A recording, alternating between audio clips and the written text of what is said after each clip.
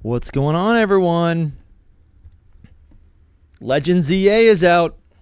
I don't have it though, and I'm assuming if you had it, you wouldn't be here, and I'm assuming if you maybe want to play it and don't want to be spoiled, you would not be watching someone else's stream, which is like every single person on the planet who has the game, who lives in New Zealand magically, is playing it. Maybe you don't want to be spoiled. That's what this stream is for. We got some people coming up, and this is literally just a time to hang out. I'm happy to see everyone in the chat right now.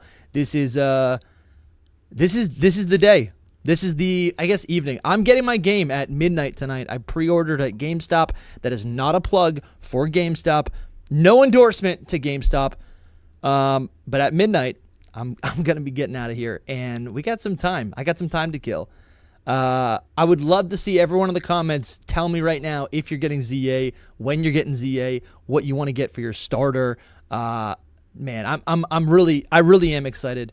And this is getting kind of nostalgic. Like, I think I'm actually living for these like late night streams. Soul will be joining us momentarily. Lumi will be probably not joining us. He's doing some stuff. He's doing some stuff right now, some family stuff. Pray for the man. Pray for Lumi. He's okay, but just pray for him. Oh yeah, Kai Dragonborn, thank you for being a member. Oh man, 11 months. Thank you for being a member. 11 months hype. Also, yeah, I haven't gotten ZA quite yet, either here over on the East Coast of the U.S. They're in Cary, North Carolina. Oh yeah, there we go. You're like a Lumi, like a Lumi guy, a Lumi person. North Carolina, love it. All right. The chats are coming in. Gym Leader JC is here. Epic Randomness is here. 9 p.m. for me. 9 p.m. Oh, it's 9 p.m. right now for you. How's it going, Dusty? Super excited. Pre-ordered from the eShop. So as soon as it hits midnight, I'm playing. Yeah, Justin, I was going to do that. The story goes that midday, it was like 11 o'clock. I was like, all right, I got my morning work done. My meeting was moved from 1 to 11. I did the meeting. It was a good meeting. I feel good. I was like, all right, I'll have a little bit of soup from the other day, and I'll go to GameStop and I'll get a pre-order. And I go to GameStop. It's like 11:07. I park, and then I'm like, they're closed. Why is GameStop closed so late into the day? They wouldn't open until noon. So at that time, I sent out a couple messages. I was like, I'm done. I was like, I am absolutely done. This will be the very first Pokemon game that I get as a digital copy. You know, Jake was breaking my chops about it. He was like, why? Why do you? He's like, just get the digital copy. I'm messaging my buddies. I was going to get the digital copy. And then I was like, oh, you know what? There is another GameStop. So I go to the other GameStop, and they are open. So guess what happened? They said you can pre-order here and actually pick it up down the street, because the GameStop that I pre-ordered it at was it like within a mall. So they're like, you can just go down the street. You can just go down the street at midnight, get your game, and it'll be good. And so that's the story.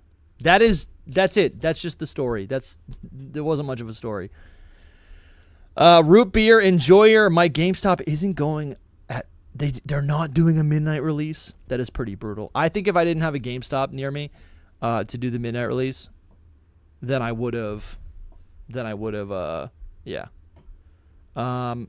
definitely wouldn't have I probably wouldn't have got the physical copy. We got someone coming up right now. I don't know if they're listening, but they're coming up. They're coming up right now. Let's see. This is going to be, I got to do a little bit of magic right here. Let's see if I can pull it off. Is our person hopping on the line? You know, sometimes I secretly wish that I was a radio DJ. You know, fun fact, the considered name, the scrapped name for HP Live was going to be HP Radio. And then Lumi said, "You're an old man. More so than me. That's what he said. He said I'm a geezer, but you, my friend, are a skeleton. He said you're a corpse if you think we're gonna call this live show a radio show. So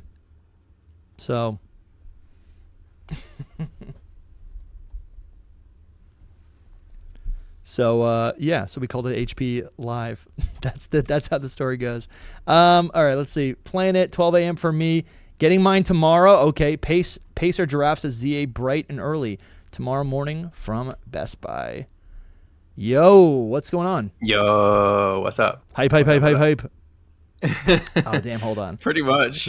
Oh, are you sharing your screen? I guess I should share my camera. That's what you mean. Well, right? if you can't, that's fine. Yeah, for sure. I'm trying to do this on the. I'm trying to I do don't this see on the you, ball. but I'm sure that you are showing your face. Yeah, I wish I could just double click this. Oh yeah, sure. Yeah. Good point. Here. I see you now. Listen, we're trying to do this live. I actually forgot to do the one thing that I normally do. Right here, you can see me now. Yeah, you can see me. What's up, dude? How you doing? Not much. I'm doing good. I'm just chilling. You know, it's been busy. It's been a crazy few weeks. Yeah. I know, dude. We were talking earlier. Like, I'm kind of like blown away at like all the all the new beta information that came out for Gen 8 and for even Gen 9. For Gen 9 too, yeah. See that stuff feels sweet, doesn't it? That's the stuff that feels sweet about the Terra Leak. I'm like, okay, give me stuff that is not a spoiler. Give me stuff that is just sweet information. You know. I agree with you. The only problem is now knowing about the whole future stuff with Gen 8. You think yes. Sorry, like, bro, anything that leaks from that is like it could be in that, and so I just makes me feel like it gives them even more reason to not do that. I don't know if we're talking about leaks on here. No, I mean, we do talk about leaks on this channel. So what's up, guys? Anyway, so many people in the chat were saying hi. Hey, yeah, I'm. We were just talking about ZEA right now. But yeah, no, I can't. I think you're absolutely right. I think the move for the video that I'm gonna make now is obviously talk about Gen 8 stuff, but then Gen 8 scrapped stuff. That's like a no-brainer for a video. Right. I feel like every day my idea for this video changes. I've already like picked out someone that is gonna like so much has happened, collaborate with me on it, but like now I'm like, okay, well it's gotta include this. Oh, but it's also gotta include this. And I'm just getting overwhelmed. I just want to play ZA. That's all I want to do. I just want to play ZA. I feel like overwhelmed is the best way to describe how I feel right now. I'm just super overwhelmed, and like literally what you just said is what I want to do. I just want to sit down and play the game. So tell me, how are you getting the game? I'm actually. It's funny when I came in. Like the line that you said was, I'm getting up tomorrow morning and I'm going to get it at Best Buy. Yes. And that's like literally my life. Yes. that's what's going to happen to me. Absolutely, in like man. a couple hours. I'm kind of sad about it because I don't know, maybe I feel like there's probably people that would know me if I went to like a midnight like release. You know how many people go to that stuff? I'd be like, yeah, I'm going to it. I feel like there'd be people that would probably know who you were if you went to one of those Dusty, like a whole pack of people. You say that, but I'm not MAJ TV. You say that. I've been to so many live events and no one has known who the heck I am. Honestly, I guess maybe for Legends EA, maybe it'll be a little bit different. Maybe I can meet some friends. That's actually a good point. Also, when's the last time you did that though? I did it for the Switch. Okay. So when I got the Switch at the midnight, that's actually a good point. Because are you talking about the Switch 1? No, the Switch 2. I went to a midnight launch for the Switch 2, but this is a Pokemon specific event as well. You're right. No, you are right. I think that's a good point because I think it's almost like I wanted to go for the event of being there and be like, "What's up, brothers?" Yeah, no, that's true. Because me, like I'm just trying to meet some friends. Like to me, for this, like I'm out, like I don't know when I picked up the Switch at midnight. I guess it was like earlier in the day. There was like a whole like line that we just stayed in for 3 hours, and it was just I was chit chatting with the people around me. But it's like you're meeting. They're like, oh, I'm not at work right now. I'm trying to get the Switch too. I am here with my daughter, like in a they were like pushing it in like a cart. They're pushing the little baby in a cart. Like they're just like family. They're like family people who are there for probably Mario Kart or like, you know, like they play like I don't know, it's a different Fortnite crowd or something. They're just like, right. yeah, but that's a good point, dude. You're right. If we, I was thinking about just driving out there for the heck of it. Yeah. I'm not even you know, picking one up, but just to like, I don't know, stand in line or something, be like, hey guys. dude, you should honestly do it, man. It might be fun. I mean, I don't know if Daedra is going anywhere, but Daedra and I are in similar vicinities, so a lot we've hung out at GameStop. Did you see that he just got like his shiny mascot without even trying? Yeah. Insane. Yeah. Dude. He messaged me about that. I was like so stoked for him. Yeah. I was so stoked for him. He literally texted me. He's like, "Bro, yeah, crocodile or whatever." And what was I gonna say? You're right. You should just message him and be like, "Do you want to just hang out at the GameStop?" Like that's actually, dude, you're totally right. Every single time a Pokemon game has come out, I mean, like, I'm just trying. I think what excites me, I love going to PAX East because they're like Pokemon. They're like real life gamers, you know. And for whatever reason, it's just I find it difficult to find real life gamers as like in my life, like, you know, in my adult life. But you're right; these would be Pokemon gamers. You guys are watching my mind break just right now. This is so sick. You're right. I could like meet some buddies. Yeah, it's just a little weird to be like going there and not getting it. You know what I mean? Like if you're doing a midnight release, no, it doesn't matter. Sure. There should be so many people there that it doesn't even matter. Like you just be like, don't even tell anyone. If they say like, or if they ask, just be like, yeah, and then just disappear. Then you just walk away. No, actually, no, don't listen. No, that's actually not true. I came for the vibes. Yeah, because that's like a lie. You're just like, they're gonna be like, okay, why are you? Okay, I thought we were gonna be friends. Yeah. Damn, bro. You should go though. That'd be fun. I thought about it. Yeah. I thought about changing my pre-order because last night GameStop actually put out. They're so dumb, man. Yeah. They put out an ad of like, come to the midnight release and you'll get like this free tote bag. And I was like, bro, I would love a free ZA tote bag. I would have done this if I knew about this probably earlier because I did want to go already to do the midnight release thing. Yeah. But I picked Best Buy because of the mat. Like this has this really cool mat. I'll show you guys when I get it. But dude, wait, that's a good point. So what's the reward for the GameStop pre-order? I didn't even think about this. It's literally just a code for it's the X and Y. It's the X and Y. No, thing? that one's the DLC. Okay. This one's the trench coat. So it's like the trench coat one. Yeah, but you get it in the game. You just don't get it until late game. So it's like you can have it right away. All right, well, that doesn't mean anything then, I guess. It's one of the most terrible pre-order bonuses. Yeah. So Best Buy is giving you a literal map, and it has the map on it, and it has like the starters and everything. Like I'm just gonna put it right that's up cool. here on my, That's actually so sick, dude. Put it somewhere. Yeah. P1 Polyrath, they said they took off the whole weekend but they gotta go because they have to get back to the baby. So thanks for hanging out. They said hope everyone all the shiny luck tonight and tomorrow.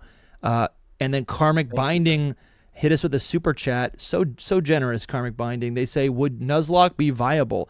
If not, I am going to do a niche trainer class challenge with no starters challenge. That's fun, dude. I like that. The niche trainer class. So what would your Karmic Binding, what would your I want to know your trainer class, like what trainer class you're picking, and then also Soul and me. Let's answer that as well. That's super fun. Before we answer that, I do want to say I don't think Nuzlocke is possible in this game. Oh, sure. I think you will get knocked out, like immediately. Like, no doubt you will get knocked out because this is not like your typical Pokemon game where you can just. That's a good point. It would be really intense Nuzlocke because you could try, you could attempt, but you would have to swap out. Like your swapping skills would have to be like next level. That's it, really. No, that's a good point. That's a good point because you not only will you get knocked out, but also it's like kind of. I just think like mechanically it doesn't seem feasible to actually like the catching element, the catching rule of a Nuzlocke doesn't even feel real. Like I think a Nuzlocke, like honestly, someone should do that. Someone should like adapt the Nuzlocke rules for a Legends game. You know? Yeah. Somehow, some way. You know what? But also, yeah. Sorry, what'd you say? No, go for it. I was just saying, there's got to be a way to make it work. I'd imagine you can it's like a different type of Nuzlocke. You know? Yeah. They just got to make new rules somehow. Yeah. I guess I'm thinking like a Nuzlocke was created, like the Nuzlocke rules were created to make a Pokemon game challenging. And if the Legends games are actually like engaging and challenging and appealing for like an adult, right, for like a hardcore player, then you don't need a Nuzlocke. But of course, Nuzlocke rules is still super fun, right? Or any sort of rules like that. But I think I would. So I don't know if this is actually the trainer class that I would actually pick, but like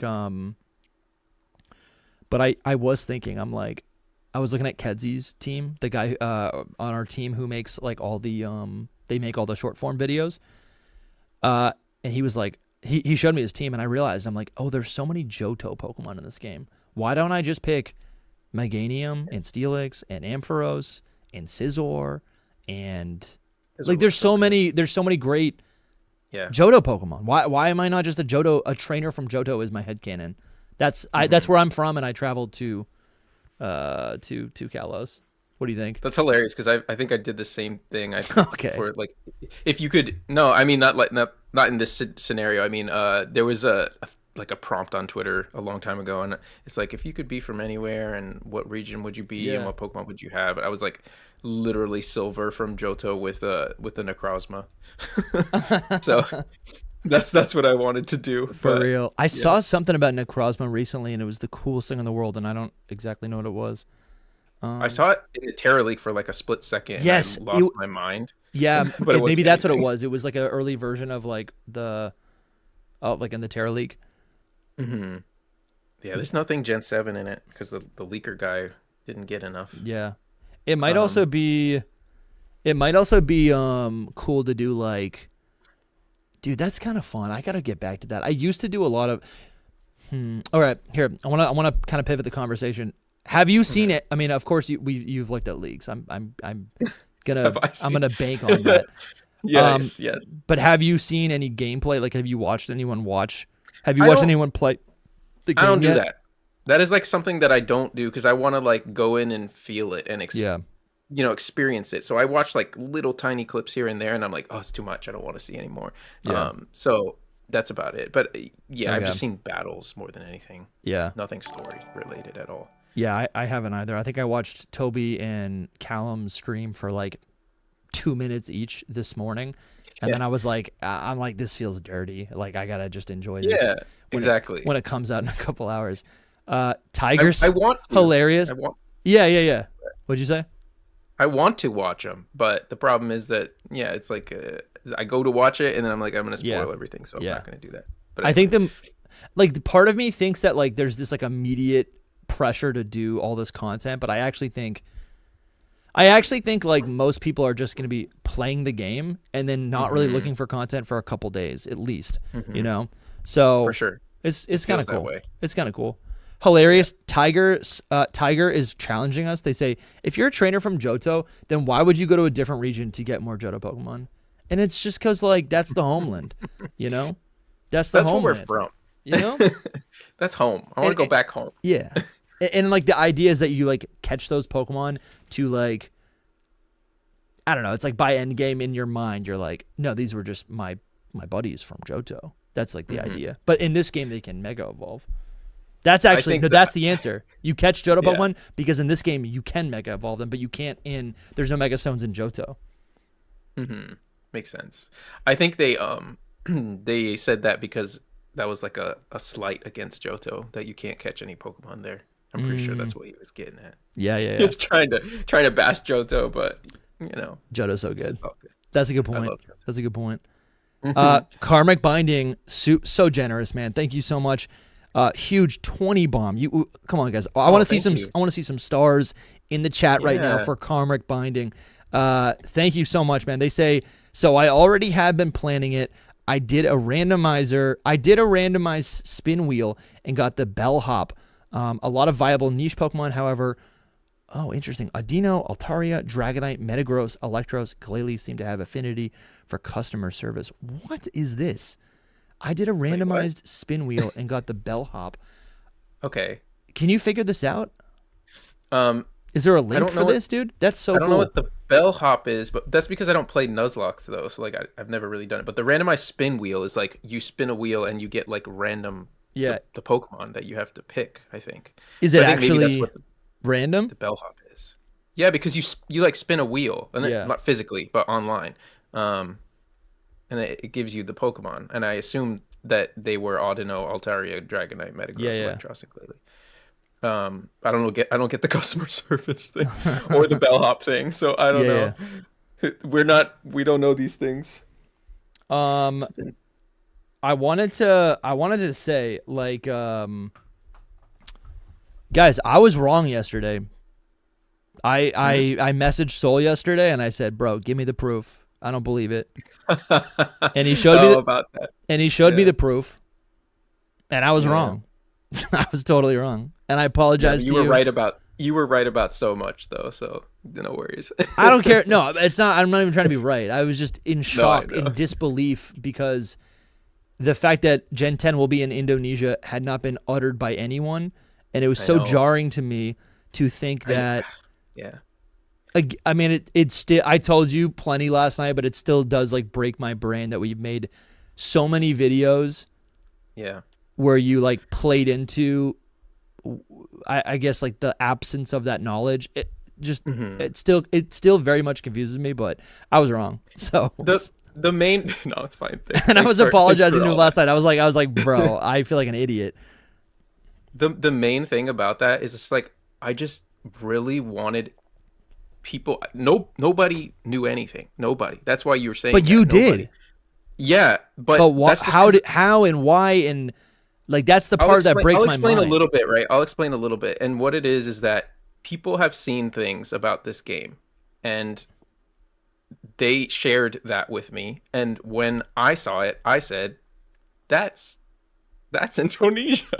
Yeah. And everybody else didn't clock. It didn't clock with them. Okay, so it was Okay. just a little secret, and I wanted people to be like on Pokemon Day to be like, "It's Grace." Yeah. And then be like, Yeah, it's yeah. not green. Like, see this region and be like, what is this? Like, can you imagine the shock and awe of that? I just thought it was a beautiful. I don't like leaking things really that much. So it's like Sure. I'd rather just see. It depends on what's going on with the Pokemon company, but it's like sometimes their surprises are good surprises. Like like surprises sure. are fun. Did you ever? Because you're saying like you're saying that you clocked it as Indonesia. Did you ever clock it as something else, possibly that it could also be? Not really. No. Maybe like at first because that's what I was told, but Yeah. only like a few days later I was like, no. Okay. So, Okay. Yeah. Yeah, man. It Wasn't just anything like that. huge props, blew my mind. And I mean, we got like 600 comments saying that I don't even know what they were saying, but Yeah, it gets mixed stuff, right? Like it's just I don't like to like gloat or be cocky about it either. Like I like to be like this is my one thing, just my one moment. Yeah. You know what I mean? So that's kind of how I felt about it. I was like, I freaking yeah, but, dude, it's insane. It's like your tendrils go way deeper than I think I had ever anticipated. Yeah, Or sometimes. just like way deeper than I think I even realized. Dude. Sometimes yes, sometimes no. People get this like thing where it's like, oh, he knows all this stuff. I'm like, nah, not really. Sometimes sometimes I don't know anything. Sometimes I'm just spitballing. I like making theories. That's the thing, is like how Sure. many theories have I made in my life? And it's just, whether it's real or not, it's still fun to make theories and speculate. So that's kind of Sure. where I fall into the whole thing. Yeah, dude. I mean, and I think with the Terra League, with all the new information that we got, like that's just like how I'm feeling right now. I'm just like, damn, like bro, like I'm like, I don't know. So like, because there's so much information out there, like with the timeline, I just feel like so many fun ideas are just gonna be dismissed. Similar to how like a lot of ideas could have been dismissed with like everyone assuming it was Greece, Yeah, for sure. And I was always pushing back on Greece because it just was like annoying, and I was like, it's not actually confirmed. It's like we're all just assuming it is. Like I just got Yeah. sick of that comment, and like 2 weeks ago, I recorded with Toby like an hour long. It's essentially a podcast, and I put it on my channel. It was meant for my channel, and it was just us predicting, like just a classic video, predicting the next 10 videos, the next 10 games that we could see, like the next 10 Pokemon games, and then the Terra League came out because I didn't think I didn't think there was any. You can't predict that, right? So like, none of us thought that. I didn't know that was coming. Nobody thought that was coming. I was gonna put it out. In like 2 weeks, just like after people have digested Legends, ZA, and now all the comments are like. So sorry, just to get back on point, I'm just getting a little distracted, but like my point is like there are so many fun ideas in there that still could be real, but because of the Terra League and this supposed planned Game Freak timeline, because that's out there in paper, now people are saying that is all it could ever be. And we talked about this like on another stream, but like that's not the case. Like, yes, probably the next game or like Gen 10 and the game after that are likely to be pretty set in stone. But they could still change. Yeah, I agree with you. That's the crazy thing, and that's why I was happy that you pushed back. I feel like you are the only person that like would push back against it. That's the thing. So that's why I was like, wow. I was like, wow, all right, because everyone was so convinced, like every single person. And the thing is that there's always room for something to change until the last minute. Now, with that being said, I deal like in the middle of the two like worlds, you know what I mean, where it's like this is almost set in stone, but also, you know, it can change, you know. So it's like the thing in saying what I just said is Pokemon Day is like in 4 months, not even, and by Pokemon Day they have to have like proof of concept of the place. Could they change it all and just not show us that though? Yes, that's definitely possible. It just doesn't seem very likely, especially with everything that we're learning.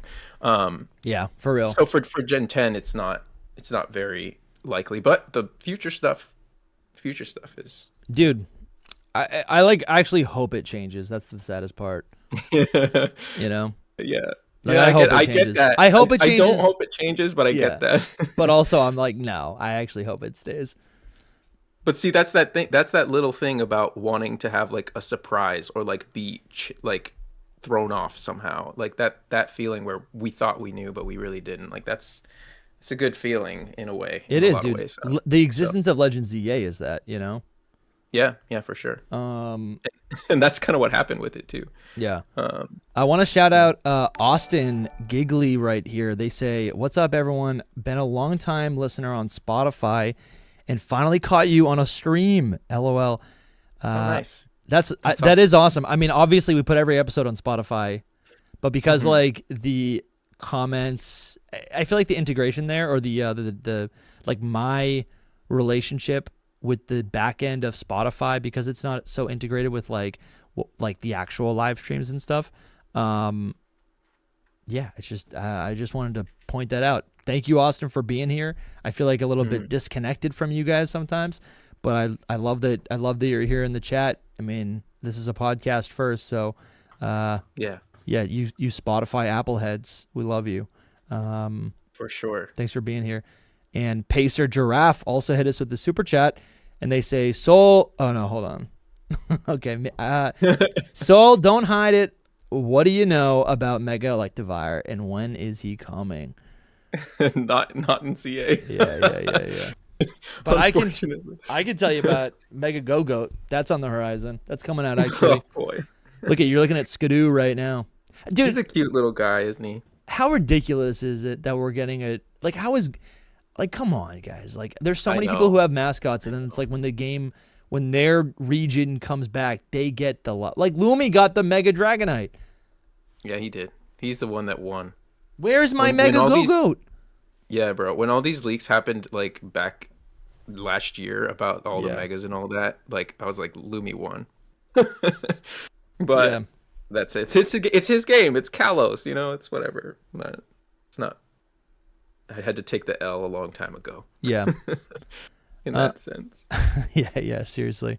Did I want the Electivire so bad? Bulby Boy made a Electivire Hmm. Just like a concept, a Mega Electivire concept, and it's so good, and I love it. I, I can't believe. have a vague picture in my mind, but yeah. Oh, dude, you know what I'm realizing? So we're looking at the image on screen right now is, I mean, I wouldn't consider this as a spoiler. This is like the first image It's of the opening, game, yeah. right? Like it's basically saying like showing, it's posing. What's her name? What's this woman's name? Jet. Jet. Jet. It's posing Jet as like in the professor role, and she's saying a city even more beautiful than before awaits all of us, and it is in the same like cyberpunk, like the blueprint I know. style that we see in like the opening in the reveal trailer for Legend ZA that kind of got I was not abandoned. expecting to ever You see know? that. Yeah. I love it, man. This is so cool. And again, I haven't played the game or anything, but like, this is great to see. Yep. I You was know? not expecting to see anything from that trailer in this game, but here it is. So I was really happy actually to see this. But yeah, it's just the screenshot of someone playing this game right off the bat. Oh, that's weird. Lumi was in the chat a little bit a while ago. Mhm. So you said you're downloading the game at midnight. Is that what you said? No, I'm going to get it. You are tomorrow going morning. to get it. Oh, tomorrow morning Yeah, though. tomorrow Okay. morning. Yeah. Yep. Yeah. What are you most excited to do? With like once you get your hands on the game.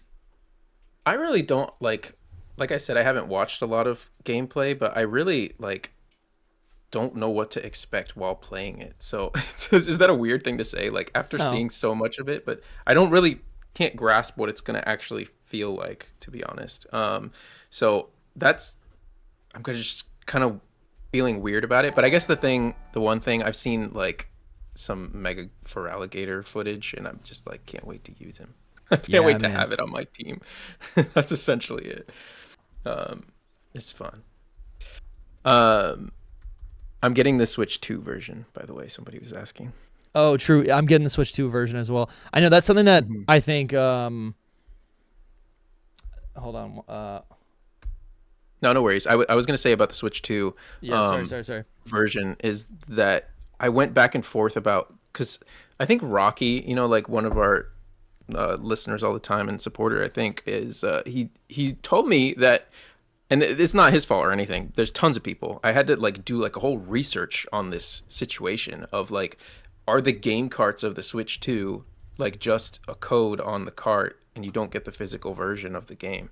There's so much confusion on it, and essentially at the end of it all, I found out that the Switch 2 of Legend ZA is the physical copy of it, so that's the one I got. I was gonna do the Switch 1 and then download the upgrade so that I could own Legend ZA in my hands. Do you know what I mean? I don't know. I'm just No, weird dude, about I'm the that. same way. I was saying earlier, like I went to GameStop at like 11:07. I got there and I was like, of course they'll be open at 11, and they weren't even open until 12. And then I was gonna go home. I drove to a local Game Shop, like a video game store. They didn't have ZA. And then I went to another GameStop in a mall, and I was like, they might have it, but then maybe I can't get the game until like noon the next day. But then they were like, oh, but they're like, you can pre-order it now and get it at midnight at the other one down the street, which will be open at midnight. But like in that time, in that 45 minutes, I was like, I had accepted the reality that I would not be getting this game physically, which does not matter, but it does matter. It doesn't matter too much because I'm like an old man. Yeah. And it's nice. I'm like, I guess it's also like I get the thing where it's like, oh, if I'm gonna spend, that's another thing I want to tell. If I'm gonna spend money on the game, like I think I do want a physical game, and I have so many physical games. We were sharing in the Discord. Free Metroid Hat was there. We were all sharing our physical media, and it is cool to have the physical games, right? So many years later is kind of how I think about it, Yeah, for sure. That's literally the reason as well for me. It's it's kind of dumb in a way though. It's if anything ever happens to the internet or something, I just want to be able to play my Legend CA later on in life. But it's just you don't even, that's not even a thing. But yeah, it still is just something I want. I just want to have the hard copy just for any reason. It's something when you're paying for something, it feels like you should have something in return. And I suppose. and that's something else I wanted to bring up. Like I was saying this in the Discord, but like just like in a voice call, but like I kind of choked on my spit when I was at GameStop and they rang up the game and she goes, "That'll be $70." I was like, "What? $70?" Bro, for real. Dude, for all real. all the talking that we did on like, it's just $10, which is true. It is just $10.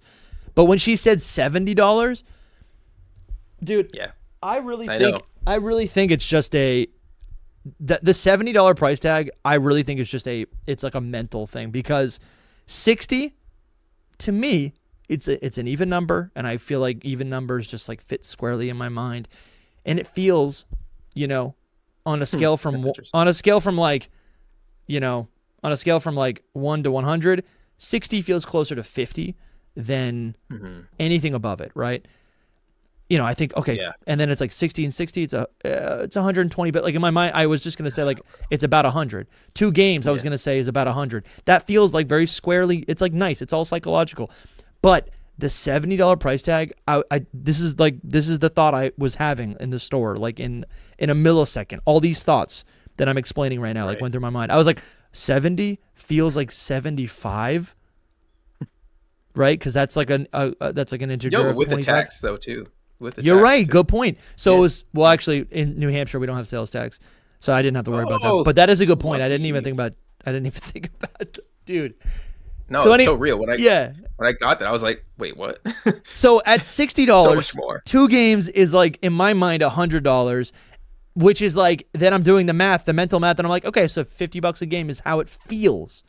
But then $70 in my mind is closer to 75. You double that for 2 games, that's $150, which feels ridiculous. Like, so I really think it's just like a mental thing. I don't know. It screwed me up. I mean, and you're not even counting all the other stuff. Yeah, that people were talking about. Like with the DLC, I was gonna do the I was gonna get the Wave 1 pack tonight, or whatever. Oh, sure. It's just for that. Like I'm gonna buy the DLC anyway, right? Can you buy it tonight? Yeah, you can buy it already. Like weeks ago, you could buy the DLC.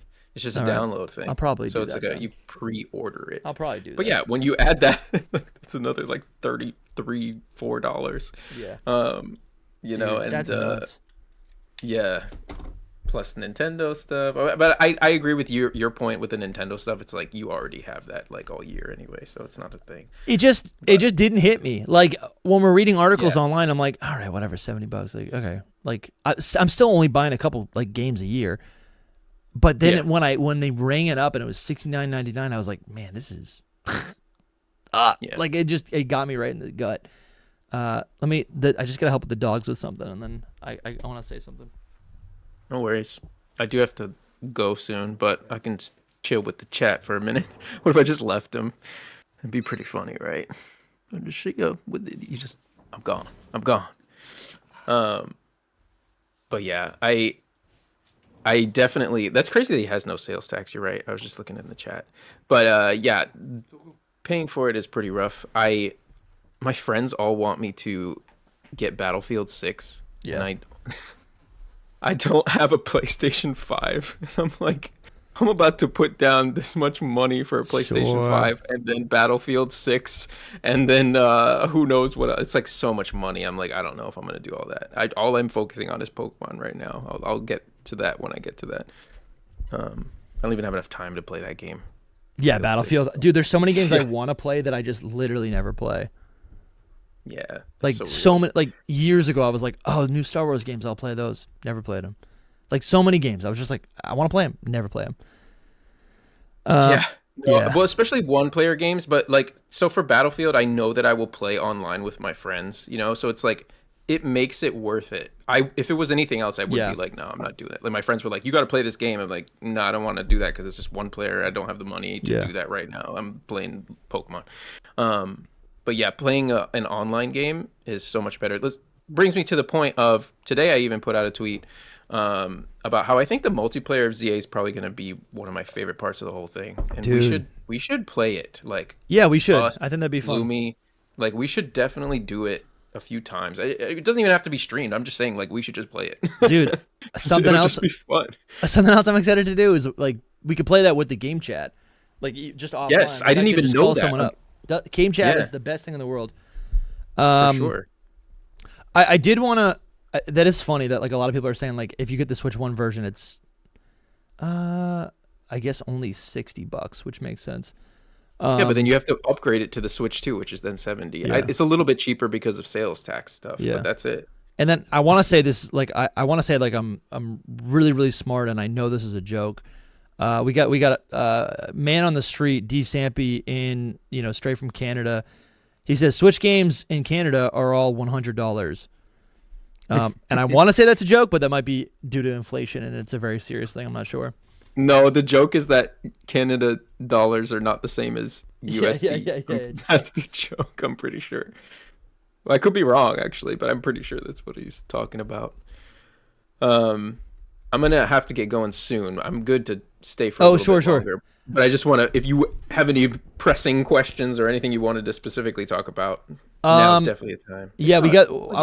I guess I wanted to hit Carmack Binding hit us with another super chat. So generous, man. They say, Dusty. Oh yeah.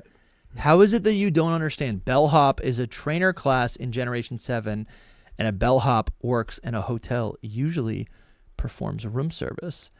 And of course, dude, I don't know why I thought bellhop was like the item that a bellhop would, like the tool that a bellhop would use. Like it's a giant thing that you can hang stuff on, and you can put the suitcases on it, and it's got wheels, and you can move it in the elevator. That's what I thought a bellhop was, but you're right. This is a bellhop. It's literally a train. It's this guy.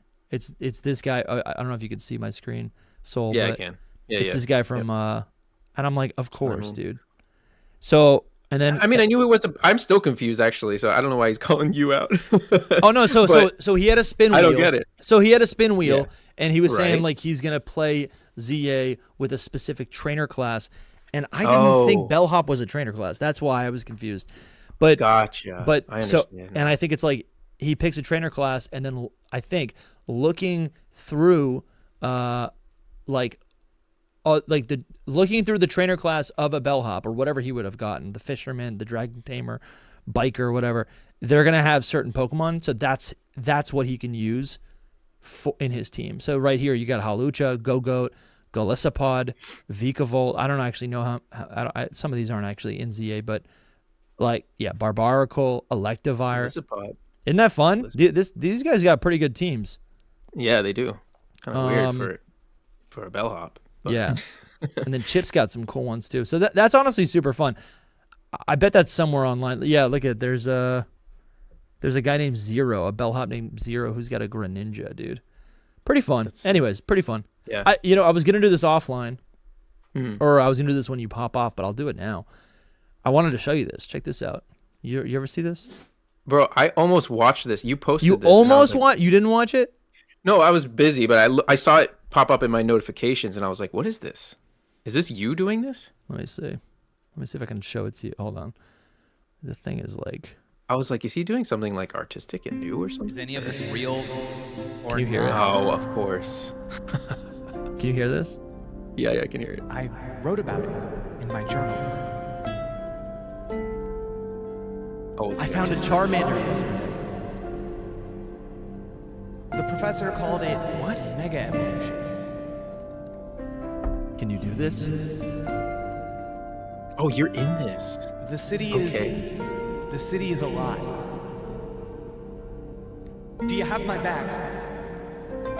I want to get stronger. I need to be stronger. What is this, guys? What is this? It's just notes on Pokemon. What? What is this? What was that?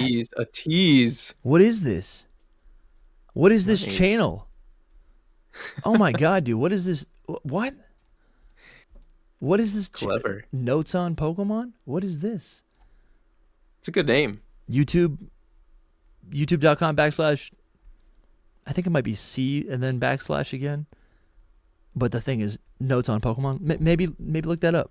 If you guys want to look it up, look it up. There might be a new project with a new episode in the next couple days, but who knows? Nice. Notes on Pokemon. Notes on Pokemon. Here, I'll drop the Very link. clever. I'll drop the link. I was gonna be secretive. I'll just drop the link. I'll drop the link. Super fun. Super fun. Yeah, All right. Anyways, just wanted to very show artistic. that. Just wanted to show that. They said Dusty isn't even Oh, subscribed. good point. Well, this is the Hidden Power account now. Hidden Power's account. Oh, true. Yeah. Anyways, yeah, dude. I'm just excited. I'm just really excited to play ZA. It's 7 p.m. where I'm at right now, and what does that give me? 5 hours until it's midnight. I'll probably leave my house at 11:30, so I got like 4.5 hours, and I got some there. So there will be some guests after you. There's some people coming in. Oh, nice. So I sent some You have messages to out. text me them because I know you don't want to reveal them, but I'm curious to know. Yeah, it's fun. I love a good surprise. I love a good surprise. What was I gonna say? Oh, where are you getting it from, ZA? I didn't even ask you that. GameStop. Oh, so you are going to a midnight release? Yes, that's what I was saying. I'm going to a midnight release. Okay. Did I not? Right, you know, maybe I said it I like right want you before you to- hopped on. Yeah. I bet you people will be like, hey, just maybe if, I don't know, you could wear the hat, but if you cover your face this up a hat? lot, Yeah, good they point. might not. Well, might not notice. I was working. Look at this is what happens now. My hair's so long. My hair was growing out. I liked the style. I said, don't cut it as much. It grew out, and I said, okay, clean it up. They cleaned it up, and then it's like been 3 weeks, and I'm like, my hair's too long. It's actually just too long now. Yeah. So I don't know. I can't really see, but yeah. I got well, it looks it's just whatever. So that's why I got the ball cap on. I got a haircut right before the ZA leaks. And I was like, because I got to look good, but then it's grown in already so much. Dude, are you ever gonna grow your hair back out? Probably when I'm a bit older, I think. Yeah. Older than this, I think I will again. True. But when you're I had that older, for what do you 10 mean? years. Like what is older? Like what do you mean older? Like I'll give it gray hair? I'll probably give this another no. Well, I don't know, bro. I actually don't know. But right now, I had that long hair for 10 years, and I liked it a lot. Yeah. And it took me a lot to cut it. But now that I have short hair, I'm like, yeah. I'll probably keep this. What was the for another- reason that you guys like or what? Why did you ut your hair? I don't even remember. There wasn't really a reason. It was literally that I had it for that long, and people were just like, "Hey, you should cut it." And I was like, "Okay." It took me a lot to like get to that point. I'd been thinking about it for like a year or so, being like, "Oh, I think I want to cut my hair because it's been a long time." And then somebody just pushed me over the edge. They were like, "Do it!" So I went and I did it, and that was it. Yeah, I like that, man. I feel like I've been like I feel like I've wanted to grow my hair out my whole life, but I have really thick straight hair. So I don't think it looks that great during the awkward phase until it would grow out, if that makes sense. Yeah. You know? Yeah. And I so I've totally always get it, just maintained it short, and I think also like I believe I've like psychoanalyzed myself. I believe I have like an insecurity with like looking slobbish, and like that's my bias, right? Like I'm like that's like my insecurity. So to me, I've always equated like when I do have long hair, it feels unkempt, which makes me feel slobbish. Which I'm not I'm not saying long hair is slobbish, but that's like how I've always felt. So I've always kept it high and tight, and I'm actually grown. Like you guys saw me, like I had a fucking oops, sorry. Well, I had like a middle part last year, and I was trying to figure it out, you know. Yeah. No, I totally get that. Like I've had like longer hair for most of my life. Even now, like this is really short for me. Like so, like I usually just like to have something going on in the fringe, or the what's it called? This area, the front. But yeah, I totally get that. Like that's how I feel about beards more than my hair. Like I just trimmed my beard down. Yeah. Because it was getting crazy long for me, and I just feel like straight up like I'm living not in a house. Yeah. So you know what I mean? It just doesn't make me feel good, and it's just all how you feel about things. It's not like one way or the other. Like I have a hard time with that because like the ladies love the beards, but I'm like I don't love having a beard, to be honest. And then I have to have a beard, to be honest, because my hair grows back so fast that I can't. I have no other option. It's funny you say that, like ladies love the beards, because I'm like, And some do, some don't. No, I know, but I've it's heard like a lot. I'm like, who told you that? You know? Yeah, yeah. It's Like, it's a because some do and some don't. You know? yeah, Like, of course, of course. Um, It's just a funny little thing. no, because I think the same thing. Like, Mhm. because when I shave my beard, I feel like I look like an idiot. Like I actually look like a different person. Like no one would actually recognize It's me weird, if you right? you've seen it, right? Have I shown you a picture? I mean, you shaved once on here, and I was like, whoa. Oh yeah. And it was But it's yeah, it's just scary. it's weird in general for everyone, is what I was saying though, not just you. It's like if you have a beard and then you shave it off, it's like you're a whole different looking being. But Yeah. yeah, it's true. It's a little interesting. But no, it's kind of nice to have like variety though too. That's what I like changing it up. I think that's how I'm a looking little. at it. I'm like, I hit a point where I was like, man, like, I might not be able to grow hair in the future. Or I was like, Yeah, dude. I'm like, you only have so much time, you know, to do whatever you want to do. And I'm like, all right, I gotta just, I want to.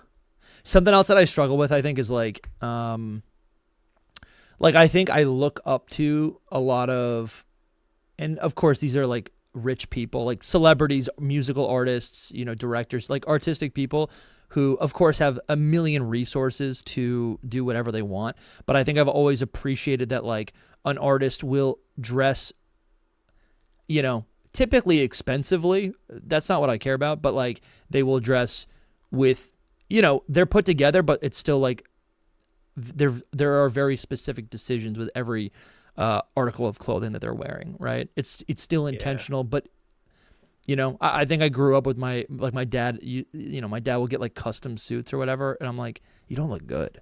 Like just because you spent money doesn't mean you look good. Like this looks so stupid. Like you know what I'm saying? Yeah. I'm like, it's a suit. Yeah. Like you can only look so good with a suit.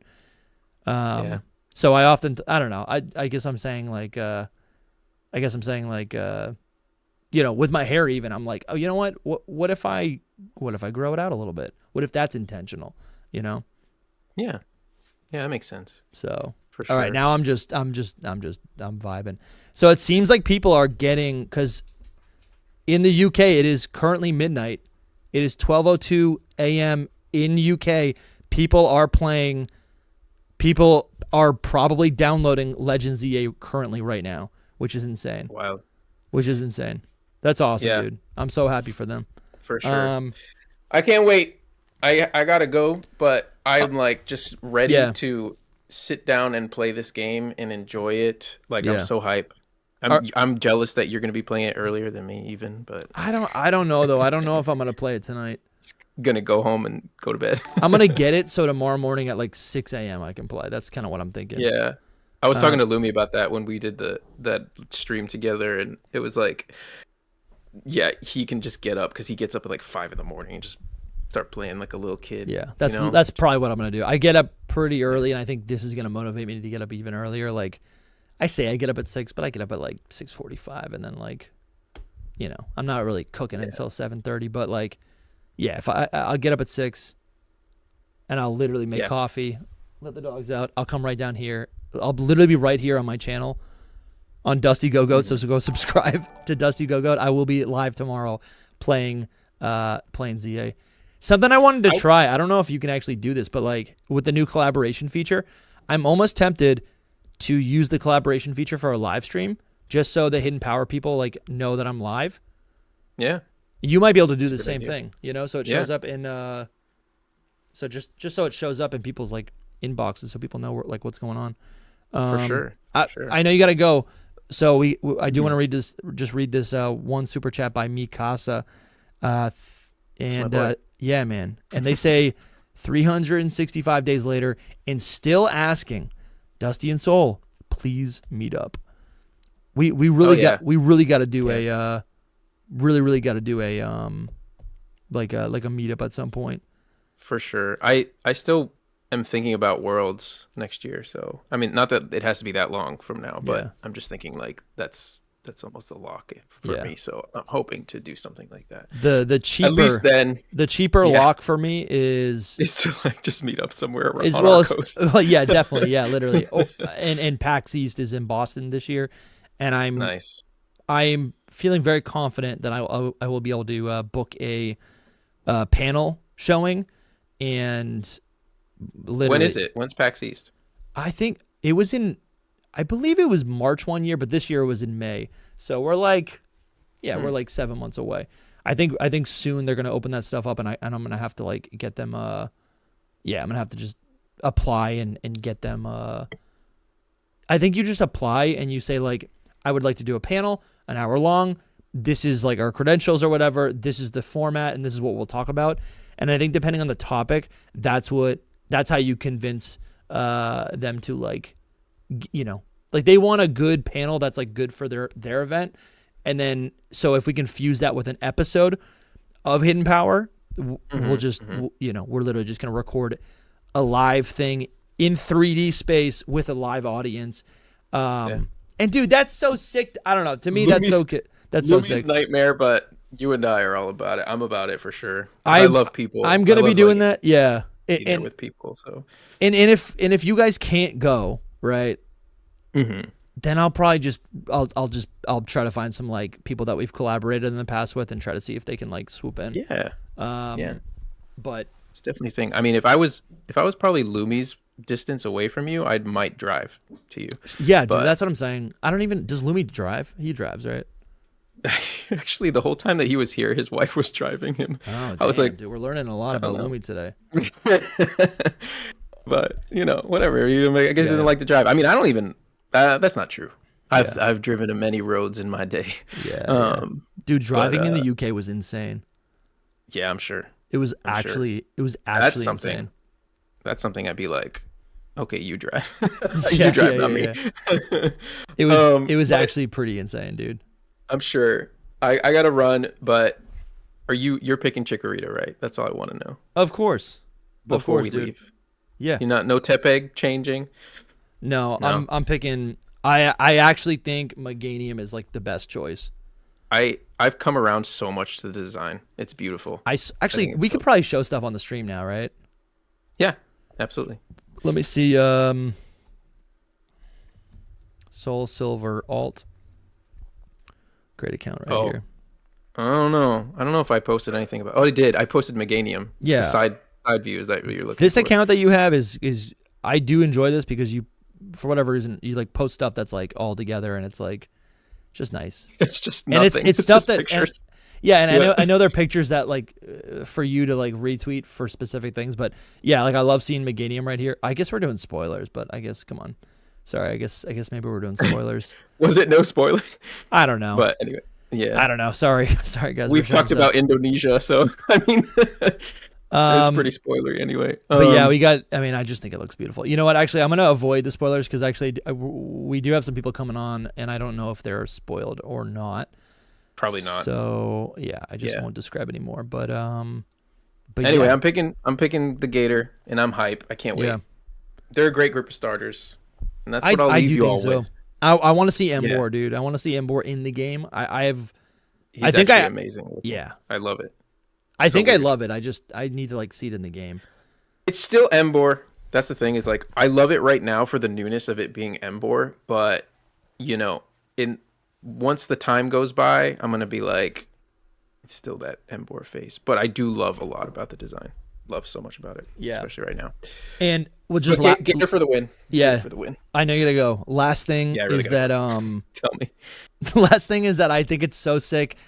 So something that we had always talked about when we learned that like this game's probably and very likely going to only have megas. Like we always said, like it sucks that megas are only used in a game, like in a battle, and you can't really appreciate them as standalone designs. But I have seen so many people mega evolve their Pokemon out of battle and then be able to like hang out with them, take pictures with them.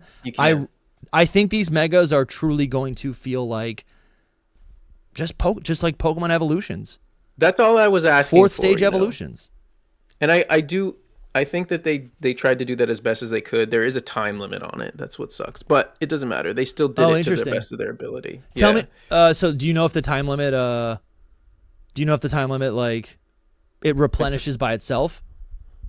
I don't know if it actually like the bar fills up on its own. I think I heard somebody say that it does slowly refill. Yeah. But I think very slowly. Okay. So But yeah, it's just the gauge. So like once the gauge runs out, then your mega runs out. So you can like Yeah. take pictures, you can run around, you can do whatever with it. Yeah. But with that, I gotta run All right. myself. Thank you, Yep. man. Thanks for hanging out. Yeah, no, of course. You know, I wanted to do this too, so Yeah. it's fun. Thank you for chilling out. Dude, this is fun. This is good. Yeah. We got some more guests coming up. I'm jealous, to be honest. I'm jealous. Yeah, I'd love to stay. I light the beacon. I say, who wants in, and we see who shows up. That's how it goes. For sure. All right. But yes, Soul, thank you. Have a good night. We'll talk to you soon. Goodbye to you. Goodbye, Dude, beautiful chat. If we're live later, because I got 4 hours to kill, feel free to hop back on. I don't know. I might if I see you out here. Yeah. But we'll see. All right. See you, buddy. Ciao. I don't know how to disconnect. Oh yeah, true. I gotta do something over here too. Let's see. Goodbye. Here we go. It's just back to me. It's back to me. Let's see. You know what? Let me do Chrome window. I can make the Chrome window a little bit smaller. Yeah, I'll put it right over here above chat, and I'll move it over. Yeah, here we go. You can see that now, right? That's pretty good. I like that. I like it like that. Okay, nice, beautiful. So you guys can still see something. You know what I'm saying? It's not just. Okay, there we go. There's something ZA related in the stream. Damn. All right. We got some super chats. We do have some more people coming up. I'm excited to talk to them. We got one person. One person has been playing the game because they actually live in Australia. And it's not just like for content, like they literally live in Australia. And so they've played the game, and we're going to get them on to talk about Legends ZA and their first impressions. I am looking forward to talking to them. That is going to truly be in momentarily. We have another person popping on who I don't know if they've played or not, but I am, again, looking forward to seeing their perspective. And there's going to be someone else later in the show, maybe. Actually, maybe two more people on the show. This was all pretty unprepared. How about this? Okay. I've got some super chats. I'm going to read the super chats, and then I do want to let the dogs out before we have our guests in. So let me read these super chats, and then I'm going to throw you guys over onto a waiting screen. I'll let the dogs out, and then I'll be right back. But Brandon Crutchfield, oh dude, shoot, I should have read this earlier. Brandon Crutchfield, thank you for the super chat. They say, I just manifested the shiny Rotom in Arceus. My God, bro, thank you so much for the super chat. But like, dude, that's sick. Shiny Rotom is great, and you can basically, it's like having 5-6 shinies in one, right? You can cycle through each of the forms to have each of them. Oh man, that's super fun. Arceus is great. I got to start a new file. I really got to start a new file. And then Karmic Binding says, Dusty, did you play Gen 2? And if yes, did you find the Lapras? Did you have a Miltank? Both underrated. Ooh, dude, nice. Yeah. Thank you for the super chat. Of course I found the Lapras. I've played Generation 2 so many times. That Lapras is great. Like when you get that Lapras on your team, it is so powerful. Especially for the Elite Four. Like it's a really great mid-game pickup. And it feels like such a reward. Like that Lapras is legendary. Really hoping in my Scotland region, I gotta flesh this out, but like Blood Moon Ursaluna style one-of-a-kind Lapras that is a Loch Ness Monster. Has that been done before? I want to make that real. I saw the Loch Ness Monster in Scotland, in Inverness, in the Loch. Did you have a Miltank? I don't know if I've actually ever used Miltank. Miltank is powerful. I don't think I've ever actually used it. Thank you for that. Let me just check one thing. We got some people on the line.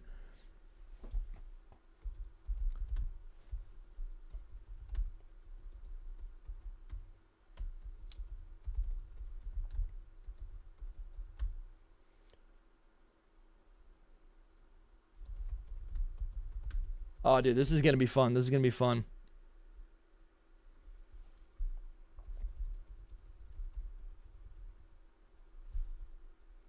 All right, listen, I'll be right back. I'm going to let the dogs out. I might take a little bio break, but that's a secret. When we come back, damn, I wish we had some music. I don't know if we have any music, but when we come back, we will have some guests. We're gonna talk to some guests. All right. I'll talk to you very soon. Stay right here. Stay right here. I guess honestly, I could just leave this. What do you guys like better? You like this one better, or do you like this one better? Which one do you guys like? This one actually is like, it's got the branding, it's got the chat. I'm gonna leave this one up because it's got the chat. Actually.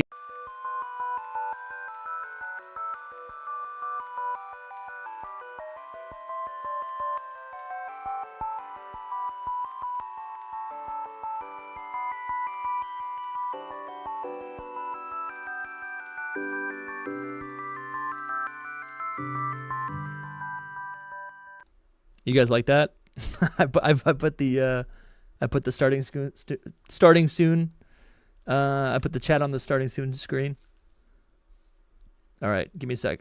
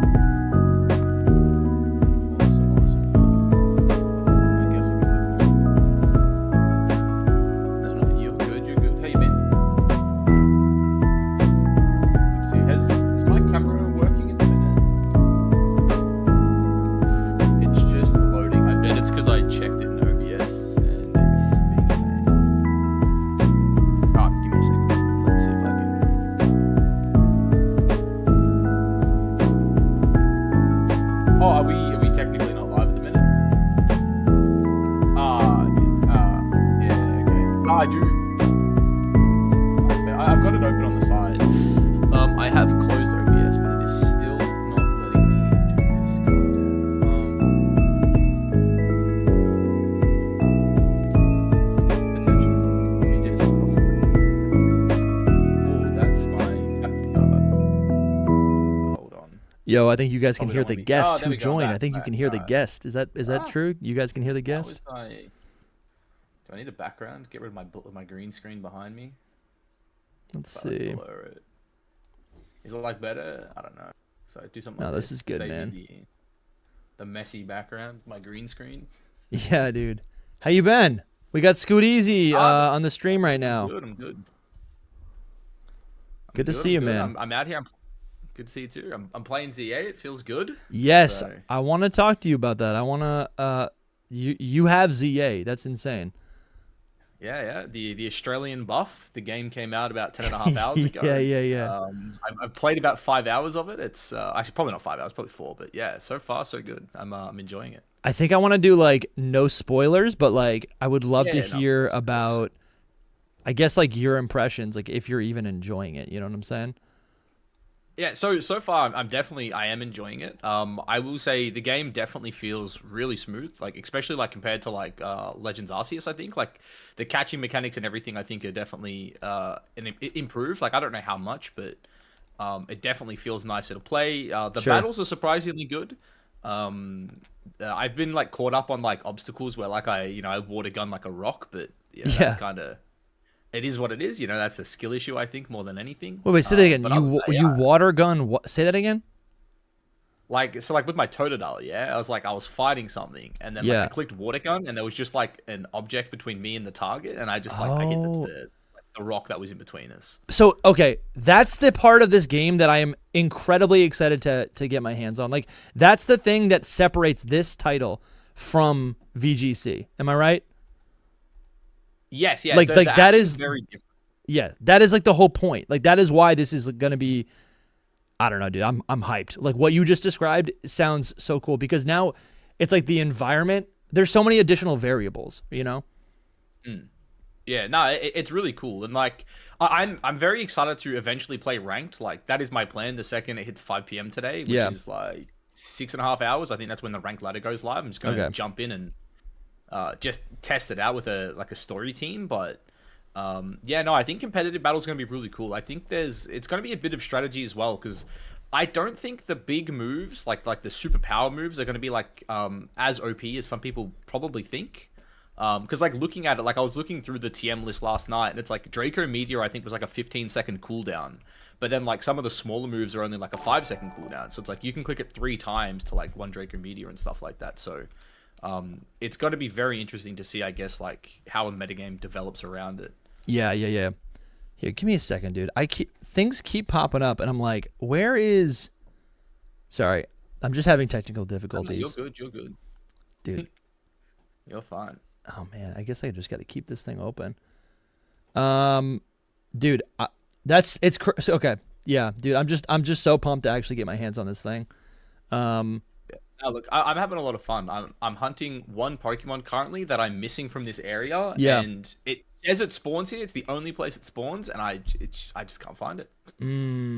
So hopefully I find it soon. Yeah. I'm really hoping it just appears, and maybe it's just a rare spawn or something. But yeah. So you're really gonna get into like the competitive aspect of this, right? Like That the is the ranked. plan. Yeah. I'm very curious to see how the competitive like works in this game because like it's just obviously one, it's a different form of combat, right? Too, but I think there's a lot of strategy that can go into it. Like move sets are going to be very different. I think status moves in particular are going to be very important. Like things like Leer, as silly as that might sound, Leer might actually be like good in this game because it's like from what I understand, you can only lower stats by one stage. But like that's still like pretty important, right? Like you lower the stats and then you hit him with like a powerful physical attack or something. So Yes. and I heard you can lower the attack, or like you can lower or increase stats, but like if you use Leer multiple times, it's really just like increasing how long that effect is present.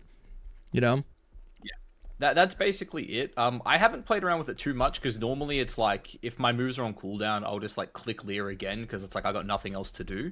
But I believe it does start to like flash like a couple seconds before it like disappears. Yeah. So it'll be like you can see like when you're battling them, it'll be like underneath them you'll see this little like a little arrow that goes either up or down, and then I think like a couple seconds before it expires, it starts to flash. Okay. And that's how you know like okay, it's about to go down. But okay. I think it's going to be interesting. Like, I could see a world where, like, you play something where, like, maybe you've got, like, Leer and you've got Power Up Punch. And then, like, you lower their defense by one stage, you buff your attack by one stage, and then you click something like, say, for example, like a close combat or something like that. That's going to be tough. Are you going to be covering this a lot on your channel, you think?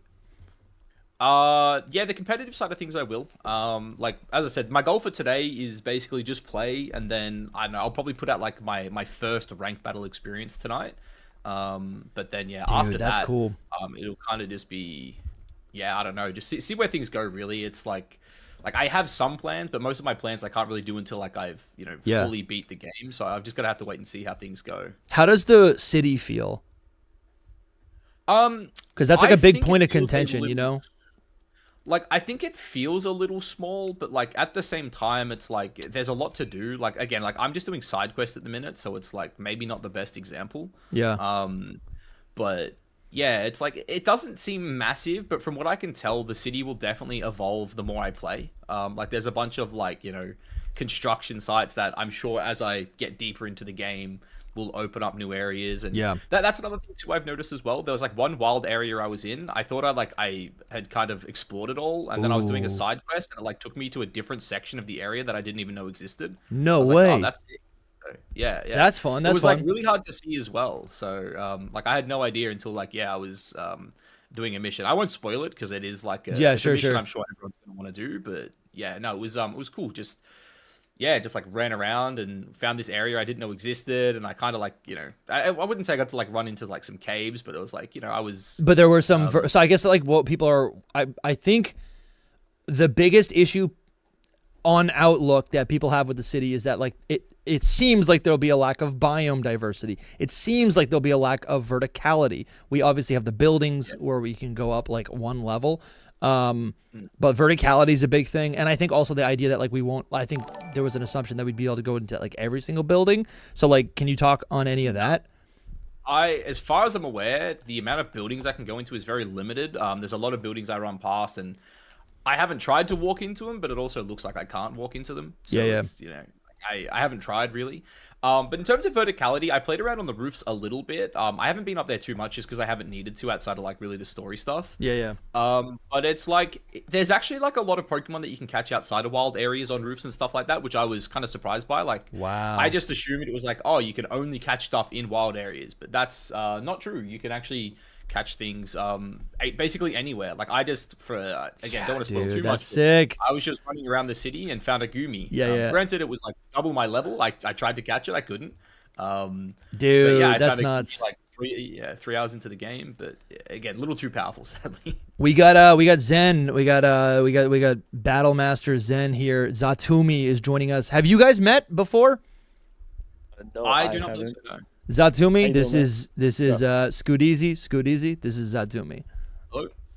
Nice to meet you, mate. Pleasure. Yeah, same here. You guys are both Hidden Power alumni. So Scooteezy, he's in Australia legally. Like this isn't just like this isn't just like his Surfshark account. And Gotcha. he's been just crushing ZA. I'd love to hear from you, Zen. Where you're like, have you even played the game? Have you touched it? No, not at all. I'm Okay. not getting it. I have it digitally downloaded. It should be set. Yeah. It won't for the next 5 hours, but I Yeah, probably we got won't some touch time. it until the morning. Okay. So I'm excited though. I'm very excited. I've seen it because it leaked last weekish. Allegedly. So Yeah. I've seen people playing it, and I was like, I like what I see. The battle system seems like a lot of fun. Yeah, I haven't tried dude. it myself, but I'm very excited for it. So if I could introduce you guys, or like maybe explain what I appreciate about both of you guys. Xatumi is the competitive master of everything, right? He's like, Well, I wouldn't say that. Calm down. I was gonna. Well, the Appreciate phrase is master of none, but like it that Yeah. makes no sense. You are the master. Like you do everything. Like you're a fan of competitive in general. You're the king currently of TCG Pocket, but the last time we spoke, you were actually interested in. You started a Pokemon Champions YouTube channel, and Scooteezy is literally like a VGC nut. I think also, would you say League of Legends was also your like first go around? No, Dota. Sorry. Yeah, Sorry, I don't think I know the difference, but like, yeah, it does. And you ever play Unite? You ever play Unite? It's not. It's like a Sure. I did play a bit of Unite at the start. Yeah, I couldn't get into it. I much prefer the mouse Yeah. and keyboard for a MOBA. Gotcha. So I tried it. Gotcha. I think I played like 50 hours, but it was like, yeah, I couldn't stick to it. so It didn't feel the same. yeah, so I guess I think you guys actually might be able to talk quite a bit. You guys have some stuff in common. I'm also curious, Zen, if you are ever going to like Scoot was just telling us about like how awesome the competitive is, or at least the battle system is in ZA. And I'm curious. I feel like Zen, you're gonna get your hands on this on Legends ZA, and you're gonna be like, I have to start a channel. This is gonna be the new thing. I'm doing ranked. We'll see. yeah, Wait, there's yeah. ranked in this? Yeah, dude. Yes. Yeah. How does that work with the moving? 6.5 hours. Oh, that's great. Yeah, Oh man, I'm he's mine. excited. Yeah, dude. I'm telling you, there's gonna be a new channel. So it's not even about like mathematical equations or anything anymore. Like you Yes, actually it's just a fighting have to game. move around, target. Yeah. Oh, dude. Isn't that sick? I used to is gonna be- competitively play Injustice. Do you guys know that game? Injustice 1 I know and of it. Injustice I 2? never played it. So No. if it's anything like fighting games, like you said, competitively. So Yeah. no, I'm excited. It seems like it's going to be really interesting. I'm curious, like as I was saying to Dusty before, like how the metagame around it is going to like kind of develop, because it works very different to like regular Pokemon games. It's like, you know, a move like Draco Meteor just isn't inherently better than any other dragon type attack. So it's, yeah, I'm very curious to see, I guess, how they kind of put it all together. Yeah. Because yeah, I Interesting. think it's gonna be a lot of fun. I think right off the bat, just not even knowing the game, but I'd imagine the attacks that can land quicker and refresh faster, if that's a thing, right? So frame rates and stuff like that will probably be the that's best. kind of what I was saying. Because like, again, I don't want to like spoil too much, but like you get to see some like strong TMs. Like, let me just. Dusty, you don't mind if I speak about the cooldown on some attacks? No. I think I'm just trying to be a little bit careful. There's a lot of people who are interested in like the Terra League, but because the game comes out tomorrow, I guess I don't. I guess I don't want to spoil anything for ZA. It's like coming. Yeah. It's like this is So just don't spoil anything like big or major. Yeah, no, that's fair. That's fair. So, like, for example, I can see the Outrage TM. I won't have access to it until like near the end of the game, but its cooldown is 15 seconds. And then like Overheat has like a 10-second cooldown, but it also looks like Overheat actually does have the drawback in this game. But then like Fire Blast is a 10-second cooldown as well, right? But it's like it's less powerful, but obviously doesn't have the drawback. And stuff like that. Close Combat's a 12-second cooldown. Earthquake's a 10-second cooldown. So it'll be interesting to see, like, you know, is it better to like, you know, click something like maybe Stomping Tantrum, right? Will you be able to click 2 Stomping Tantrums, you know, like compared to like say 1 Earthquake just because of cooldowns? That's going to be, I think, the big thing. I reckon you probably end up seeing a mix where like you probably want like a big attack to like snipe KOs, but you also want to be able to like attack quick to chip things down faster. Can I ask about what about like moves like Rollout that in the standard TCG, the more you use it, the stronger it is, and then also accuracy. Is that because when you said Fire Blast, I'm thinking like you're missing that all the time in the regular games. How does that work? I do not think there is accuracy in this. I actually do have a Pokemon with Rollout. So it says it's a 6-second cooldown. It's base 60 power. It says the user attacks by rolling into the target like a giant boulder. It does not mention anything about no stacks or anything. Yeah, okay. I could probably test it out, but I don't know if there's anything I can actually test it out on. So we kind of have to like relearn the moves to a certain extent, right? Like everything should be different. That's cool. That's cool. I will say like it does feel like most things are actually like in terms of like damage and everything like that, it still functions the exact same. I haven't seen a single move that has changed. But it's also like, you know, obviously like you have cooldowns now, right? So it is still a bit different. Yeah. Oh, this is cool, man. I'm excited. Now Do you I'm like, do you think you're gonna start a night. channel, I'm like you gotta just start, like, you have the Pokemon I have Champions so many channels, man. but like, yeah, I know, but like that could just be like your Pokemon channel, you know, like, oh, sorry, the Yeah, yeah. Pokemon, you know, the Game Freak Pokemon channel, right? We'll see this ranked. Like if I play the ranked, then I'm like, I want to grind this out. I want to get really good at it for the next couple months. Yeah, I probably will. Yeah. If you know, Yeah, I'm yeah, busy, man. I got so yeah. much going on now. But What do yeah, you got we'll going see. on? Megas in TCG The- Pocket? Exactly. A month, right? That's gonna Weeks. come. That's gonna come in 2 weeks, I know it's and big. that's 3 packs. So that'll be like the first time around. Yeah. Then I also started doing the other channels, the official standard TCG. They have already Mega Evolution, Oh, cool. and then I also play Marvel Snap, but that's a whole nother Yeah, thing. yeah. So A lot of this stuff seems like seasonal almost, you know? yeah. Yeah, like it's like you can't literally do, you know, I don't know. I wouldn't. I don't know how you do it, man. You have some, like, I have a lot of channels, but like you have a lot of channels, you know, Yeah. and they require, mean- and they're, yeah, whatever. It's just it's daunting. But we got some super chats I want to hit. Mir B's freaking out. Xatumi.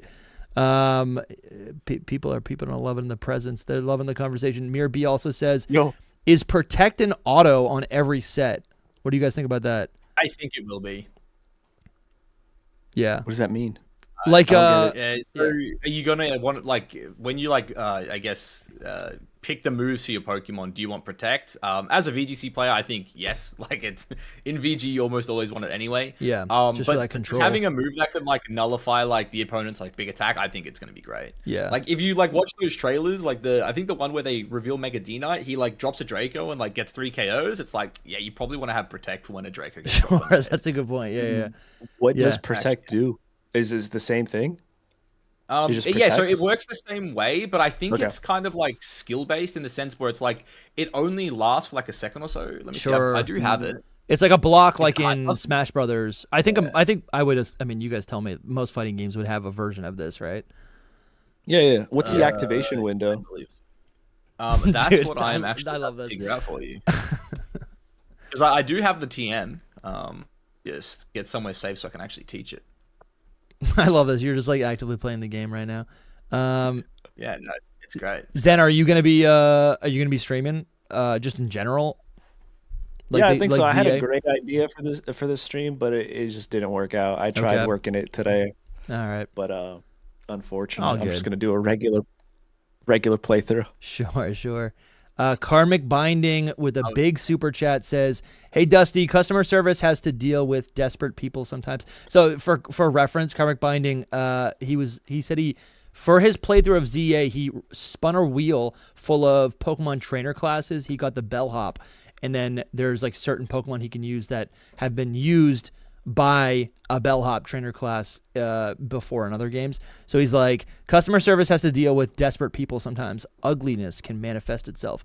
I like Glalie, Mawile, and Scolipede for bellhop. Also benevolent Pokemon like Audino and Altaria, etc. That's cool, man. I love I love like your little headcanon, like when you're playing through the game, you imagine yourself truly as, you know, as some sort of character. You're doing the role playing the right way, dude. I love this. Yeah, and what were you gonna say, Scoot? I tested Protect. It was Nice. about roughly 1 second. Damn. So yeah, like you've kind of got to click it when the attack's on its way to you. Nice.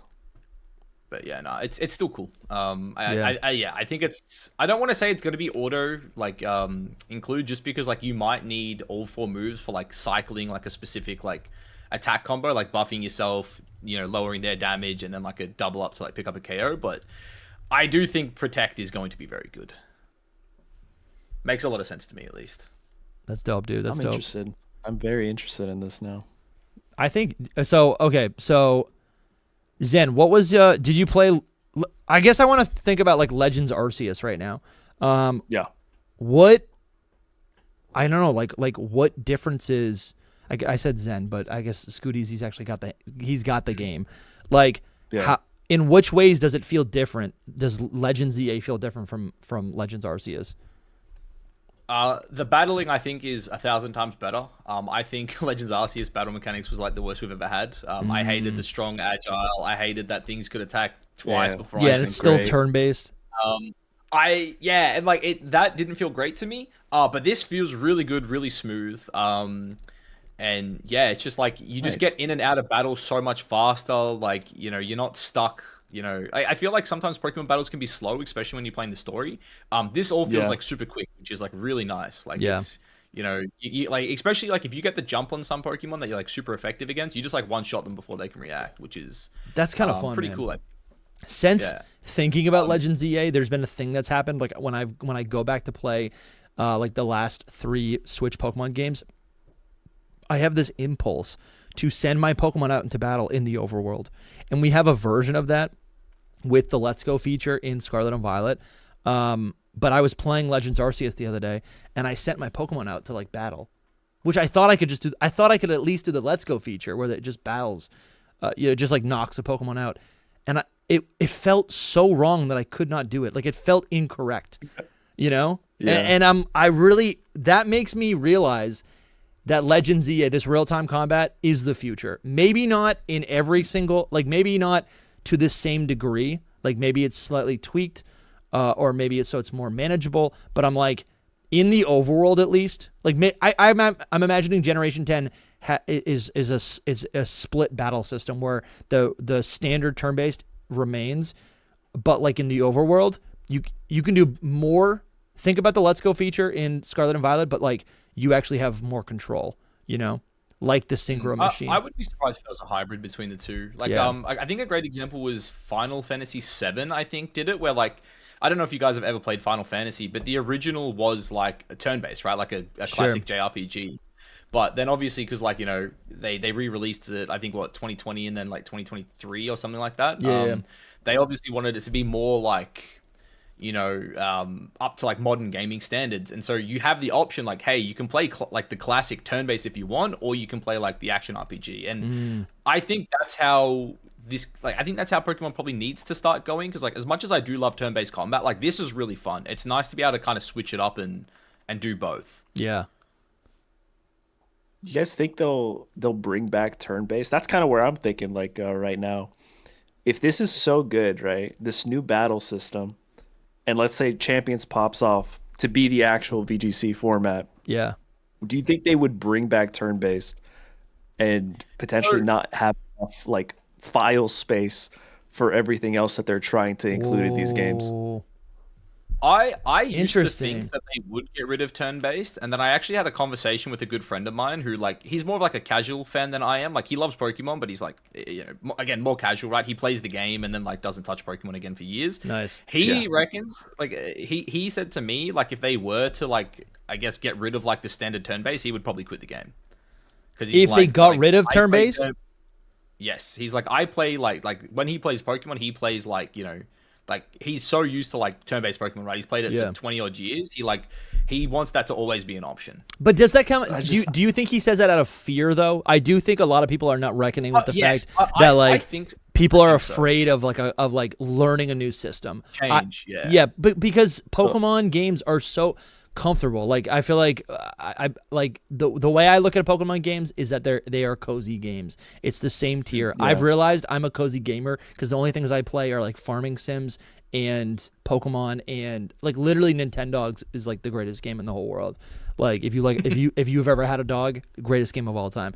And I don't know, like I think that's why people like Pokemon games. Like it needs to be approachable. So I think there's a fear there that people don't really ever want to like acknowledge, or maybe just haven't been presented.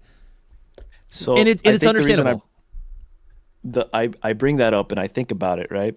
Is because like I know it's not the same thing. This is a mechanic and not visuals, but think of it this way, right? We have the graphics that we have now. What if they next gen just gave us sprites, right? Went back that way, like that's how I'm thinking about it. Like if this battle system is so good, and then they go back to like I know it's not a it'll feel archaic. Mainline game. It'll feel kind of weird and almost like passive, and just like I don't know if people would actually want to play that once they experience something that felt way more lively. Again, I haven't played it yet, but from what I've seen, I'm like, yo, this is amazing. Dude, that So, I honestly don't is a know, I really don't know. good point. Because even like Scarlet and Violet, even like I feel like we can't go back from like open world. I also don't think we can go back from like It's overworld tough. encounters. Like no more Yeah. like Sword and Shield did honestly, Sword and Shield did what I'm kind of presenting, which is like 1 foot in the classic, 1 foot into the future with when it comes to the the wild, just like the random wild battles, right? Mm-hmm.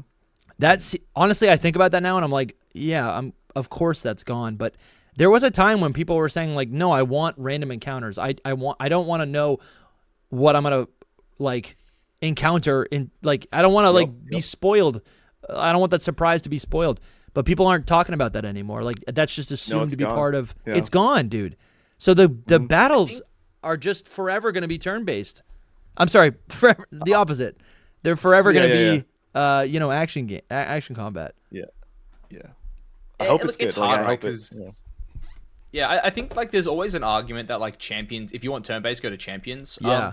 I think there's still room to do both though. Like I think one thing I would like to see is like, going back to like, 2D art and like, sprites and stuff like that. I would love to see still where they like potentially remake a game with like, a 2D art style where they're like, oh, hey, like we're, doing this like whole new story in, I don't know, Johto and, it's 2D and stuff like that, and it's turn-based, and like I think there's room for both. And they could honestly do whatever they want, and people are still gonna buy it. I think This is true.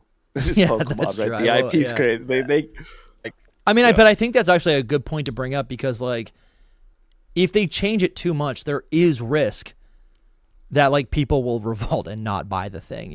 Like I do think the thing, like I do. Yeah. you disagree. You think it's just gonna sell no matter because of the IP. I think it's Pokemon, dude. I believe I think some of the recent games, like compared to like the older ones, were like awful, and they still had like insane numbers. Yeah, that's what I. But it's like by whose standards are they awful? Right? Is it the super online or is it the competitive person? Is it the adult It's or it's the online, yeah. Yeah, but that's like such a that's such a small fraction. Yeah, of, I get what you're saying. But I guess to your point, like then yeah, it doesn't matter what they do. Like it's just gonna sell anyways. It's like a conversation. sidebar. Yeah, so you go. Yeah. No, I was just gonna. You keep going on your thought. I'll bring my sidebar later. Okay, he's got something. Yeah. Yeah, I just. So I was gonna say. Oh, do you want to go first? No, you got it. You got it. So like I was talking to like a good friend of mine recently, like same one I was talking about before. Yeah. Oh, did he just crash? Damn. I thought bro. it was me. Dude, the Nintendo Ninjas, they got him. Oh no, he's back. He's back. He's been you're back, resurrected. I'm back. You're back. You're back. Yeah. Okay. I'm back. Sorry, my internet's been playing up a bit recently. What was the last thing you heard me say? Friend. You were It's just like the getting same into friend. it.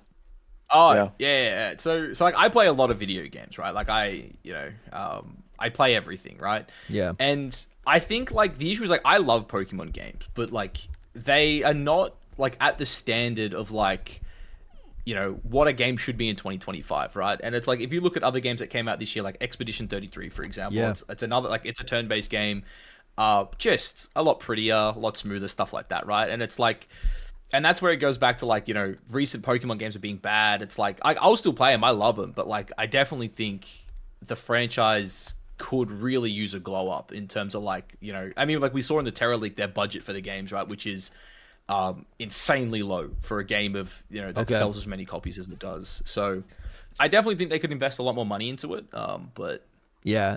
I mean like I'm still gonna play the games regardless, right? I love them. So Yeah. Yeah, that special magic is still present in every single one of these games, regardless of the quality. Something else that I did think was interesting, though, from the Terra League that we learned a couple days ago was that there were like internal like notes that acknowledged the poor reception of BDSP, which is nice to see because I think a lot of people, understandably, we all just assume, okay, well, if it sells well, then it's gonna get another. If it sells, if the numbers are there, it'll get a sequel. But they specifically said like people didn't like BDSP, so if we're gonna do this again, it needs to be tweaked, which is great because like that's always been my position. I like the idea of like these remakes essentially just like getting these older stories on new hardware, fresh coat of paint, easier accessibility, as well as like whatever the additional like, you know, the minor additional content is, whether that's like access to, you know, foregone of, you know, mystery gift events or like legendary, you know, post game stories, or even like imagine if BDSP introduced like or incorporated some of the new designs that we saw on Legends Arceus. Like that would have been so sick. But Zen's got a sidebar. Oh, just the sidebar. I was thinking because you brought up cozy games. What do you guys feel about Pokopia? Oh, you guys, Very any excited. opinions on that? Very excited for it. Yeah, I think it's gonna be I wouldn't really say cool. like I have like strong opinions, but like like I've been like a big fan of Minecraft in the past. I loved Animal Crossing. I love like things like Stardew Valley. So it's a game I'm definitely excited for. I'm right there with you. I think I don't have strong opinions. I am cautiously waiting to like learn more about the game. But I think just kind of like the premise of it so far seems really exciting.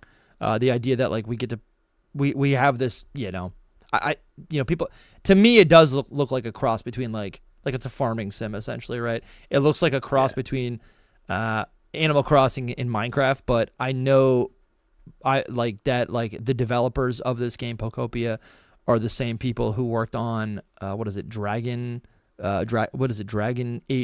Quest? Yeah. Which is kind of a crossover, kind of a similar game to both of those things that I described. But I think the cool thing about Dragon Quest that I've seen is that there's like, it's like almost like a full-on RPG where it's like there's also combat. You know, you're not just collecting things, but there's like, you're not just growing things and bartering, but like you're also like getting a sword and you're going out into the wild and you're like, you know, there's a whole like adventure, like a standard video game adventure there as well.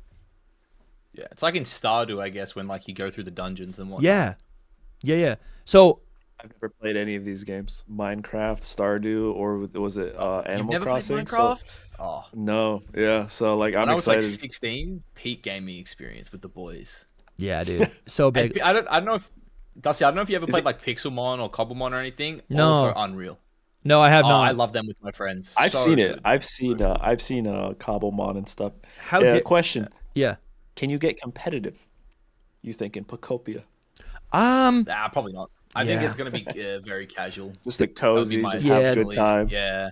Like this is Lounge. this is the cover. If you can see my screen, this is the cover of like Stardew Valley. It's just like cute farming, but you can Fantastic game.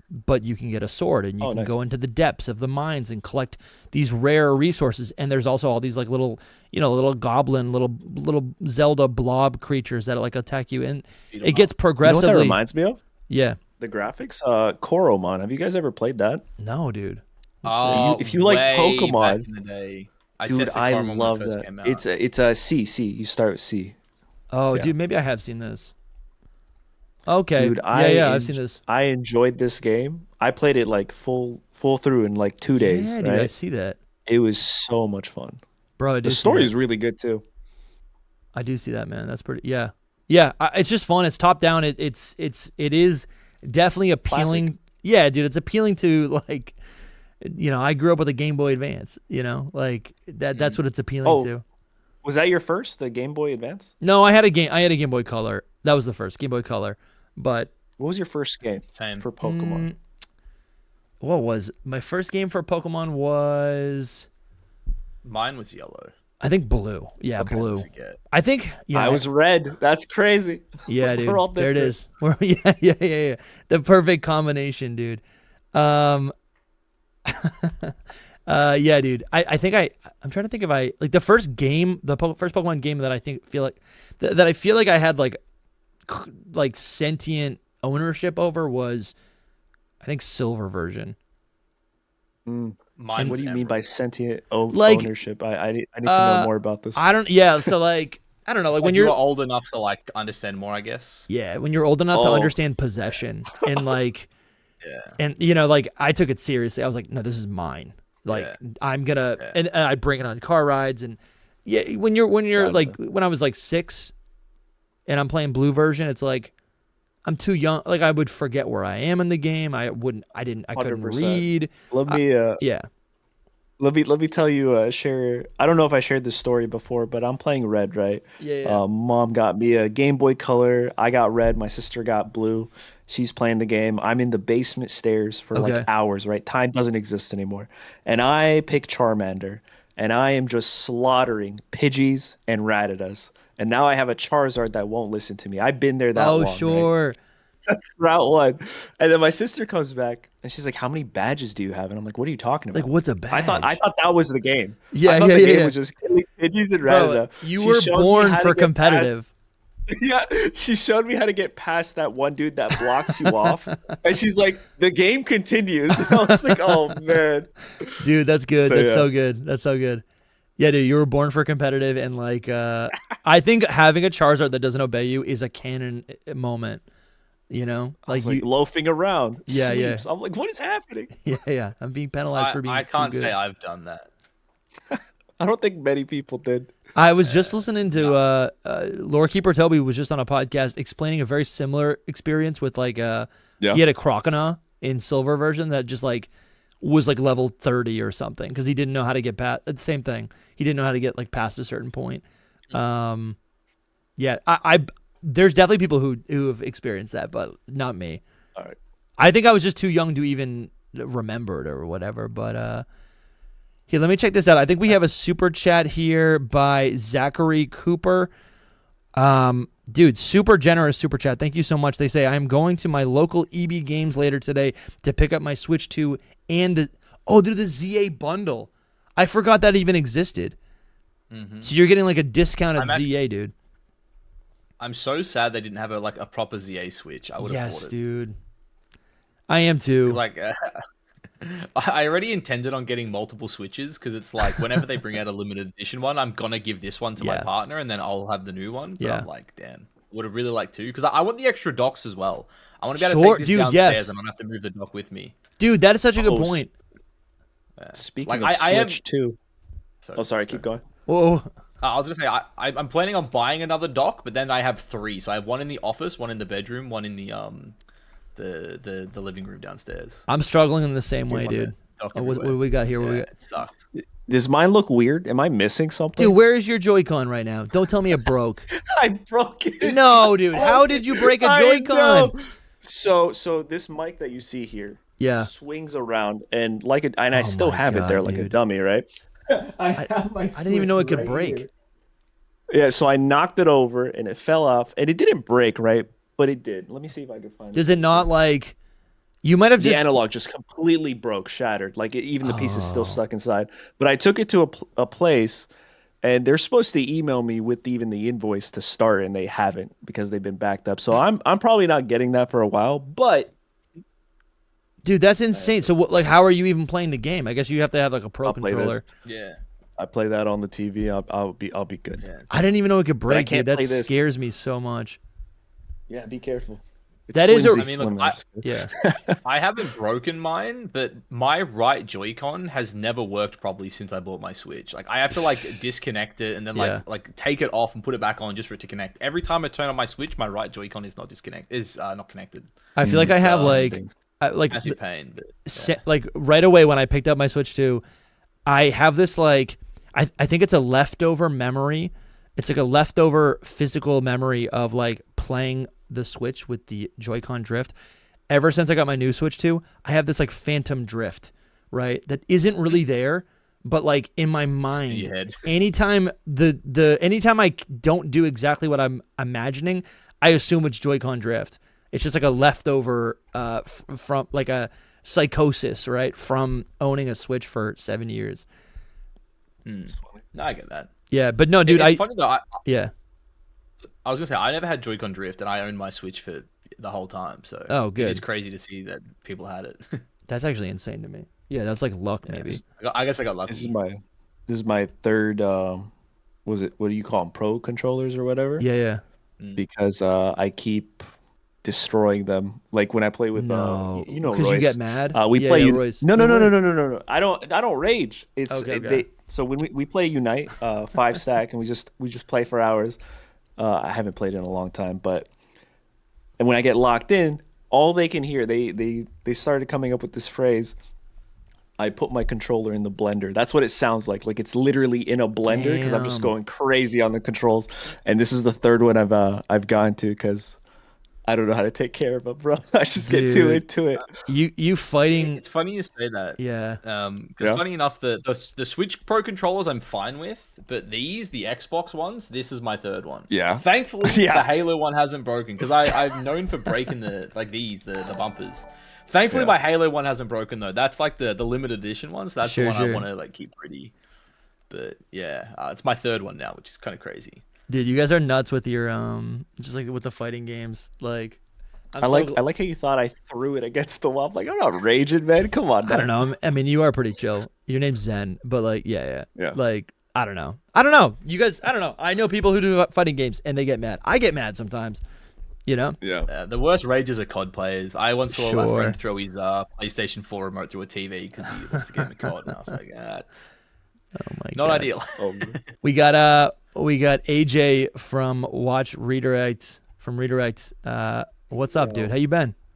What up? I'm chilling. I'm playing the video game. You have okay, so this is big. got a You two? have ZA? Yeah. Nice, dude. Talk to me. What are your impressions? It's a good game. It's most of what I expected. Like I like most of the things about it. The things that I don't like, I expected to not like, and most of them are like holdovers from the other games. So Okay. I expect if you're a big fan of Arceus, you'll probably like this game. Okay. I like this game despite the fact that I don't really like Arceus. Really? Can I ask what you don't like about it, or is that would that be giving away a Dusty? You don't want that. Oh no, we It's- can talk. I want to talk about the game. I just don't want to spoil like Okay. megas or whatever.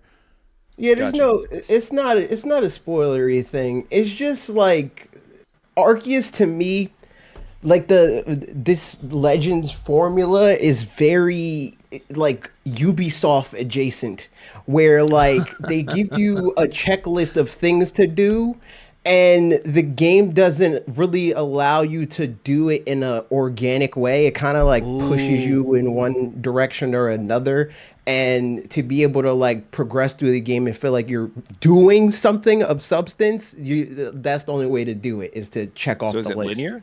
You know, it's not that it's linear, it's that the stuff that they let you do that's not mandatory feels kind of meaningless. Gotcha. How far into the game are you, Damn. Agus?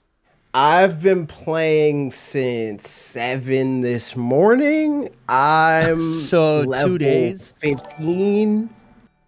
Oh, there's level levels. 15 That's on the the ZA thing. levels. Oh wait, Uh, The rank. Mabel's research is level 15.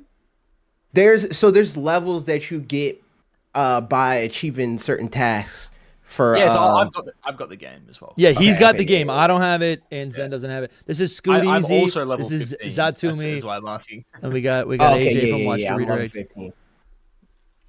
Why's my virtual cam being stupid? Damn, dude. So like, if I'm trying to think about what you're saying, like, I always use my brain goes to Skyrim as like kind of like the default, like, to me, perfect open world game, or one of those Elder Scroll games, right? Where it's like you can do whatever you want in pretty much, any order. And I feel like when you say Ubisoft, I'm not exactly sure what you're thinking about, but I'm imagining Assassin's Creed or like Far Cry or like one of these games that like have this air or this like illusion of open world, but really when you get your hands on it, it's like, it's still pretty linear. Is that kind of what you're describing? Yes. So it's like that, but it's also in the sense, and why I bring up Ubisoft specifically is like the seams are there and they're very clear and visible. Okay. Whereas like something like Breath of the Wild, right? Like the gist of it, it's still like that kind of formula, but it's a lot better at hiding the seams. You don't.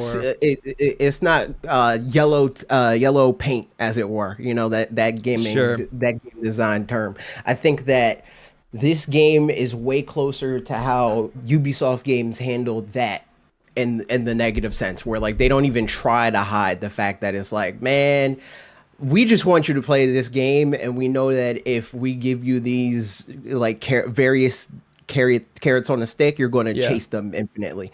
And that's the vibe that I get from the parts that I don't like, because it's not like that in all ways, of course. I do like aspects of the gameplay loop. I do like the like night and day balance thing. It's very like Majora's Mask-y, but not in a stressful way. If that makes sense. Like Majora's Mask is like a puzzle. It's like once it starts, you got to know what you want to do. Right. Night and day. But for this, it's like the night and day system. In this game, where it's like in the daytime, that's when you catch your Pokemon, you do your town. So it really is split up. It really is like there's purpose behind each of those, like, I guess, gameplay modes. Yeah, and it's not even necessarily split. Dude. Like, it's not a hard split where like you can start doing something in the day, and as long as you don't get unlucky and the thing that you're doing isn't in an area that they decide like, okay, this is the battle zone for the day, you can just be like, nah, I'm gonna keep catching Pokemon. I was trying to catch this thing, and it's nighttime. I don't care. I'm still going to go catch this thing. You know. So you're saying we could be there could be a lot of shiny fails, right? If a shiny Pokemon appears and then it's in it's in the battle box. I literally, like, before I caught a Pokemon, one of the first Pokemon I encountered was a shiny fail. No way. So I heard the shiny sound, and I was like, okay, well that's back. And then it was a Pidgey that was on a roof. Yeah. So I got on the roof and I went up there and I tried to like actually go and catch the Pidgey. But when I threw the Pokeball at it, it flew away and despawned. So I was like, oh, well, rip. Dude. Yeah, there are a few mons that can run away. It's actually a little annoying at times. Yeah. Oh, no. Yeah. Thankfully, I'm yet to have a shiny fail, so. Yeah, I was going to ask you that. But have you had a shiny? No, not yet. Okay. I'm sad. I've done a lot of exploring, so hopefully. Did you do the story one? There's the there's a story shiny situation. So it's pretty early. It's pretty early. I think so. I've just finished like literally the last side quest I can do. So like the next thing for me to do, I think, is my which one is it? My rank W is like the next thing I've done. Like I'm kind of just waiting for it to be nighttime. Dude, that might be the best rank. Rank W. Yeah. Like you get rank W, never just stop. That's what I made that joke. Did you? I'm done. Yeah, dude. Yeah. I take the hat off, put it up on the shelf, dude. Me and AJ are the most funny people on the planet. Clearly. But yeah, no. I mean, I don't really want to say much about the ranking stuff because it changes. Something happens. Yeah, I've heard stories. I think it was leaked. What you're referring to, at least. But did you just like go straight through the story? No. Okay. Because how many hours did you say you played? Sorry. I started playing at 7, and I've taken a few breaks. I don't know, probably like 8-9 hours. I'm in Australia. I've got no idea when 7. So I started playing. Yeah. What time is it now? Like 13 hours ago. Oh, okay. Oh, damn. So you got the game even before I did. Yeah, I've had the game for about 11 hours, but I had like a 6-hour sleep in between, and then like I did some like cow stuff. So I'm like maybe 5 hours in, but like I'm like trying to 100% the game. So it's just I'm going real slow through it. So I have a friend that lives in New Zealand, and usually for these kind of games, he'll hook it up and download the game and all that sort of stuff. So what I did is I just went to sleep early yesterday. I woke up today at 7, and I've been playing it since then. Yeah, that's fair. Yeah, I didn't realize NZ got it earlier than us, because like I've got friends in New Zealand as well that I've met through like VGC. But most of them like went down this morning to pick it up. I guess none of them ordered it online like I did. Yeah. There you go. Because it was midnight for him, and he played it a little bit, and then he went to sleep. Fair enough. And then it was like, so this was another thing that happened, because I was trying to do some sorcery. Because for whatever reason, the Nintendo Switch editions are more expensive, and it's not by much with the currency exchange and all that stuff. But the Nintendo Switch edition upgrades are more expensive in New Zealand than they are here. Like here, they're $10. In New Zealand, they're like $12. So people who were trying to get them early had to pay more? No. Okay. But okay. I was trying to finesse. I was trying to super save because what I did is I bought vouchers. So the vouchers, they ended up being like a little under $80 for the vouchers, and then I was gonna get the upgrade pack. And to save more, I was like, well, I can do the NA version, and since it's all on the same Switch, in theory, I should be able to. It should be fine. It's not. It was not fine because it was like, okay, well, this didn't unlock yet, so I had to play the Switch 1 version until my friend woke up, and then bought the New Zealand version of the Switch 2 upgrade. Damn. So I do have the direct comparison of like, this is what the game feels like on the original Switch, and this is what the game feels like on Switch 2. I mean, that is like a big question. I feel like, Big difference. yeah, because like, yeah, have you noticed for anything? sure. Yeah. It doesn't feel bad to play on Switch 2, but on Does Switch it feel 1, like Scarlet and Violet? No. Okay, good. It feels like so. That's what everyone's felt wondering.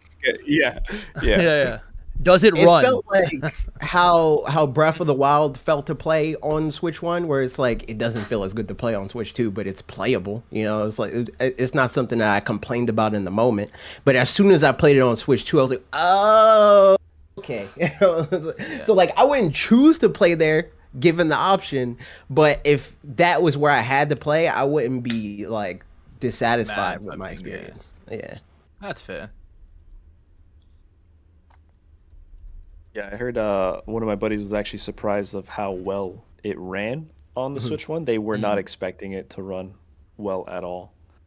So That's interesting. There you go. Yeah, it runs pretty well. Also, I guess I just want you guys to all be friends. You know, I was hyping these guys up as like competitive pros.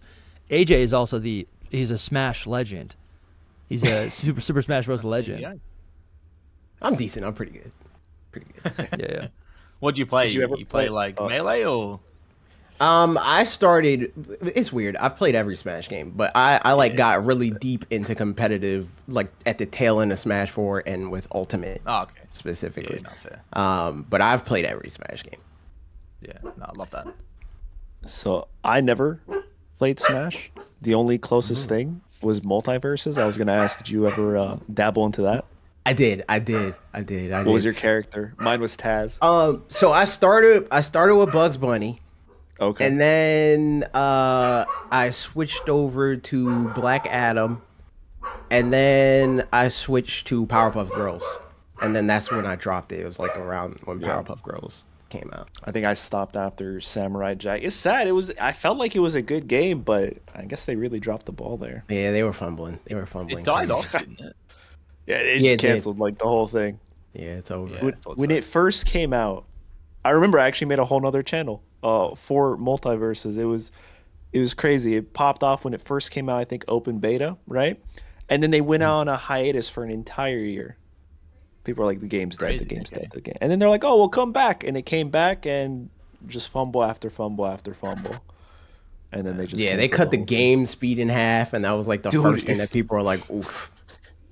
Oof. Yeah, it's funny you bring that up. That's what kind of we were talking about earlier with the game mechanics, right? They give us this new, fast, more lively battle system, and then if they take it back and they go to something, say, slower or turn-based, that's what I was talking about. I don't know how that AJ's would gonna be cook on this. perceived. AJ's got some ideas. Yeah, let me hear it. I've been saying some stuff for a long time. Pokemon fan. I mean, you know, there's some people like in the Hidden Power podcast chat that be like, "Oh, AJ got W opinions." Yeah. There's like but then there's all other five, people that all it's five like- of them. I agree with. I'm one of the five. I'm like the Antichrist to other Pokemon fans, where it's like, "How dare you?" Well, so we were talking. Besmirch. We were talking basically. So the idea is like, and this kind of goes back because I think I've talked about this with all of you guys to varying degrees. But like, if Pokemon Champions, right, they're propping this up as the new turn-based classic Pokemon game style. That's great, right? And I think it's difficult to see the future from right now, from where we're at. But like, if Legends EA, if the reception is, no. Regardless of reception, I guess what I'm saying is Legends EA is giving us a glimpse into the future of the battle mechanic, of the battle system. And I think what we're going to see in Generation 10 could either be a hybrid where like there is turn-based battles, but then in the overworld and maybe in raids, There is, like a true action combat. And then maybe in Gen 11, it's like full-on action combat.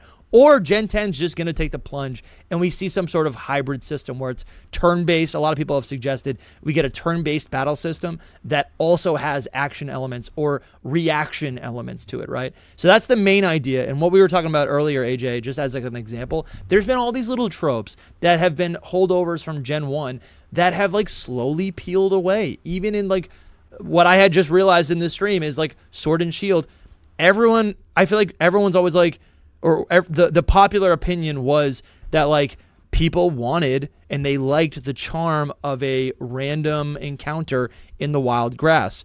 Sword and Shield did kind of like a half and half system, not even just in the overworld or in the wild area. On every route, you had both of those encounters. You had overworld encounters as well, where you could see the Pokemon, but you also had the random encounter. And now that's just gone. Like that doesn't even exist in Scarlet and Violet. And I don't hear anyone saying, "I wish we had that again." It's just gone. It's just over. I know. It's moved over. That's the thing, though. And now it's now we're done with It's it. when Apple took away the floppy disk, and it's like, Yes. how dare you? It's like and the then lightning they took away cable. the DVD, like the CD Yeah. drive. How dare you? Dude, in the headphone jack. How dare you? But we adapt.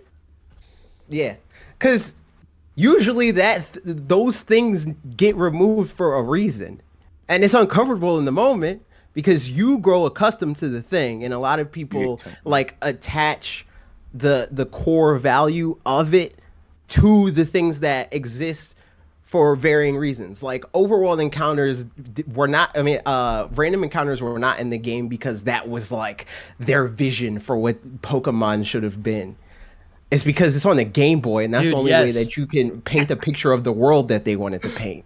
And then it painted them in a corner because, again, people grew up with the games and they started to associate those things. Yeah, it was quirky, and they're playing safe. Like the developers or like, the Game Freak's like, well, we should do this because it worked last time, right? Exactly. And I just feel like we're slowly moving towards like the breath of, this is where like, they should have been the whole time. Mario is the archetype of how to actually handle this, where you're like, I don't care about what you're comfortable with. I'm going to do what I think makes sense for the franchise and the state of technology and game design and what we've learned, and you'll learn to love it. If not, play something else. Then they spin the block later when it's like, all right, we've been making these 3D Mario games for a while. Remember 2D Mario? Yeah. And then they put that out. And they're still maintaining the 3D games and blah, blah, all that stuff. Yeah. But at the end of the day, that's what it is. It's like there's a reason why Pokemon is really the only like major. And when I say major, I'm not talking about the like feel good, Expedition 33s of the world. Sure. Where it's like this little indie that could sold 5 million units. Yeah. If Pokemon sold 5 million units, and does my mother know what a Pikachu is? It would be the end of all things. No, it's they would insane, be panicking over there if Pokemon sold 5 million copies. I feel like Game Freak and even the fans like us, we need to acknowledge that like the things we love about a Pokemon game, it's not a lot of these tropes. I mean, we appreciate some of these redundant tropes because they are just part of the thing that we like. But like, again, looking at Mario, looking at like the reinvention that Mario and Zelda did over the last decade, and all these other titles, Donkey Kong literally just did it, right? Those silly tropes is not why we love these Pokemon games. There's something else. It's exploration. It's collecting. It's friendship. It's like team building and role playing, right? It's seeing yourself in this world. Those are the aspects that we love. And what Game Freak needs to do is like take a step back, take those things, maybe work with some new people, and create a new game that executes on all those things. And then they could just like add in all the other little like the niceties and the familiarities that like we all know, like shiny Pokemon or I don't know, gyms. Like you can do it. That's the way a future Pokemon game should be created. In order to have that like Breath of the Wild moment, that Odyssey moment, that Bonanza moment. You know what this is reminding me of? For me personally, like the excitement for ZA. I have not been excited for a Pokemon game in a very long time. Pokemon Black and White. Everything was new there. The sprites were new. The music was new. All the Pokemon were new. I didn't know what to expect.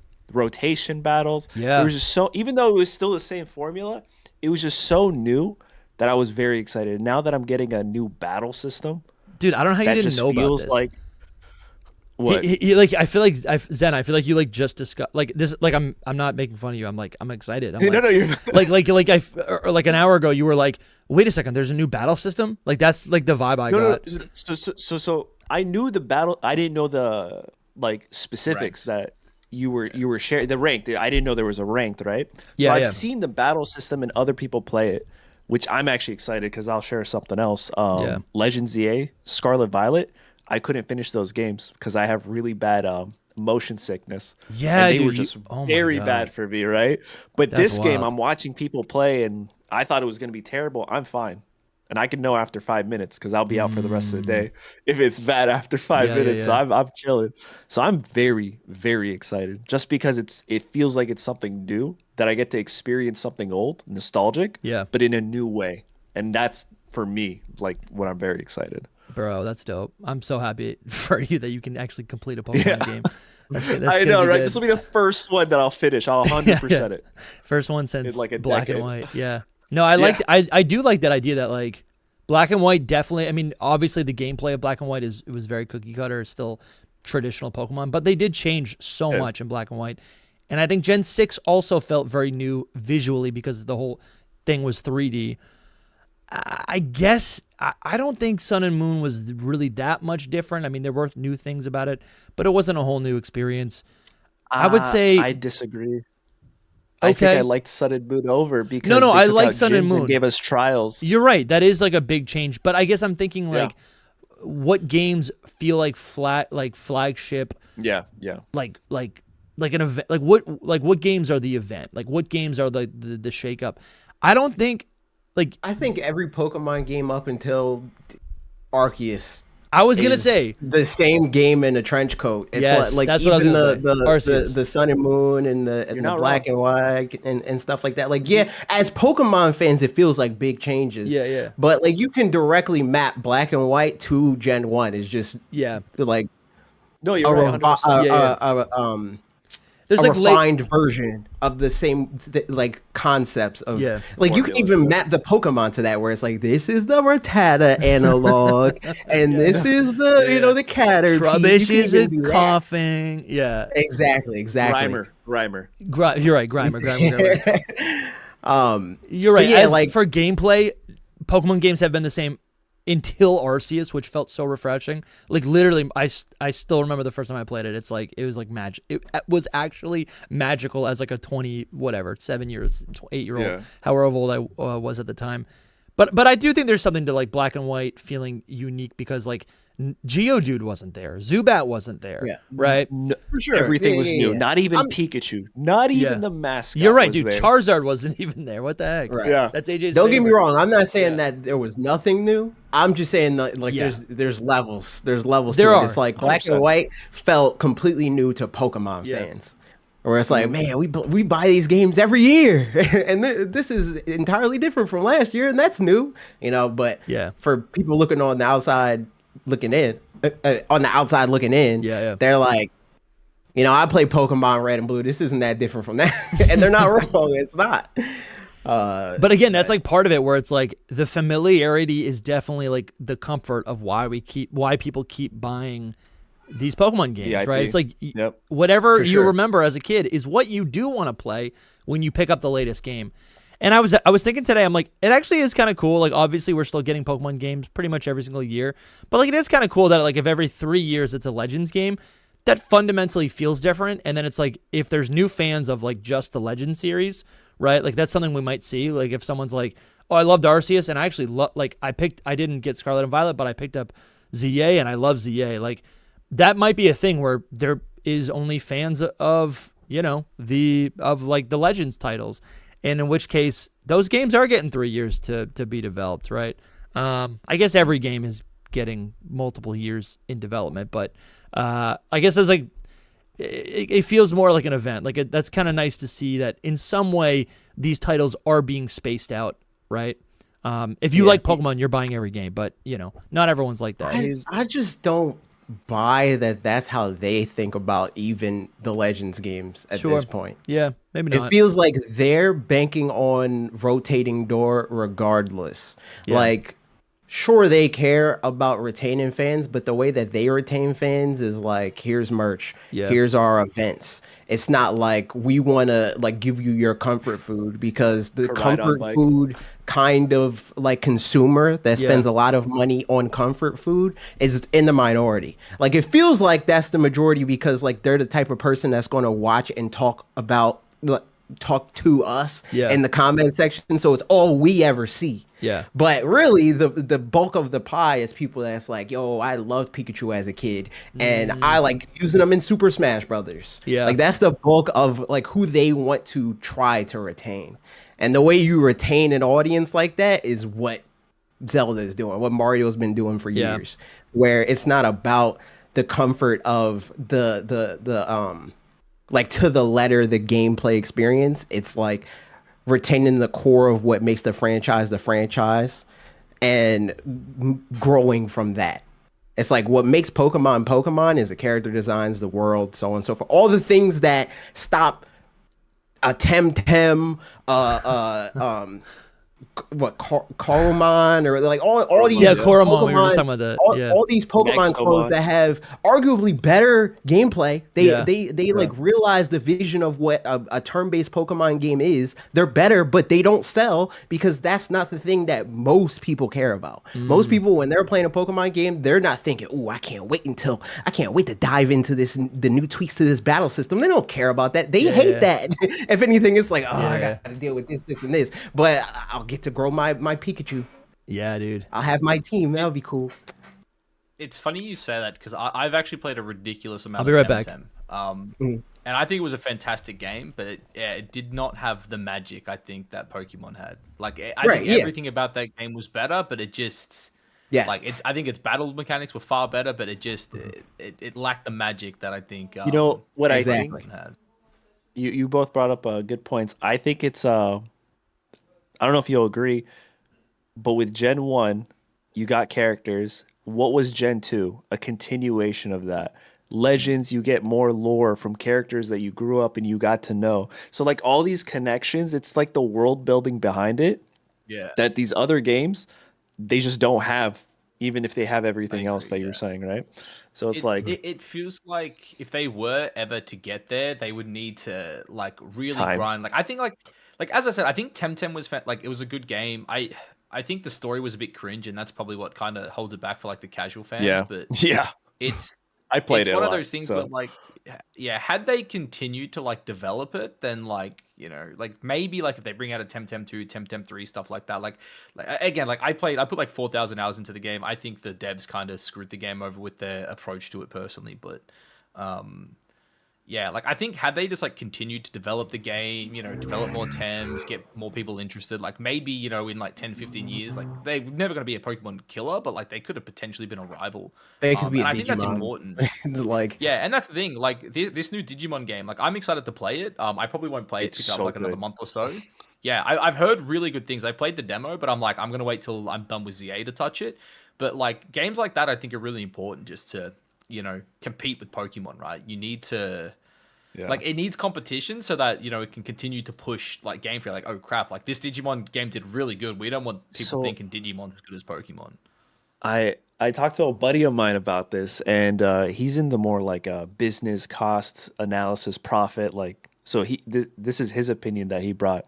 But the way Pokemon and Digimon operate are completely different. Like Digimon is more focused on like a really good quality game that they can get out, and then like they'll make the profit on it. Whereas I could be butchering this, but maybe Pokemon is more like how much can we save on making this game, and then just also maximize profit.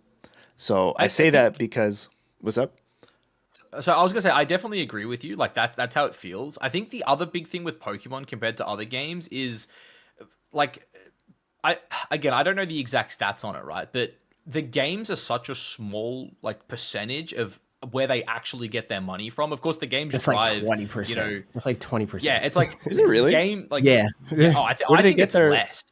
Is it No, I TCG? think Merchandise, Where do they it's get it? TCG, it's so goats. so the cards in the Pokemon games account for as far as the last like reported number that we know of, like cumulatively of their revenue, it's like 20 to 25%, and they both are the same, like the card game and the video games. And then merch is like 40%. So it's like those That's two what I thought merch would combined. be. Yeah. What goes into help me categorize merch? Are you talking about like plushies? Merch is that like kind of stuff? plushies, Everything. t-shirts, I would have never. vinyl, like all Wow, I the would have things that never people guessed are that. putting on their walls in their bodies. That's Okay. merch. Yeah. Like yeah, keychains, anything. Hmm. Like Makes sense. I Yeah, would have so- never guessed that. yeah, because I've seen a breakdown. dope. I think I've seen something where like I thought the games were like 10% of like where they actually make their money from. Like I thought it was like 90% was everything else, and that's why they don't care about the games as much. Like the game is there to release a new Pokemon. It's like, oh, you know, here's Mega Greninja. It's like, okay, now we're gonna go sell Mega Greninja like merch. Like that's the, you know, the big thing here. I think the way that at least it materializes, like obviously I can't speak to like actually how they feel and how they think, Yeah. but it's very obvious to me that when they see something make more money, they're willing to invest more money in it.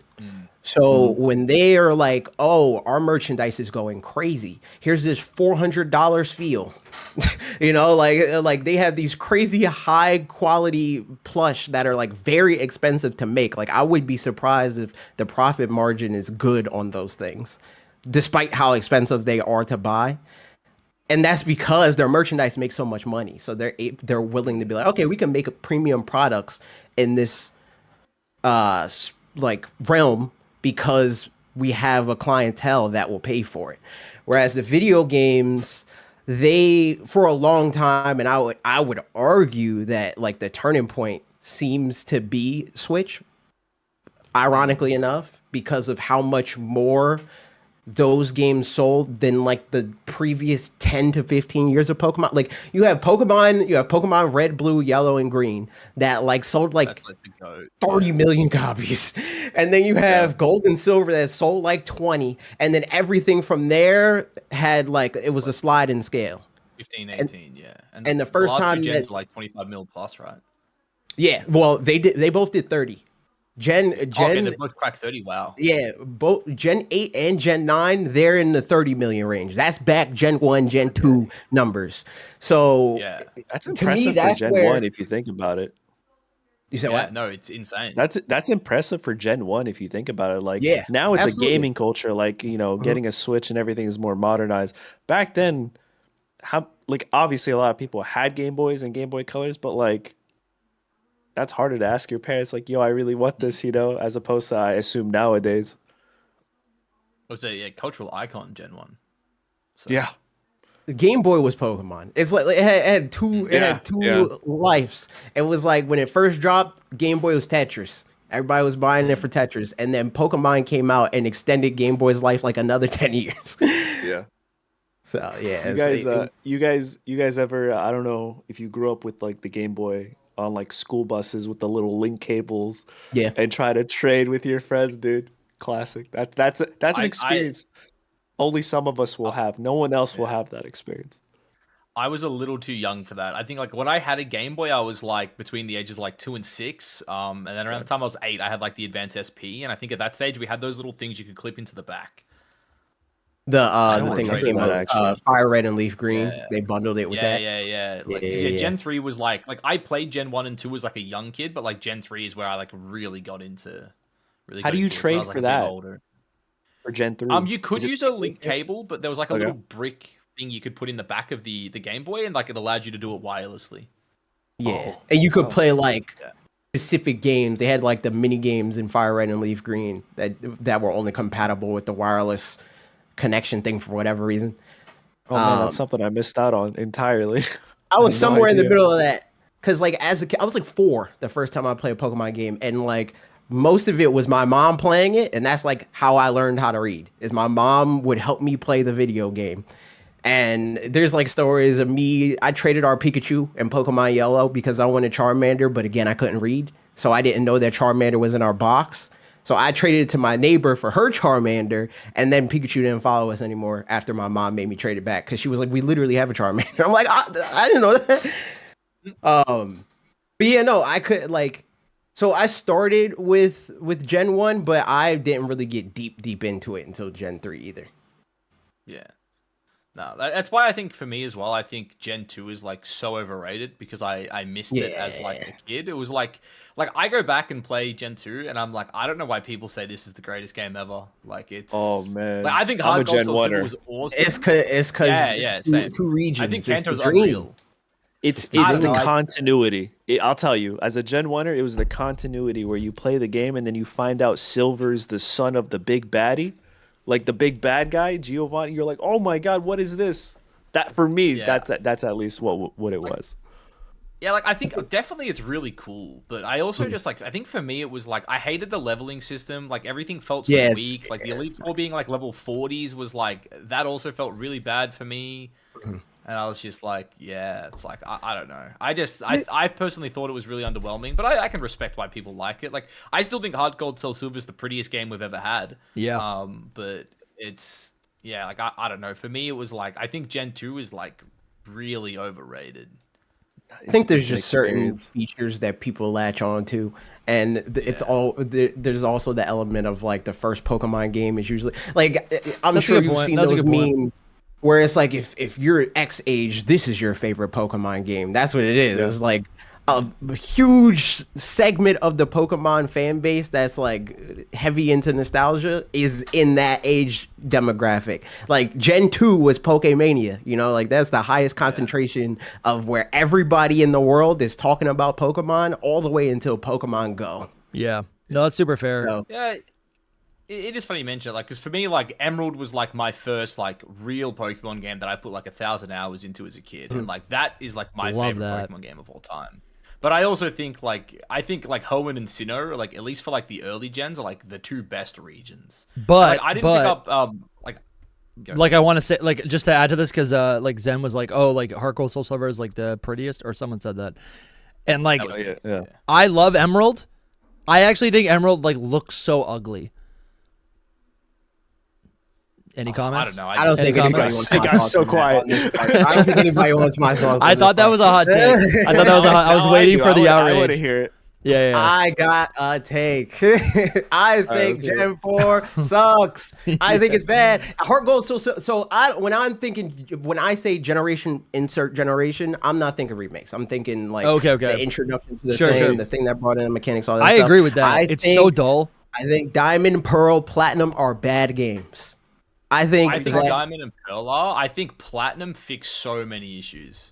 I wanted to believe that, but I'm currently doing a series where I replay every Pokemon game because I want to do retrospective reviews on them. And I played Platinum for the first time because as a kid I skipped it because I played Diamond and I was like, I don't want to do this again. I hated that. So I played it and I was slow. like, this is just Diamond again.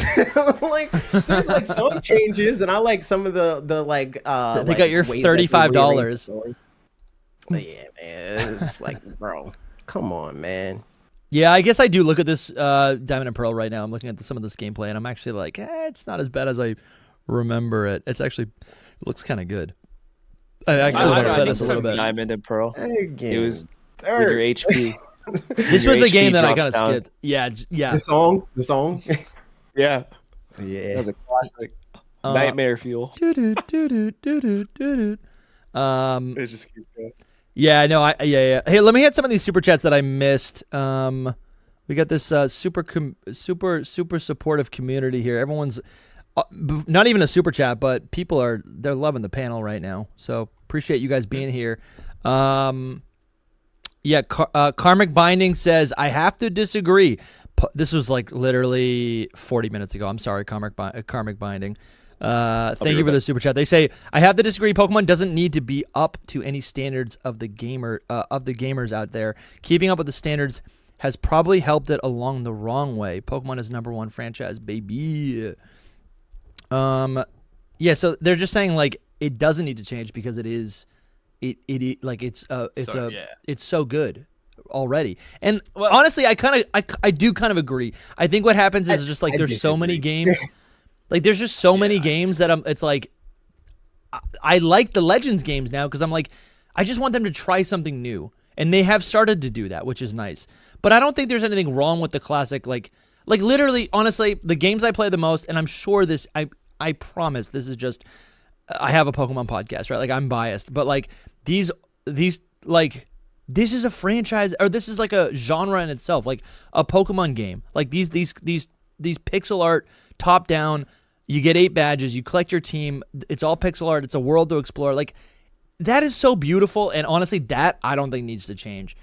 I do think though, I like agree. the adaptation or like the slow adaptation into like the 3D era, I think that is the biggest problem. Maybe AJ disagrees playing these games back in the day, but yeah. I heavily disagree. Okay, and I right. think Well, that I think one of the worst things to happen to Pokemon discourse is people hearing that soundbite that Pokemon's the biggest. Specifically, this whole thing is true. The biggest media franchise. It's not the biggest gaming franchise. If it was just down to Pokemon's video games, it wouldn't even be in the top 10. Pokemon Yeah, I mean, video I'm pretty sure games. The Witcher 3 is like double, if not triple, any Pokemon game ever, and that's with like 2 copies of Pokemon games. Yeah, So, Pokemon bro. And The Witcher 3 is video not games are not putting in that much pain. And Pokemon fans put a lot of stake in it because they romanticize the idea that it's like, well, if the Pokemon games didn't happen, then everything else couldn't happen. That hasn't been true for 20 years.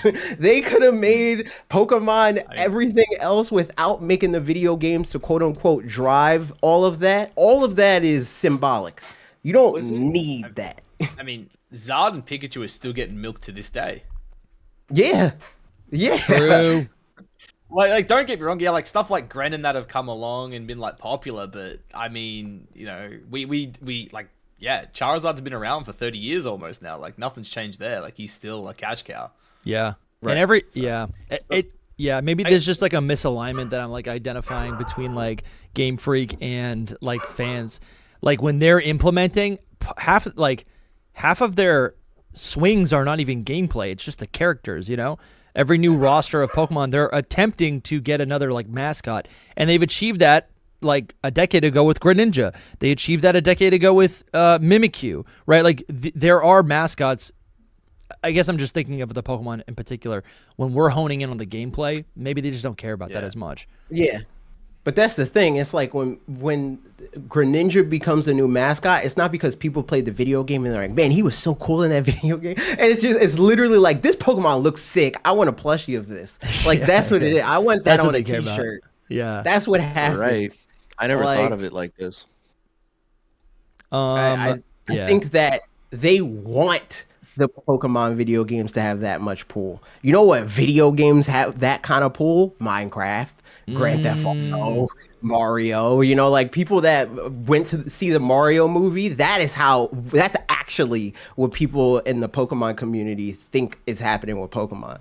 People went to go see the Mario movie because it's like, man, I really want to see how they translate that video game that I still love and still play. I just got done playing Mario Odyssey. I'm going to go see that Mario movie. And then they get home and they're like, man, I need another Mario game. Yeah. Whereas a lot of the Pokemon money that's coming in is people that haven't played a Pokemon game in 20 but they love Pikachu. I agree, and like I think it's one of those things where like, do the Pokemon games need to get better to continue to sell? Like, no, not really. But like, are you telling me if they put out a game like as good as The Witcher 3, it wouldn't sell more than 30 million copies? Like, exactly. I definitely think it would. Like imagine a world where they put out an absolute banger that sells like 80 million copies. Like, are we going to sit here and say that's a bad thing? Like, they could do that. Yeah, and I think they could, right? If they. You hear about this budget of like apparently only spending like $20 million in a game, right?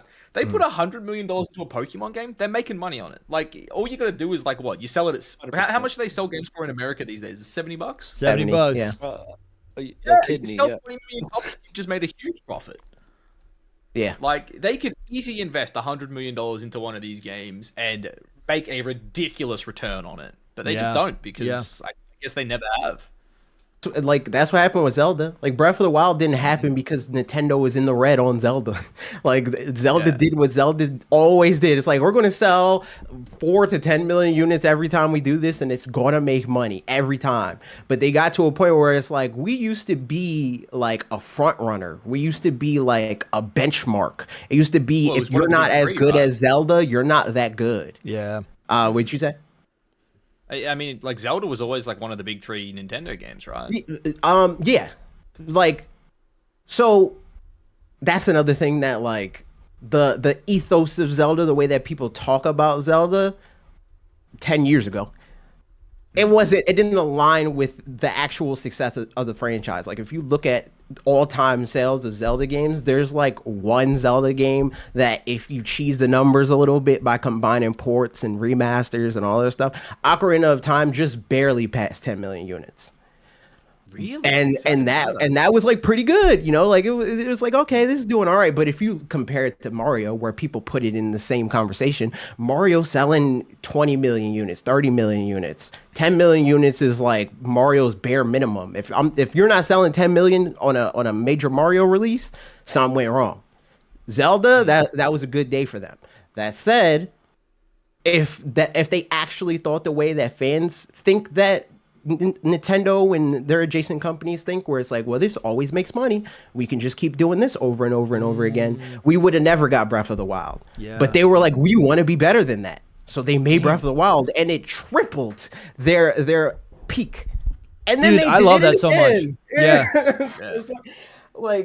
don't know. Like, It's like we give them an excuse. We just assume it's like it's just capitalism brain. But I'm like, and that is a reality. But like, there's still people at the end of the day who could be like, who could rise to the occasion and be like, no, we're gonna move this company into a different direction. You know, that's kind of dope. Yeah, and I think that's just like, it's what frustrates me with Pokemon, right? Because it's like, as we said, the company's clearly not lacking in cash, right? Like it's, you know, no one's sitting here thinking, like, again, like you look at the numbers, if it's true they spent $20 million on the game, like what? Like for the I want to say, million I don't copies think they that spent- that's true. I think that the way that they're talking about that budget Yeah, is not the way that budget's the way we're thinking about budget. Sure. Yeah, no, I get that, right? I'm sure there's a lot more that goes into it, like marketing stuff on the side. But like, let's just say, like, realistically, the budget was like triple that. Say, it's like what, 60 million? Yeah, that's like what, $2 per copy they sell. What he's telling me, $70 a copy? Sure. Like they're not short for change on these games by no means. Absolutely So, not. like, Yeah. Like I would just love to see a world where they just say, hey, we're just gonna put like $200 million into this game, and then like imagine it, you know, you have like 100 million sales on like a Pokemon game. That'd be crazy. Like obviously it's not easy to do, but yeah, it would be nice to see them put in the effort, because like this game's great. Don't get me wrong, but like, you know, I don't know what it would be to do that though, especially after you said how much the merchandise. I have so many thoughts. I say that because like I come from Pocket, right, and they've had a very successful year that's gone downward, but like from how much they've gotten from the start to now, they're just now talking about like updates that are to come, right? So in my head, just as a consumer, I'm thinking, you know, here's something that's making you a ton of money. Like their best month is like 80, 90 million, right? You would think they would invest into it, but they're just now investing into it. So I like was seeing just that, and then you saying earlier that I didn't know that part of merchandise being, what was it, 40? Like a large percentage. 40%, yeah. Well, I don't know what. Yeah, the anime as well probably makes a shit ton of money too. So the anime is like 10%, I don't know. I think it's like I don't know what needs to happen for games to for the Pokemon games to get some more of an investment, if you will, because they're still just going to make money for them. I think that's not their getting focus. that. I think they're getting that increased investment now. I don't think that they're increasing that investment as much as we think they should, but I think that like they've been since the Switch era, they've doubled their staff more than once. So it's like they're seeing it and they're being like, oh, we're in this HD era and we're selling blah blah blah. Let's staff up in Game Freak. Let's open these new subsidiaries and all that stuff, right? Like they're trying. Yeah. They're just not as quick and as efficient as we would want them to be. Yeah. I mean, another thing too, like just on this topic, like I haven't looked too much into like all this Terra League stuff with like Wind and Wave, but some of those screenshots actually looked insane. Like if the game looks anything like those, like Generation 10 could be like what we're discussing right now. It could be that, you know, enormous like increase that I think the game needs. Yeah, just before we continue, like AJ, I know you're avoiding spoilers for. I guess you're not anymore because you're playing you have ZA. Yeah, I'm but playing the video or game. did you look at the timeline or any of those assets that Game Freak had, or that game? I did look at that. I texted you about that, where it's like I looked at the timeline. Yeah, okay. The Gen 10 and further stuff. Careful. Like, yeah. I didn't look at any like super game specific stuff that I know is like in the now. Like the reason why I looked at the Gen 10 and beyond stuff is because I know for a fact a lot of that stuff is going to change. And there's not, like at this point in time, they didn't have those concrete details even then, where it's like, this is what the starter is, and this is what it looks like, and this is what its name is, and this is, you know, that kind of stuff. But something like ZA, like that's info that like to a T, it's like, this is the Pokemon's design, and this is its nature, and this is like, you know, like that kind of stuff. That's the sort of thing that I avoid, because I do want to have in the moment that surprise of like, oh, that Pokemon is that, that's crazy. But yeah, this whole stuff like the philosophy behind Gen 10 and stuff like that. The roadmap is just nuts though, and I honestly, a lot of this stuff, like if I'm gonna be transparent, like a lot of this stuff I haven't even looked at yet. Like we did a couple streams over the last couple days, but like there's been just so much. I haven't even like sat down to look at a lot of the images. Like I was hoping to just do that like live at some point. I'm the same. Yeah. Are we not? I've done a pretty good job of like dodging it. Yeah, like, it's like I for me right now, my focus is ZA. Like it was funny, I was talking to Lumi about it yesterday. It's like it's cool, but like I'm excited for Legends ZA. That's where my care brain's about at. like Gen 10 right now. Like I'll think about Gen 10 in February next year. Like for the next few months, I want to play this game. Think about this game. I wish it happened like a week from now. That would have been nice. Yeah, well, that's what I was like. Again, like I spoke to Lumi a lot about it. Like I can't believe they dropped it when they did. Like it's like it's so annoying. It's like, just give ZA it's like it's time in the spotlight, and then you can drop your leak. Yeah, like ideally, I wish they didn't leak all of it. I wish they held the Gen 10 stuff to like after like Pokemon Day. But dude, for real, I mean, like it's out there now. What can you do? Join me real quick in conspiracy corner. Oh yeah, here we go. How do we? Let's get close, guys. Do we really think like just someone's leaking this information, or it's not just Pokemon themselves dropping this information? They're so big, and they're having this security issue every year around a new release every single time, at least for the last 3 years, or the last three major look releases. at Apple. Yeah, you're right. No, that's like the second biggest company right now. The iPhone always leaks. But that's also okay. So the reason I say that, as a company, if you do that, you're sending to compete.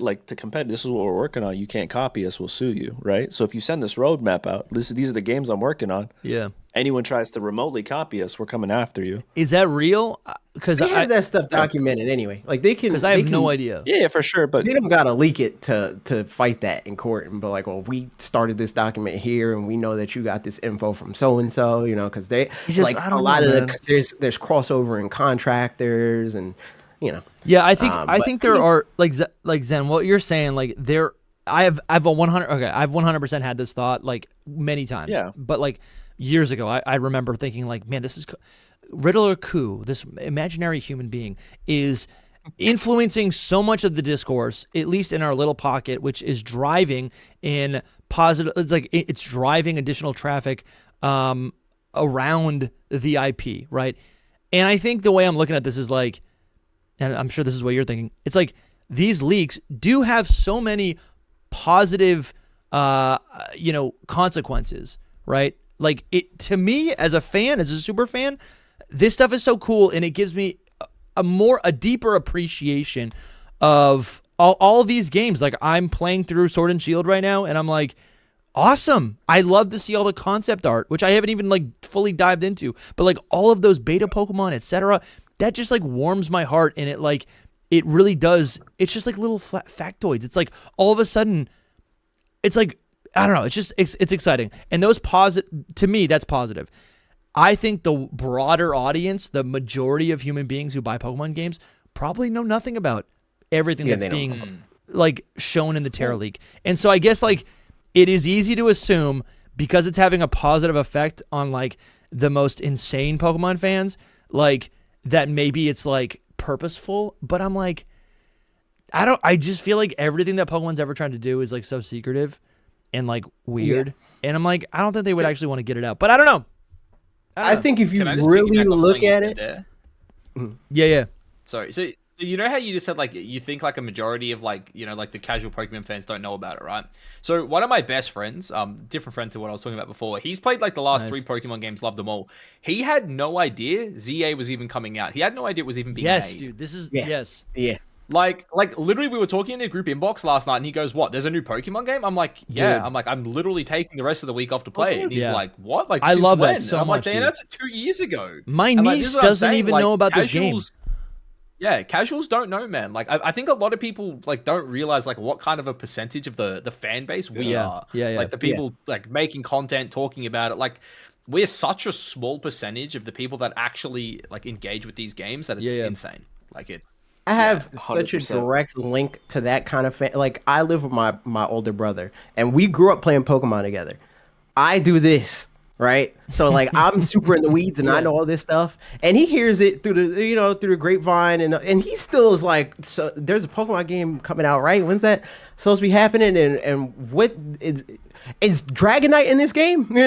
Like, those are the kind of questions I get from him. It's not like, oh, you see that new leak? Half the time when I see my brother talking about a leak, it's like somebody posted some AI stuff on Facebook. They're not looking at the in the weeds Pokemon fan discourse. It's just whatever blows up on the blog sites that are like, and when I say blog sites, I mean like major blog sites, not Pokemon specific. Yeah, I guess maybe they're just getting hacked then. Maybe it's not. them. Yeah. I just. And it's like it's also one of those things where like again, I was watching the pod I think yesterday, Dusty, where you guys were like talking about it, and Soul was saying things like like, hey, they might like actually just like cancel some of these plans because it got leaked. I don't even think 5% of the people who would play the game saw those leaks. Yeah. Sure. Like even for this, like the leaks for this game that have been coming out over the last few years, like I don't think 5% of the people who actively are gonna buy this game saw those leaks. And like maybe I'm wrong, like maybe like I'm wrong about that, but like just from what I know and the friends I have that like actually play Pokemon, like I've got one IRL friend that even knew about the Terra leaks. The rest of them didn't even know the game was coming out. Question: bro. Did you guys actually like see the leaks, or from what I heard, you guys actively tried to avoid it, right? I looked at them. Okay. I looked at avoided them, but it wasn't specific things, but I looked through like most of the like far future stuff, like everything after ZA. I looked through that stuff. Okay. Yeah. I saw the general roadmap, but outside of that, I didn't bother reading anything. I was like, I just want to be pleasantly surprised. No, I saw the roadmap, and I am happy that it looks like Champions is expected to at least be like supported through to at least Gen 11. So that's kind of cool, I guess. That's what I'm saying. If that's the case, they can very well just not include turn-based in Gen 10. No, I Been agree. saying. I've been thinking. I got lambasted. I literally had a conversation with one of my best friends about it, saying like, "Hey, they're gonna get rid of it," and he like literally said to me, "He's like, if they get rid of it, like I'm quitting Pokemon. Like you have to have turn-based combat." Yeah. And then the funny thing is, now that he's actually like started seeing trailers about this game, he's like, "Wait, hold up, maybe we don't actually need turn-based combat." It's like, yeah, It's the 'cause I same think he was thing. like. I forget if he was. I think he was comparing it to like Xenoblade or something like that. And he's like, actually, like this kind of looks like Xenoblade, like combat. Like this is like maybe actually kind of good. And I'm like, I've been telling you, it's kind of good. Like I love VGC, right? I play a lot of VGC, but like I also love action-based games. And I think if they could somehow turn like the ranked mode of this game into like a legitimate competitive game, I think it would blow up far bigger than like VGC ever would. Yeah, and like that's coming from someone who Damn, loves dude. VGC. Could that be? I think That'd be crazy. Could that be something that they're considering? That would be it. Look, I don't think know, so. right? Like I think so. don't know if we've ever had a would game with this compete. kind of combat that's ever been huge. Like I probably would too. Yeah, if they had like a circuit for it, I'd probably drop VG to play it at least for a season. Damn, But, like, dude. Someone clip that, please. You don't need to do math. What are you talking about? This is great. I think a Don't need to know huge my damage part counts. of being a successful esport, successful video game, but especially esport, is you need to pass the eye test. Somebody needs to be able to walk into the room and see you watching the thing and be like, "Oh, that looks cool," and be able to follow what's happening. And Pokemon, you can't do that. Yes, And dude, VGC, 100%. You can't look at the screen and be like, "Oh, that guy's winning." Like, yeah. No, you're right. When I for those who like don't know, my history in like with esports is Dota 2. Like I played it at a relatively high level, like never professionally, but I was like very good at the game. And I think like a lot of what made that game special, Pokemon just lacks, right? Like like a hype moment in like a VGC game is like, oh, you hit a crit, or like, oh, you made like a great call on switch in. Like that's like not as exciting as like, you know, like just pulling off some like insanely like good mechanical skills. Like that's the one thing I think Pokemon lacks is like, because there's like no mechanical skill to the game. It's like you don't have those hype moments that are like what explodes like some other games. Right. Because a lot of it is like people looking at it and either feeling like I could do that or I understand what it took to make that impressive. Like when somebody watches LeBron James, that's hype because they know why that's impressive. Sure. Or when you look at somebody, he just got his head above the rim. Dude, that is so real. When I'm watching VGC and like someone like, dude, we were watching Worlds and I think Scooty, you were on with us, right? And like people were like, I was with you. Like we had a couple people on, so I'm just like forgetting. But like, like some like Cali Rex Shadow Rider would do something, and you're like, this is insane, and I'm like, I have no idea how is this insane? No, for sure. And if Same you with, don't know, TCG. Imagine people without Pokemon YouTube channels. Yeah. It used Protect. They switched. I mean, it was I think you're talking about the encore on the. I don't really remember, but yes. But no, like when Geo, like I don't know, he just didn't click Sucker Punch. He should have clicked Sucker Punch, and then it was like, it was, I don't know. Yeah, bro. I remember. Yeah. That's sick. It's all Yomi and like, RNG. Like that's Pokemon. It's Yomi and RNG. Yeah. Yeah, look, and that's like one thing I've always hated about VG is like the RNG to it. Like, without like getting too much into the weeds of it, I actually lost my Perth run last year because of Porygon 2. Like Ice Beam froze my Goldango and I stayed frozen for 6 turns, and it was literally the winning in. So like, I was like really like disappointed. Like I had a good run, and the worst part is the guy who beat me, he shouldn't have even made day 2. He ended up finishing top 4 at the event, and it was like, you know, he hacks me to even make it into day 2, and then he goes on to have like this really deep. Yeah.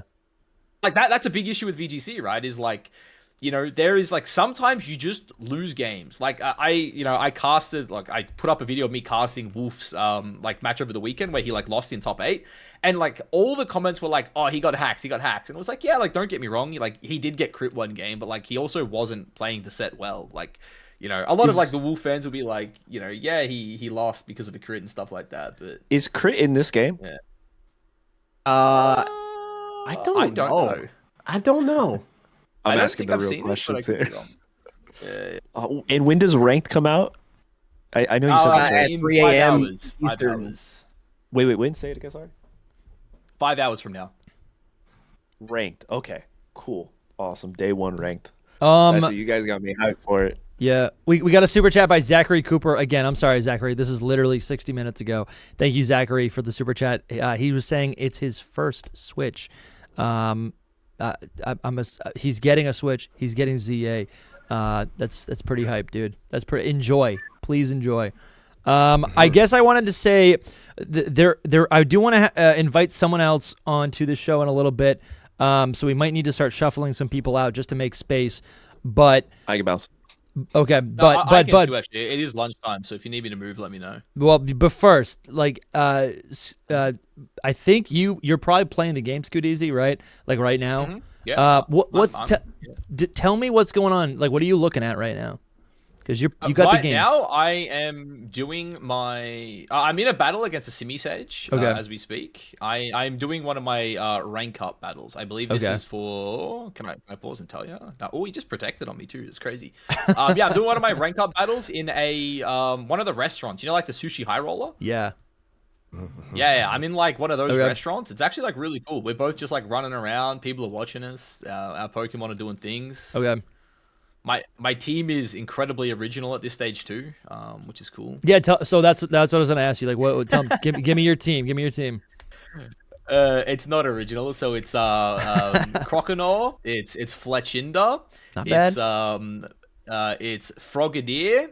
It's Quilladin. Oh my gosh. It's- Okay, great. Ash Ketchum, just starters. It's Ivysaur and it's Curlier. Okay, sweet. Love it. All right, cool. What So cool. to be fair, the reason it looks like this though is because I'm just trying to complete the decks. Like I have like a 3-man team and I'm just cycling the other 3, and I just so happen to have 3 starters on me. Do we know if there's a reward like in Arceus for completing the decks, or is that a spoiler? Because I'm thinking the shiny charm. I mean, it's but it's the shiny charm. Yeah. okay. It's not like you And I don't don't even know don't if get to hang out with technically God himself. No. Like Like, an if you Arceus. want, like I can show you my screen. No, so you no, can no. See like That's what all good. Pokédex looks like. But yeah. No, it's all good. It's all What are good. you starting with, Dusty? That's what I wanted to ask. What's everyone's starter gonna be? I'm getting Meganium. I don't really. I think it's. I normally go into a Pokemon game with like maybe a rough idea of like a couple Pokemon that I'm like feeling like I want to use. Like I picked up a Ruby version last year because I was like I kind of want to use Mawile. Like so like I'll kind of have like an inkling of some Pokemon that I'm like that I have in my mind, but I like to kind of just feel it out depending on like the just naturally whatever happens, in just like in the game, But I'm definitely getting Meganium. I think it's just like gonna be the best starter. So, sorry to cut you off there, Dusty. I No, you're will good. say, so I was actually doing some like, because like I'm like trying to plan out some content for the weekend, right? So Yeah. me and one of my friends were like doing some like, I guess analysis last night, and I actually do think Meganium might be the best starter. Dude, I'm telling you, the fairy type does so, like it kind of trumps all the other starter Pokemon. That's like the fun thing that I'm saying, but that's dope to hear. That's awesome. If you didn't get a free Gardevoir at the very start of the game, which is what again I have on my team, Sure. I think it definitely would be the best because like one, there's like no good Oh no, dude, he just Venusaur, which is what I ended up doing. Did I cut again? yeah, you did. Ah, shit. You said that Yeah, you my said bad. there's no good. There's like no good grass type like Megas Okay. outside of like Venusaur and Meganium, right? So it's like if you don't take Venusaur, which is what I've done, like Meganium's like the only option. And then when it comes to fairies, like if That you is don't interesting. pick up the, there's like nothing really amazing. Yeah, Like you got there's, Victory like- Bell. there's, Yeah, like, how many megas are? How many grass type megas are there? There's like Victory Bell, Chestnut, which like isn't in the game. If Chestnut was in the game, that Sure. would actually probably be the best, I think. Okay. He's absolutely in the game. No, but like you can't For get the it right mega. now, I mean. You Like, absolutely can't. can't. Get the Chestnut. Oh, you can't. Yeah, you can't get the mega. You can't. Get Sure. the mega. Sure. Yeah. The Yeah, you're Mega just like, Stone it's on my team. specifically You can't get. Yeah, I got him. You're Literally. like, can yeah, I have him- Big news. But yeah, do you like guys know- do I have it open still? I think I have it open. Can you catch them all? Or like, my question is like, if I choose Tepig, can I get Chikorita and Yeah. Totodile later? Yes. I'm and not yeah, that I far saw a in. screenshot. I assume so, So Okay. can I spoil that? Like I saw a spoiler on Twitter last night. Oh, Go for I mean, it. I think that's a good spoiler, right? It's Yeah. literally just like it's like the Pokemon in a wild zone. That's essentially all it is. Yeah. Damn, dude, that's a big spoiler. Cool. Yeah, it's like the very last wild zone in the game is just like it's got the starters. Like it's kind of what you expect. Nice. Yeah. That's Yeah, big. it's like all of them. I think it's the Gen Yeah. 6 and the ZA starters, and then I think there was like a couple other random ones in there as well. Okay. But yeah, And Zen, what's your team gonna What's be? up? Well, starter wise, I mean, Tepig. okay, you're getting 'Cause, Tepig. That's like, good. And then my team is just whoever I can find. Okay, Tepig same because like it's vibe. lonely. It's not it's not Johto. The other two are from Johto. Oh, that's Guy's nice. by I himself. like that. I like that. I'll pick my boy Tepig. Tepig is looking Yeah, pretty yeah, cute. we're- Like I am tempted to use one. Also, I really want to use Flame Charge. I hope that's in the game because like that one of my Yeah. favorite moves from Gen 5 just boosts my True. speed over and over. If it even works that way, so I don't know. The Do you animation get is speed crazy. boost in this? Yes. technically you can. I don't know what it actually does. You It don't move reduces faster? Cooldown. It's cooldown. Oh, okay. Oh, if it actually reduces cooldowns, that's cracked. Yeah, Yeah. that's That's what I'm insane. saying. All right, Tepig. I And then didn't I'm know just that. I gonna haven't catch actually everything. seen that yet. Yeah. So also, It's Dusty, so I do- annoying. I had I a guess- a match against who who was that? I was Kakuna versus Kakuna, and we're going string shot for string shot. It is so annoying. Damn. It is so annoying. There's literally How do you win that? how do you win that, man? It just took forever. It took forever. Wait, so 'cause string shot lowers cooldowns then, I assume, right? Yes. So That's we're actually both. that's crazy, actually. Yes. Yeah. it was so annoying. I hit Like, rank 1 with that's- Kakuna, watch. Did you have like Yeah. poison sting? Yeah. That Okay, was the so only you could attack that I attack. had. You could attack. Okay. Yeah. But it was just taking forever because my cooldown Yeah. was to as low as it could possibly get. How does struggle work? There's no struggle. But There's no because there's there's no there's no no PP. Oh, okay. So, sorry, quick sidebar, hot take. I wish Pokemon removed PP. Really? I Okay. think it's dumb. I think Okay. it's incredibly I outdated. Is it in the game still, or? No. Nope, no PP in this game. It's replaced with cooldowns. Yeah. So like that's for what it Gen should be. 10, like for I'm future telling games. you, this is what it. Yeah, Yeah, dude. 100%. Yeah. For real. Like for example, like Temtem did it really well, where it was like powerful moves had like cooldown similar to like how Blood Moon works, and like I think that's the way to do it. Like I think PP as a mechanic is just dumb and outdated, and Yeah, I think it should it's be very gone. Yeah. But then you talk to like people who've played the game forever, and it's like, yeah, but it's not Pokemon, and it's like, yeah, but you know, it'd be nice if it like, you know. Yeah, they just but there's did a better also, job. there's that contingent of Zelda fan that says Breath of the Wild is not Zelda, and then it becomes that meme where everybody's in the party having fun, and there's the one guy that's like, this isn't Zelda, right? And then Exactly, they like put their thumb Yeah. up and they go back to playing the game. It's like nobody cares, man. Dude, that was me though. Like it's taken me so long to even just accept like Pokemon Go as like I have to say it's a Pokemon game because it is, and I don't want to like discredit all the people who love Pokemon Go, right? Damn, dude. Or even like with Zen with like with TCG Pocket, like that's massive. How dare I say that's not a Pokemon game? That's not a real Pokemon game. Before Wouldn't be wrong. No, I'm just kidding. yeah, Xatumi and Scooteezy, if you guys are if you're gonna bounce, Scooteezy, if you would tell me, or maybe AJ, I'm curious, can any Pokemon in the wild be an alpha? Yes, I if you want to, like, do you want me to give you one spoiler that I got from like the first route? Yeah. Give me the spoilers. I caught a level 32 Magikarp. That's an alpha when I was like level 10, and it was first ball. Whoa, dude, that's fun. Yeah, that is yeah. that's gonna be fun. I know I'm it's pretty sure it Hydro only Pump. had Splash. The alpha Magikarp that I saw and my friend Trev saw, they have Hydro Pump. It's like, why do Oh you wow, have? okay, I got lucky then. Is It XP clicks share in Splash this like game? one time. Yes, yeah. Okay. It's like there's no EXP share, but everything just gains EXP when you Gets do it, anything. okay, like okay. you break a rock and like you get like a little bit of EXP. Like Gotcha, nothing gotcha. crazy. I think I was like breaking rocks and I'd get like 10 EXP, but like I'm if you've just got like a thinking, level how do you 5 evolve? one- Like Magikarp, how do you do that? But that makes sense. I've picked up a bunch of candies and like rare candies, EXP candies, stuff like that. So that's probably how you Okay, do cool, it. cool. And there's I like actually could go dolls. and get like a level 34 Alpha Gyarados right now, but like as I said, I'm kind of just like going through the deck, trying to get all the low level stuff done. Like I have an idea of a 3-man team I want to use, and then the rest of the 3 are kind of just going to be cycled as I level. I'm cycling all 6 until I need to not. Yeah, no, that's fair. That's fair. I just want to be ready for ranked in 5 hours. Like I've got a 3-man Sure, team. yeah, in 5 hours. I'm almost, I assume that the level cap is going to be 50. That's my assumption, and I got a hoping, couple who knows? that are near there. So. I guess what I'm imagining is like, is there like, are we gonna be finding like Blastoise, Venusaur, Charizard alphas out in the wild? Because that sounds sick. maybe- that that's sounds funny so you mention sick. that. So you know how we've seen the Alpha Houndoom in the trailers, right? Yeah. Yeah. So I have found that Alpha Houndoom. He technically is like, if you look at the Pokédex, he doesn't spawn in that area, but like there's an Alpha Houndoom there. So Okay. potentially, like that would be like, in my assumption would be like where you could, and again, I But don't know that's until like I a get to the fixed end one game. though, right? That's a fixed one. That's a fixed Houndoom, I would imagine. So Yeah, anecdotally, maybe. Like I the don't know. Rapidash or yeah. anecdotally, what my friends have pointed out, because I've been playing it with like 3 other friends. Yeah.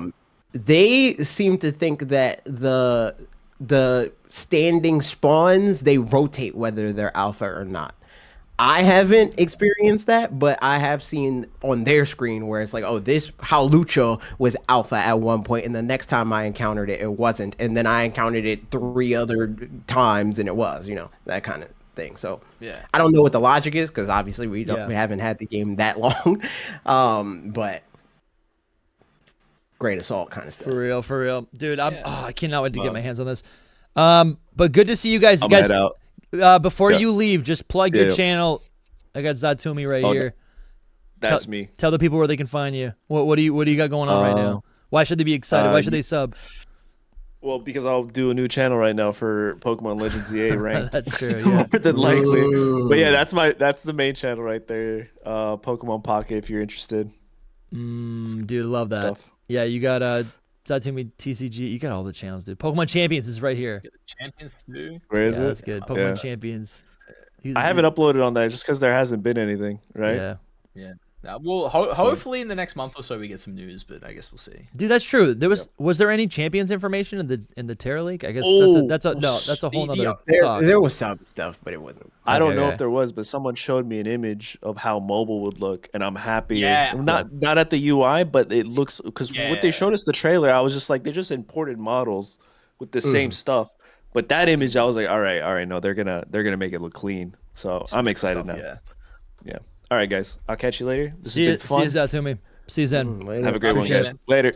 And then we got Scooteezy right here. Scooteezy, tell people why they should sub to you. Scooteezy VGC. Scooteezy VGC, yeah. Obviously, I make VGC content. So yeah, if you're into that stuff, obviously it's great. The next couple of months though will be focused, hopefully, on ZA ranked battles. As long as I enjoy the ranked mode, that is like what I plan on like focusing on, at least till probably the end of the year, or at least till we get some more news on champions. Okay. Because yeah, like eventually I will transition into that, but like right now I'm just so excited for this game. I want to play it, do a bunch of guides, do a bunch of battle videos, all that kind of stuff. So Dude, your yeah, channel's that's my, cooking right now. I'm looking at these last couple of videos. I mean, like 100K is Yeah. insane. Gulfwick, my hero. Yeah, dude. Big Wolf Did Glick you- fan on this Yeah, on Scooteezy's it's- channel. That's not Wolfwick. That's Gulfwick. Yeah, dude. I didn't hear about all this, but I love the little I love the memes. I love the He took Hisui and Zoroark and went up on stream with a disguise. It's dude. great. Oh, that's okay. I get it. That's hilarious. So, like, all my comments on this video was like, Wolf Glick, he's not in this video. That's Gulfwick. And yeah, it was a meme that like everyone just loved, and I was like, okay, like I'm happy. Hell yeah, with man. this. Hell yeah.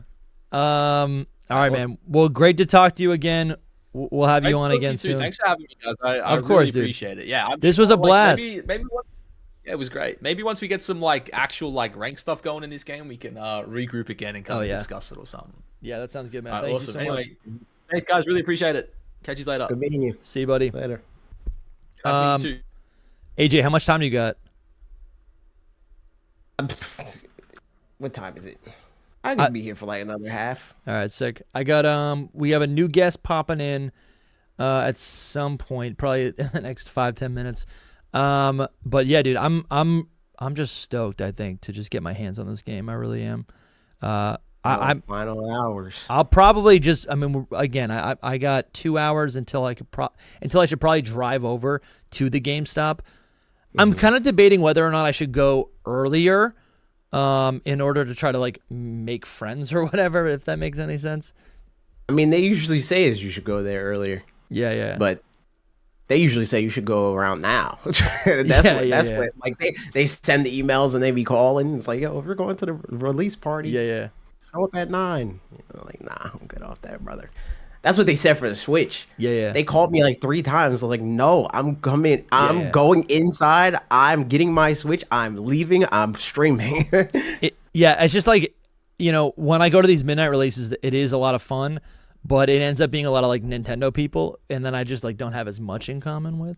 But I'm like, if I'm going to a release, again, everyone's exhausted. But if I do go a little bit earlier to this release, am I gonna like stumble into some, some like Nintendo, some like Pokemon heads? fan. You know what I'm saying? That would be sick. That would be sick. That'd be pretty cool. What's going on, Ron? How you doing? Yo. Hey, do I need camera? If you want, you don't need to. I assume it's easier. Let me try. We got True Green 7 in the house. We've been talking a lot about two of the guys. AJ is one of them. Oh yeah, so I should introduce people. Sorry, AJ. This is Ron. Ron. This is AJ. What's up, AJ? On. And so AJ has been playing the game a little bit. He's not spoiling stuff. I don't. Yeah, maybe tell me that, Ron. Like, what's your gauge for spoilers? In terms of the game, I don't want any spoilers. Okay, Spoilers sweet. for Okay. the game itself. Okay. The only leaks I've been looking at are like the Terra leaks, and that's it. All right, cool. We can talk about that if you want. I haven't even looked at that much, but like, I think weren't you guys like talking about it for like 3 days? We talked about it a little bit, but like more stuff keeps coming out. I guess the details I haven't quite looked at. The details of like all the beta information about like all the development planning and like concept art and like the scrap Pokedex for like Generation 8. A lot of that stuff I've barely looked at. To be fair, like everything that is available, I only looked at it like once. I didn't really Same. like. Yeah, same. I'm not trying to memorize what's happening. I don't want to ruin my experience of the franchise. Yeah. Yeah, man. I hope the Terra League kind of just like chills out. I also wish it didn't even happen right now because I'm finding. Yeah, it's like exciting because there's like more stuff to talk about, but I'm also like I just want to focus on ZA. That's really where I'm at the moment. I can't focus on ZA because I don't have the game, so there's nothing really to focus on. Sure. Yeah, right. You don't run a hype Pokemon podcast. That's a good point. Australia. Yeah. So Everybody else. I don't think I've talked to you much about ZA, like in regards to like just kind of like your excitement level or what you're looking forward to. Like I don't know, with ZA in general, like what are you most looking forward to? So, even though I loved like Legends Arceus, I guess like what was missing was like battling. It may be the opposite. Like we may have the opposite issue here, where it's like too much battling and not enough like exploration. So hopefully, like the next Legends game is just a good mixture. I mean, that's what the main series, I guess, is, or like the main series. Yeah. And that's why I like it a lot, which is a good balance of both. But yeah, I guess just normal battle. I mean, that's what I loved about like the Blueberry Academy. Like I don't know, I was one of the people that like I battled every single person in the Blueberry Academy, like every body throughout like the dome, throughout the areas, and that was super fun. I mean, it was mostly fun because they were like actually challenging battles with like double battles. Yeah. But I hear the battling is just more engaging, I guess, in Legends and ZA, and that's what I'm looking forward to the most. Honestly, I really am as well, man. I think yeah. Again, I'm trying to think of a good way to combine, like to get AJ in on this because I also don't want to spoil Ron. I'm realizing. Oh. But AJ's been playing for like 12 hours. I'm very sensitive to spoilers. Yeah, I wouldn't spoil it. Yeah.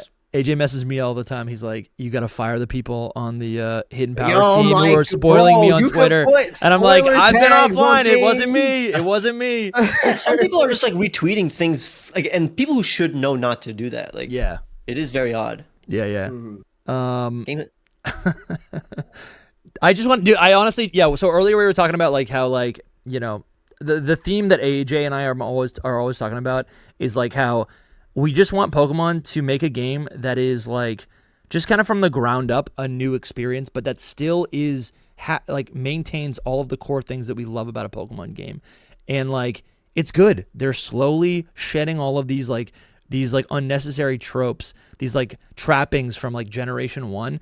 And it's interesting, Ron, that you said that like I am not even considering that Legends ZA might not actually be the exploration that I loved in Arceus. Like I guess I'm assuming it's gonna have both. But that's a good point. It could not have both of those things. I mean, weirdly, now that I think of, if you're like asking like a game that is I think the game that is the most experimental, other than like the Legends games, is probably like Sun and Moon. Ooh, yeah. If you think about it, like with like the Island Trials and the totems and the Kahunas, like that's why I loved it so much, because it wasn't just like as much as everybody likes gym battles, but it's just like they were actually trying to do something different. Gym battles have at this point are just like another trainer. They're not like that. They're not a twist on any formula. The gym battles, they're actually easier sometimes than like random like ace trainer that you can find. unless you implement like a challenge. So like I actually really loved all the changes in Sun and Moon, but I've never. Yeah, I'm thinking now about like Team Star in Scarlet and Violet and how that kind of is still a like you do a thing that is, you know, some sort of trial, and then you end up at the end to battle some sort of like leader, right? I wonder if that's like a mid step for something we could see like in a future game, like if that's kind of more the direction. I also feel like I don't even know what I'm supposed to be doing in Legends EA. I mean, AJ probably has the answer. Also, AJ, if you have opinions you want to share, Ron is also very opinionated, and I think my favorite conversations with Ron is when we're like kind of just completely disagreeing. It's as good. Long as the chat allows us to disagree. Sure, yeah, that's and true. Wants to see that. I mean, I agree broadly. I think that I just disagree with the Sun and Moon thing, because I think that we talked about it earlier where it's like Sun and Moon is like, it's different, but it's like the same game in a trench coat. It's like the Totemons are really just doing a gym battle, but they have less Pokemon and they cheat sometimes. It's like that's the main difference of how the Totem Pokemon materialized. And sometimes the way that they did it is by like circumventing your expectations of whether or not something is going to or not going to happen. Whereas like some of the trials where you do the thing with whatever the Pokemon is, where it's like you're gathering the recipe. And the trials are the same. Yeah, that's not anything fun compared to like a gym puzzle. But I just from my experience, the totems I just lose way more than I do with like a gym battle. That's fair. That's fair. Both, especially in like Ultra Sun and Moon. Ultra Sun is one of my favorite games, and I think like I just lost to every other totem, and that's just not a thing I can say about gym leaders. So it's like that's fair, because they really, I mean, 2 against 1 is a little challenging, and then I don't know, like there's like the classics like Totem, Togedemaru, and then it's like even like in the Sun and Moon there was Lurantis and even Salazzle, and I don't know, they were just more. It was also like more surprising when you would lose to them as opposed to like losing to like when you lose to like a gym leader. It's like, yeah, of course they're gym leaders, so it's like, but like when it's like a totem, you don't think that you're going to lose to the one. Yeah, Pokemon. it's like the kind of losses are surprising. Like the strategies are just slightly different. You know what? Yeah, I feel like I'm just kind of like thinking about my own experience or like my own memory of Sun and Moon, and I feel like it's one of those games that like it is a newer game, so I haven't really like revisited it that much.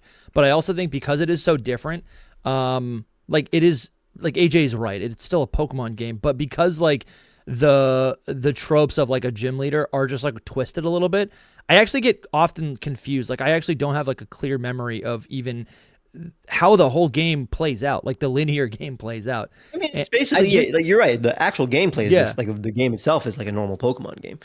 Yeah, but you use the word surprising, and I actually do think that like that totally tracks, because I'm like, it was surprising for me then, and would be surprising for me now even, because like I'm because I'm not. It's not just a gym battle.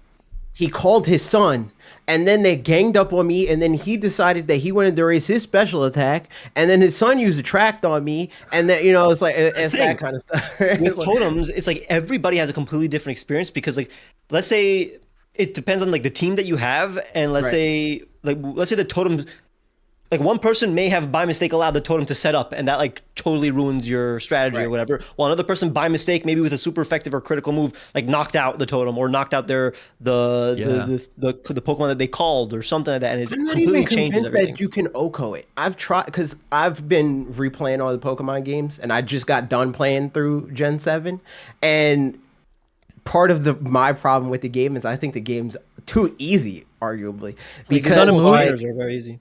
Sun and Moon. Okay, because and accidentally, it's like, because they add all of these things that you could do. It's like, the Pokemon refresh and that mini games and that kind of stuff. So like, if you engage with that sort of thing, if you engage with the outside of the game kind of thing, you could just accidentally be 20 levels above what you're supposed to be, and then you steamroll stuff. But even being that high above a totem Pokemon, I don't think I was able to OHKO anything. It always takes at least 2 turns. as far as I was never remember. even close to that, so I wouldn't know. You get like 3 swords dance ups, and you still can't get the Oko. Damn, dude. It wouldn't even be that. Like I would like, because again, I'll be like 20 levels above this Pokemon. I'm like fighting Jangmo-O, and like I hit that brother with a Moon Blast with my Pokemon that's like 15 levels above him, and he lives on 3 HP, and then he calls his son, and then I spend the next turn to do Dazzling Gleam, and they both die. You know, it's like it feels like and also if you have like spread moves, hard-coded. that affects things differently. Yeah. It's just everybody has a different experience. I think it's just hard coded to not let you Oko, and that experience specifically. I could be wrong. Maybe you could get a crit in Oko, but that seems like a YouTube video that someone would make. It'd be like, here's like 5 things that I tried that were like of legend. People said it couldn't be done, and then it's like they do it, and it's like, whoa, yeah, that's like a challenge. right. Yeah, I really, dude, I can't. I mean, I guess I'm hours away from. Yeah, we're all on the East Coast, right? Yeah, Ron's and like we're hours away from ZA, and I really just I want to feel the battle system in my hands. I've seen videos. Yeah, I'm scared that I won't be able to like gel with it or something, even though I probably will. I just I don't really play video games other than Pokemon, so like I'm the same way. Yeah, if it's completely different kind of gameplay, I don't know what's gonna happen. Yeah. I assume it's relatively the same, but I'm a little worried it's gonna be like stressful. Like there was a learning curve with Arceus, but like, you know, that was fun. It was fine. But like, with now that the battles are like, you know, there's absolutely no stopping point. It's just like, there's a stopping point when there's not a Pokemon near you. Maybe like when you're at a Pokemon Center, that's the only place. But I am a little bit. I feel like I'm like when I'm streaming tomorrow on my channel, I feel like I'm gonna be like, everyone's gonna like watch. It'll be like shameful. Like they're gonna watch me like struggle with and I'm just you know, that's like my worst case scenario fear. You know. I mean, you're gonna get it. It's not. No, this I know, but game. still, like I'm still worried about it. You know, I'm exaggerating, but I'm like, I wonder really what it's gonna feel like. You know. Have you? I mean, Breath of the Wild was probably the first like real game that I played. Back in the Breath of the Wild days, but and yeah, I was like I was also scared, but that like after just a few hours you kind of get it, or after like 10 hours or just playing through the game, you just progress in a natural way. I feel like that's just how games are. You just we're two newbies talking about things that like everybody understands already. If you play a game, you know how to play the game. We sound like very like. It's all right. AJ's like a competitive like pro. Yeah, but I get it. Like yeah. I got casual friends. I got young nieces and nephews. I know how it is. Just like so something else that like can play. Yeah. Just I think something else that I'm excited to see like in this game is like obviously the verticality. I'm curious to see like what the actual like I'm thinking about the full on city. That's like something that a lot of people I think have been apprehensive about over the last like year and a half. It's like, is the city really gonna deliver? Like, is this a proper? I hear that it doesn't. Yeah, but I think it depends on what you want out of it. Personally. Exactly, and how picky you are when it comes to that. Yeah, like for me, it's been refreshing to me. It's like there's like 2 extremes with these kinds of games. Either it's so small that there's not really anything to do, or it's so big that it feels daunting to do half of the things that you're supposed to do. And so far, I'm not that far. I'm pretty far, but I'm not that far. You know, I'm not like near beating the video game, but I'm like 10 hours in or something like that. Yeah. So far, it's been like that sweet spot of like, if I need to go do something, it's not like, oh, I gotta go all the way over there. But at the same time, I'm not like, man, I'm running out of stuff to do. I've passed this same spot like 3 times in the last hour, you know? I mean, if I'm entertained by a route of a Gen 3, 4, or 5 game where it's technically super small and there's not much to do, and I'm still like super entertained by, like you said, verticality, for example. Gen 5 and 4 are like very vertical, like the routes are vertical. Like there's a lot of different layers. Even Gen 6, Gen 6 is actually underrated in terms of how like vertical. Yeah, Gen 6 routes are kind of nuts. Yeah, exactly. So it's like, and it's just fun. It's like fun to like be at different levels, like just go through the different levels of a route in like the older Pokemon games. It's fun. Sure. So I'm assuming that in like a bigger scale, which is I assume what Legends EA is, because like you have the roof, you have the water, you have maybe a little bit of not sewer, but like I still don't know what's up with the sewers. Like Yeah. I don't know if it's like I don't think there's a legit sewer system, but like I know that there's like a tunnel or two. But there's gonna be like it's just gonna be an alpha nothing. muck. That's all it's gonna be. I don't know. I'll leave it up to There's you. alleys. There's like and also like just like especially since like I get it if like you're like very casual, like maybe like you play a lot of other games and Pokemon isn't like a priority. So like I get if you're that kind of person, you're not going to be entertained by like the small details. But like for like major Pokemon fans or like hardcore Pokemon fans, like just the small details that they add like on a billboard or like or just like a Pokemon hanging from a tree or something like that. Yeah. That entertains me because I love like Pokemon themselves. Yeah. So I'm sure that that's everywhere in this game. Like just seeing how the Pokemon are presented, whether it be like a Spinarak from a tree or like a Garbodor in an alley or something like that. That's what I'm looking forward to. Yeah, the most. I agree. Just like I think I'm also really pumped that like with Mega Evolution, I've seen that you can Mega Evolve in the overworld outside of battle, which then actually I brought this up earlier, but Ron, you might have a different appreciation for this. Like I think another criticisms that Mega Evolutions have had in the last year is that like they don't feel or have not ever felt like a real evolution or they felt too removed from what a normal Pokemon is, which is like just a living creature, a pet. And because the Mega Evolutions are temporary. And in this game, because you can just like Mega Evolve in the overworld and take pictures and go to like little cafes or whatever else you can do, like I think the Megas will truly feel like a fourth evolution. That's kind of cool. Oh, yeah, that's actually an aspect I didn't think of. I guess I never like in X and Y. I never Mega Evolved my Pokemon because I mean the games aren't that hard, so I don't want to just add an extra. No, I totally agree. Totally. So I never had an excuse to use them that much. So I guess I'll finally have an excuse. Only ever Mega Evolved in the old games to stunt. Yeah, Like, exactly. Yeah. Like I don't need to do this, Pidgey. Don't make me do or Diglett or whatever's gonna like I want to arena see how trap fast you. your health bar is going to go down. Yeah. If it's hard, it's the opposite. I don't want to use my Mega because a hard challenge. Let me actually try to defeat it and like be proud of it. And if it's like a Pidgey, I'm like, okay, I might as well Mega Evolve for a second. Exactly. That makes Mega almost the perfect like gimmick to revisit in this like new reinterpretation of like of a Pokemon game, right? Because now the Mega is not like just a 100 stat boost, nuke button. Instead, it's like it is a new Pokemon. It does get advantages, but you still have to like outsmart. You still have to play the game, right? It's not. It doesn't guarantee you victory, which is really cool. Like that's again all tying into like the battle system. Dude, it's just I'm really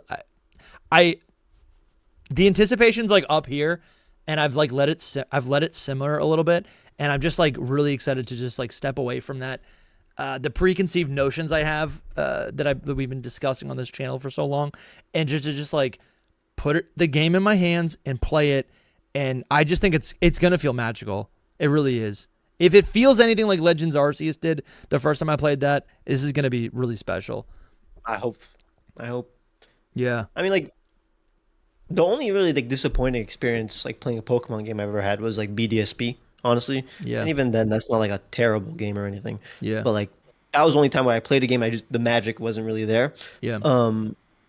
Even again, like I said, even just like the DLCs, every single DLC, that was like magic. That was like some of my favorite like Pokemon playing experiences, and that's just DLC. Yeah. So like, I'm sure I'm gonna enjoy Legends ZA.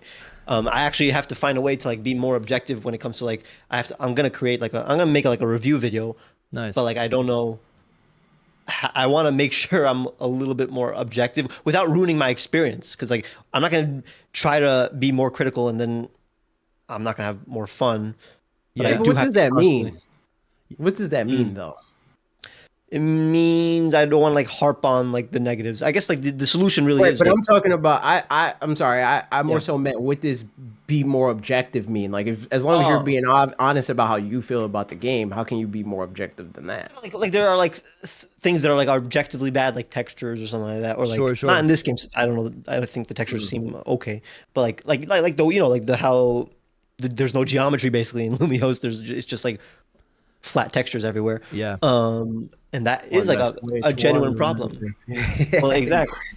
but like there are things I'm gonna have to mention in the like. Yeah. I'm gonna have to mention them mostly because the review is probably gonna be so positive that it's gonna seem like I'm not being Sure. like a good reviewer, that I'm gonna have to basically find all the negatives throughout it. Yeah. But the answer really is to just like not harp on them. Like if there is a negative, let's say for example, I see I'll play the game, I'll start playing the game, I'll see the windows, the flat windows. I'm gonna have to try to like, after just seeing them once, write it down. Okay, this is the thing that I mentioned in the review, and then forget about it. Like don't let it affect my gameplay, because it normally wouldn't, unless I was only because I'm a PokeTuber that does it affect my opinion on it. If I'm just like a casual guy, it's not going to affect anything. I'm gonna be taking notes as well, and like I do look at creators like you, AJ. My friend Jake. There are people who don't just consume. They don't just consume Pokemon content, and so like what they're producing is like proper reviews, and I am also interested in maybe doing a review. I'm curious about it. I did one for Legends Arceus, but it was so like I didn't really know what I was doing. I didn't even understand what the purpose of a review was, and I still struggle with that sometimes. Like Ron, I'm sure you've seen those. Like some PokeTubers will or like Pokemon channels will like make a review as if it's like, should you buy it or should you not? Which I guess is the point of a review. But I guess I'm more. That many reviews of Pokemon games, honestly. You haven't seen too many players from PokeTubers? No, like from actual. No, I guess let's other people. Yeah. Honestly, it's usually from like the hype accounts, like the people who will do like guides, or like they'll just do whatever is like hot. Like, does Austin John make a review? I don't think so. No, not Austin John. I guess I don't want to name names. Does just keep naming names until like I nod my head. Yeah. Does Ruffled Rowlet? I mean, that's not like I don't know. I've seen it before, but I guess what I'm trying to say is like I'm interested. From what I understand, the point of a review is to like share your personal experience with it, like whether you personally subjectively enjoyed it, right?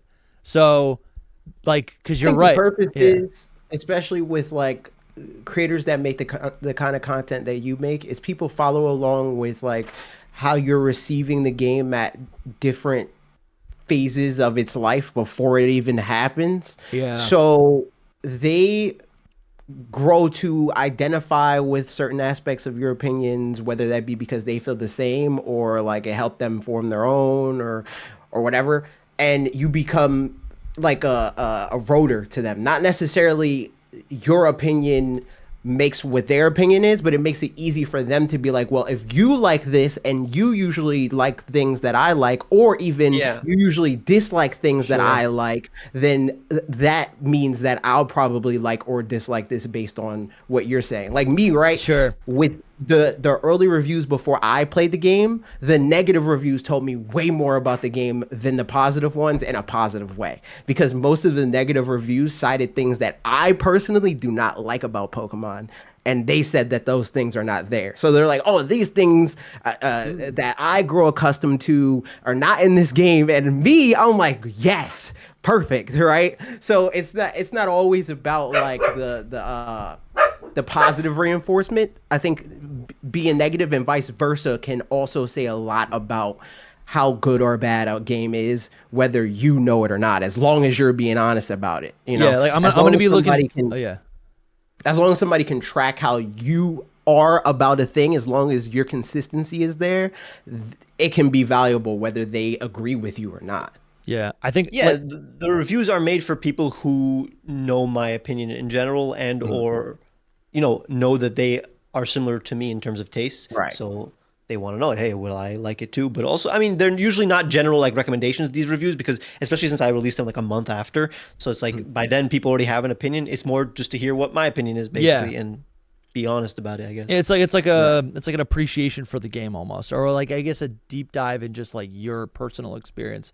I guess that's what I'm trying to like parse out, because I'm like, I do like you just kept saying objective, so I started thinking, I was like, but like I want it doesn't really want your subjective opinion. I want to know if like the music is good, right? That's something you know what I'm saying? Like I want to know if the art is good. Those are like your specialties. Say objective, it doesn't mean like the actual legit truth for that. Like it's more just like my opinion, but also looking at it critically. I guess it's just sure.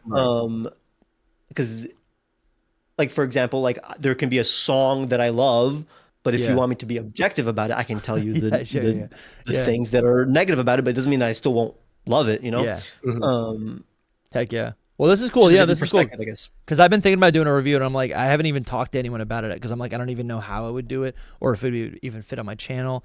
And I do often think about like creators like Arlo, where they'll do like a 4-hour or whatever, like some like extremely long, drawn out video, and that's daunting. But it could just be 10 minutes of me just being like, this is what I love, this is what I hate, this is my little personality. It's book club vibes. It's like like the value of it is like they might have already played through the game and they want to talk to somebody about the video game. Yeah. And you're an easy person to come to for that opinion because just like you, not even necessarily for validation, but just for like a sounding board almost, like how we've talked about several times where it's like, well, your friends outside of this realm don't talk about this kind of stuff. That's true for a lot of people. Yeah, so that's cool. That's what YouTube is for. It's like they come to YouTube and they're like, well, none of my friends want to talk about this. I want to go and watch people talk about the thing that my friends are not talking about, you know? It's also good for that. Yeah, I like that. And even though I tend to lean positive when it comes to Pokemon, I do watch a lot of like negative opinions because I want to see, hey, what are the things that they do like? Yeah. And then that means, oh, that's a thing that should be implemented more. Or that's a thing that like, right. That is true. It's like if the only thing I make a review on is the one thing that I like, like, yeah, like the little voice in your mind is like, what are you doing? Like be negative. Then again, maybe people play devil's advocate. Even though people know that I'm like mostly positive when it comes to Pokemon, if they come to my review and they see something like that I say that is negative, again, maybe that's a thing that is slightly more true because hey, I'm being very honest about something that I usually like. So I don't know. Sure. People pull what they want to from a thing. Like I get equal comments from people being like, "You're a Nintendo shill," and also "You're a Nintendo hater." Yeah, well, I get that. I get that. Yeah. It's always going to be a thing where like you say something that you like that they don't like, and vice versa. Like you say something that you don't like that they do like. Like me in the same breath. I hate when people make like assumptions based on your opinion. Like yeah. Like again, like I don't really play a lot of other games, but let's say I'll defend a Pokemon thing. They'll be like, "Oh, you Nintendo chill," even though I'm not defending Nintendo. Like I'm just I've never played Kirby Pokemon in my life. Yeah. I actually have played a Kirby game. I played the Forgotten Kingdom. Is that what it's called? That one looked cool. That one looked fun. Forgotten Land, yeah. Forgotten Land, yeah, that's very good. Like it's not like I don't dislike whenever I play a non-Pokemon game. It's just that, yeah, not my hobby, I guess. Yeah, This is also gonna be the first like Switch 2 game, if that even counts, that I'm actually playing on my Switch 2. I bought my Switch 2, got the upgrade for Scarlet and Violet, and then I'm also gonna be picking up this game for the Switch 2. Ron, do you have a Switch 2? Yeah, I got it like literally only like a month ago. Oh, nice. Yeah, Donkey Kong is on the list. It's on the list. Eventually, yeah. That's what everybody's telling me to play. Yeah. That's literally what the GameStop employee said. Oh, yeah, you should play that. You should play it. Yeah. Yeah, AJ's texting me every day saying you should play it. Yeah, like Donkey Kong. Yeah. I just know, like, for example, I watched my brother play it, and again, he said it's like his game of the year. But like watching playing it is apparently not as fun because like you just see Donkey Kong smashing things, and apparently it's like fun to actually play it, like to like physically like the gameplay itself when it comes to like smashing things is more fun than just looking at it. Yeah. But because you're engaging with the gameplay loop and you know why you're smashing things. Yeah, for like when I see it, just you're smashing. Yeah, when you look at it, it's of like you're just breaking stuff. Yeah, it's good for the soul. And I listen to the soundtrack. I mean, I listen to like a lot of video game soundtracks, even though I don't play any of those games because I just love the soundtracks and the sound. Yeah. For Donkey Kong, like I listened to the entire soundtrack and it came to like the credits music, and I actually was like almost in tears because I thought it was like perfect credits music. Dude, tell me about that. I've heard you say that before, that like music, video game music like that has brought you to tears. And I think just music in general, I don't know. Okay, because I've definitely cried from music. Like music is definitely something that like gets me, like taps it allows me to tap into. It's a channel for me to tap into my emotions. But like usually it's because there's like a backstory, or it's like I'm related. It's usually because of lyrics, right? And games usually have backstory. Video game music. Sure, that's a good point. But I don't know. I guess like with you just have to think of the context of the track instead of lyrics. It's usually even strong because if it's lyrics, usually that's the message that of the artist. That's like there's like a a separation where it's like that's not my thoughts, it's the artist's thoughts. So like, but if it's like a video game or like an anime or like anything that is instrumental, for example, it's like I can put my own context into that. Yeah. I can make it super personal, and then I'll get a little bit emotional because of it. Dude, that's interesting. I never thought about that. Like the idea that like music, like there's the music which is like living on its own, but then it's like then the artist applies another instrument which is their voice and the language. But that's kind of a cool concept to think that like the that's cool to think that the lyrics could be stripped from a song, and I guess that makes sense. Like that's what like a parody would be, that when like you add different lyrics to the same song. To give a different meaning. The entertainment factor is different for like a parody. I think, for example, a lot of the music I listen to is or like in hip hop, there's like you know like a remix, right? Like on a mixtape, right? Completely different words and a different story on different arrangement. Dude, that's cool. I don't know why I've never thought of it like I've broken it down like that, but that's cool. I just don't think like lyrics are awesome. I mean, it's poetry basically, right? But like, people overrate how important lyrics are to music. Like if you take out the lyrics, it's still 100% music. While if you take out all the rest and just keep lyrics, it's not music. That's just a poem, you know? Sure, So it's like, and also like people kind of, there are a lot of people, the mainstream music is, music is songs. Songs is just a kind of music. It's music with lyrics. If you take out lyrics, it's not a song anymore. It's just it's a track, or a piece. Dude, I never, wait, is that real? A song means it needs like lyrics? Song means lyrics, yeah. That's what I didn't know that. That's sick. The music to Route 113 is not a song, it's a track. Dude, it's a theme. This is cool. I feel like we're so off topic, but I'm enjoying this. I'm trying to tie it into Pokemon. I'm enjoying this. That's good. Yeah.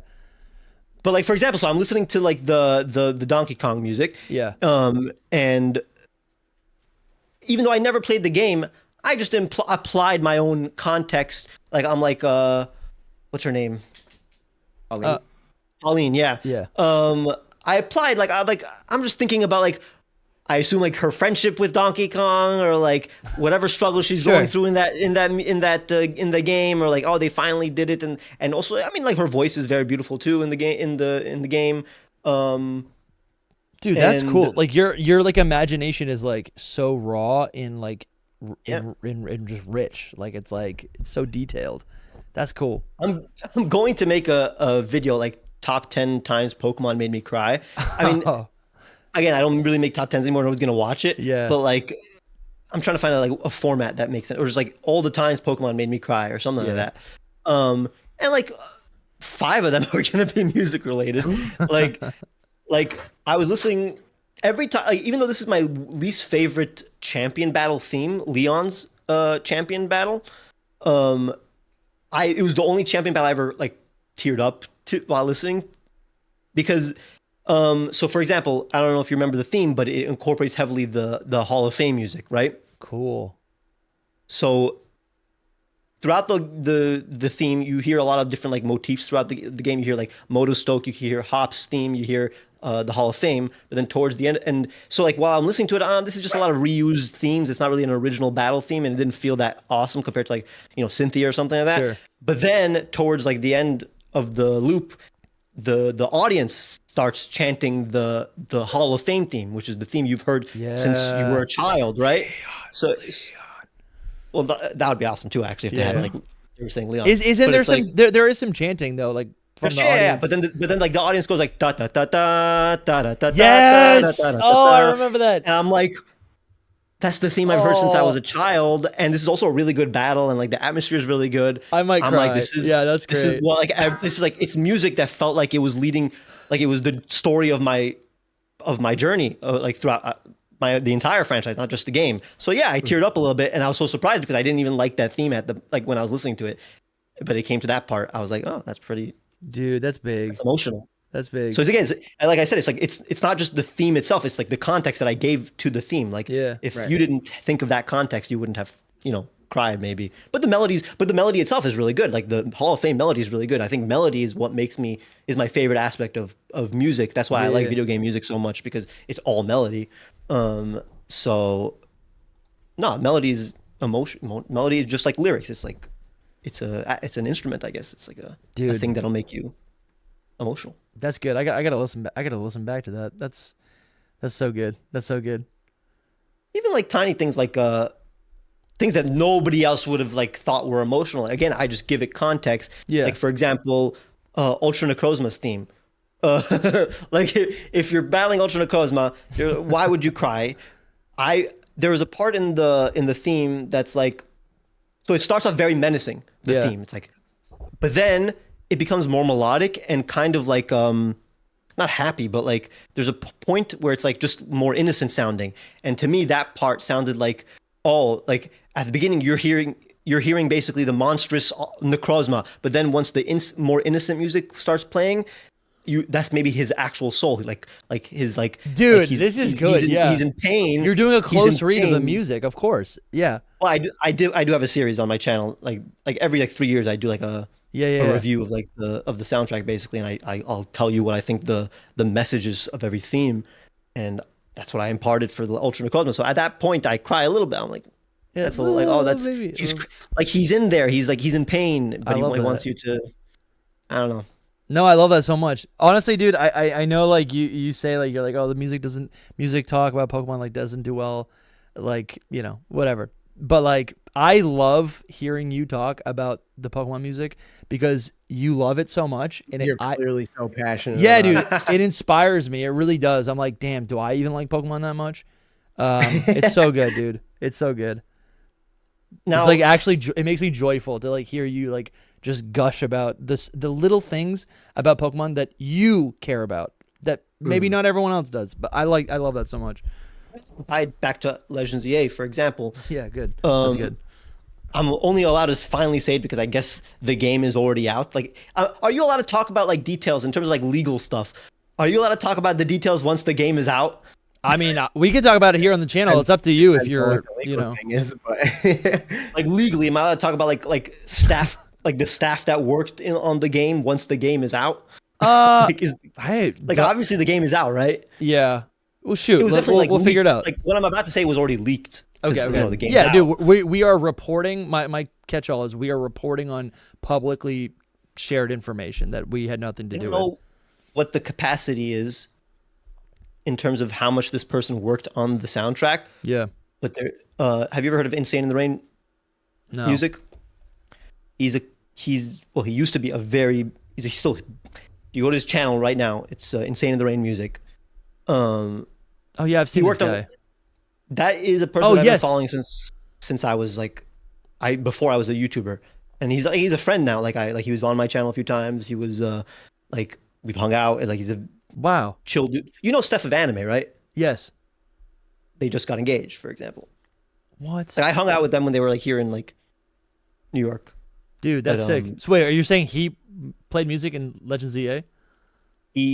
Either he did one track or he did the entire soundtrack. I don't know yet because the staff role didn't. The staff, I couldn't find just the credits.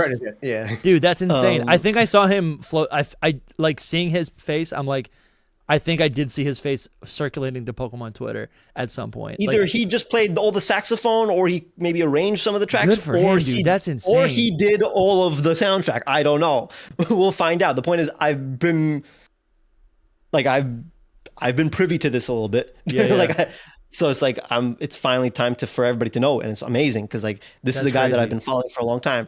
And that's an exclusive, man. That's crazy. That's awesome. It's not exclusive. It's just like the game's out. You can just like if you're listening. For me, that's in my Carlos, mind, that's for my ears. That's sick, dude. I love to see that like YouTubers are like they're we're not just children in our in our rooms. Do you know Toby Fox, right? Yeah. All right. So Undertale music and he made, this Undertale and the soundtrack of Undertale. Undertale music was the soundtrack that made me like video game music. Before that, the only video game music I listened to was Pokemon. I was in love with that already. But like once Undertale came out, I'm like, I have to listen to like all the other video games because there's amazing video games. But Undertale, the reason why Undertale was the first one to make me think that is because the music is very melodic and very much is almost similar to Pokemon music in terms of like the kind of emotions it hits, the motifs, whatever. And it was so crazy that that Game Freak themselves acknowledged that, and Toby Fox became part of the music team for Generation 9, and then just one track in Generation 8. So I was like very validated in thinking, whoa, I'm like my second favorite, if my favorite video game music is Pokemon, my second favorite video game music is Undertale, and even Game Freak acknowledged that those two themes are very, like those two soundtracks are very similar. Let's have Toby Fox on. Yeah, dude. And then now they're doing it again with literally Insane in the Rain music, where I'm like, Insane in the Rain music is literally my favorite like video game cover artist, and technically the artist I've listened to the most because I have them on my phone, all of his covers. He's did like hundreds of Pokemon covers. And now again, Game Freak is acknowledging my taste once more. Dude. And it's like, it's as if like I really have honed into like what Pokemon music sounds like, and Game Freak understands that as well. Quick, start listening to Sabrina Carpenter. I listened to Sabrina Carpenter. There we go. She'll be in Gen 10. I guess to be fair, I didn't really listen to like Ed Sheeran, and they just got Ed there Sheeran. We go. True. Although to be fair, no, you know what's hilarious? Yeah. So my brother's favorite artist is Post Malone, okay? And Post Malone did a collaboration with Pokemon, right? Yeah. And then it just so happened that Pokemon ends up doing a collaboration with my favorite artist, which is a Japanese duo, YOASOBI. Biggest artist in Japan, but they're my personal favorite musicians. And then Pokemon does like an original song with them too. I don't know if you've heard it. It's called Biri Biri. But like it's like, yeah, I've heard that. You've probably seen the music videos like with like Nimona. And it's the one where there's like Gengar that there's a meme of like homophobic Gengar where they refer like in the music video, Gengar like has Nimona and the female protagonist like hold hands, like he puts their hands together, but then people like reverse the video to make him take their hands apart, like he's homophobic for some reason. It's just a funny meme for some reason. Yeah. It's just like, what are the odds that they've collabed with my brother's favorite artist and then my favorite artist? I don't know what's going on. Dude, this is so sick. Jammin saying, what's his channel? Are they talking about Insane in the Rain? Or they're talking about this other person you're talking about? The Japanese. I want to watch duo? the videos about the music. Unless it's True Green 7. Do you not know True Green 7? I don't know. Come on, guys. I'm not supposed to introduce people to True Green 7. That's not how that works. You got it reversed. Here we go. True Green 7. If that's what you're talking about. Finds out about some people somehow. Yeah, that's true. That's true. They know everything. Yeah. Ron, you owe me a favor now. What is the value of one subscriber? Yeah, honestly, nothing. Well, unless it's it could be a true fan. They might join your Patreon. I mean, there's a playlist with the music to jam in the chat. Just write True Green 7 like music playlist. There's like a whole playlist of the music videos. Oh, like again, I do them like once every like 3 years because nobody watches them. But they're like, but they have like dedicated like viewers that are like, oh, when's the next one? You know. Yeah, the super fans. No more music talk. Where is it? Yeah, Pokemon music video. No. Where? I don't see it. I never search it up really, but like I assume that's the name of the playlist. Let's see. Or it's probably like True Green 7 like music. Oh, I can search the channel. You're saying, yeah, music. I would say like True Green 7 music playlist or something like that. Music challenge, reused music. It's like Carlos, Insane in the Rain. He was on that music. Like I did like a 2-episode series like 7 years ago where I like did like a Pokemon music challenge and Insane in the Rain music was on it. Oh yeah, right here. Pokemon Music Challenge Episode 2 featuring Insane in the Rain. Dude, we're learning so much Ron lore. This is good. I love it. Technically, I have someone on my channel that worked on Pokemon. Isn't that crazy? Damn, that's crazy, dude. I love that so much. That's cool. That's a really good flex. That's really good. Damn, I don't want to flex because like he's a genuine friend, so I'm not gonna be like, that's not how I would lead. Yeah. Just for the cloud. But here's the thing: Pokemon still like the company still won't invite you to Worlds because you make awesome Fakemon. There's not they didn't they invited me in the past. It's just that they haven't. Did? Okay. Not this year. I didn't ask. I wasn't gonna go. We'll see next year when I ask what happens, but. We'll see if I ever get an invite. If Hidden Power ever gets an invite, we'll see. I'm not holding my breath. All right, listen. It's 10 o'clock right now. I still got about an hour until I might mosey on over to GameStop. You should leave now, but that's just up to you. Well, no. So I got the pre-order. So I'm assuming I'm just good to go. Are you suggesting that there might be a line? Definitely gonna be a line. Yeah, but like I bought the game, so like I'll just. Whenever I've gone to like a midnight release, and I left, and I went like an hour before, the line was like a half an hour. Okay, You said you're in New York. Yeah. Yeah, that's maybe why. That's maybe. I mean, why. not Manhattan. Not Manhattan. I'm in some random town in New Hampshire. Yeah, they're not doing a midnight release in like the Pokemon. Be a deer like, in line. In the Nintendo world, they're not doing a midnight release. Right. Yeah. But that's cool. Yeah, I was thinking about it, and I'm like, I haven't been to a Pokemon related midnight release in so long, or like some sort of like public event like that. Not that it's an event, but I'm like, I'm curious if I'll meet some friends. Like I'm always like, it's so late at night that no one wants to talk, but I'm like, maybe I'll make some friends, you know? I mean, even when people like talked in those kind of lines, you don't really become friends. No, I know, but because we live so close, and I'm like, if someone's getting at midnight, then they love Pokemon, and then that means they also live near me. So that's what excites me a little bit. Yeah, I'm like, if I catch a good vibe, I might be like, yo, you want to game chat? Like, what's your Switch? You know, it's like, what's your Snap? Yeah, what's your Switch? I don't know. I was actually just invited to like a Pokemon influencer, New York Pokemon influencer Discord, basically, of all like the local like. Dude, that's cool. Yeah. And I mean, you know a few of them, I think. But that was a big deal, and like I'm finally gonna like meet them for the first time tomorrow.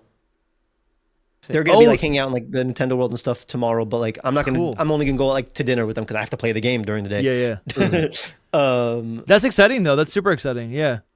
So would that only be? I guess would that only be like like the the creators where it's like full time for them, or would that also include maybe like some smaller creators that are in New York? Just a person that posts a few things on Instagram. Love it. That's cool. Yeah. Dude, I should start one of those for like Boston area. Not that I live in Boston, but that's near me. That's the biggest metropolis near me. That sounds honestly. That sounds Are you away from Boston? Like an hour, 50 minutes. Yeah. It's good. It's there. I just don't spend time in the city. That's all. I like that. Well, I assume even if you made that group, I assume most of them wouldn't be in actual Boston anyways. They would all, like you, be like 15 minutes away, so maybe you're even closer to them. Yeah, there's someone. I think his name is. I might be confusing him, but Flygon HG or HD. Flygon HG, yeah. I think he's like right outside of Boston. A lot of Pokemon YouTubers in Connecticut.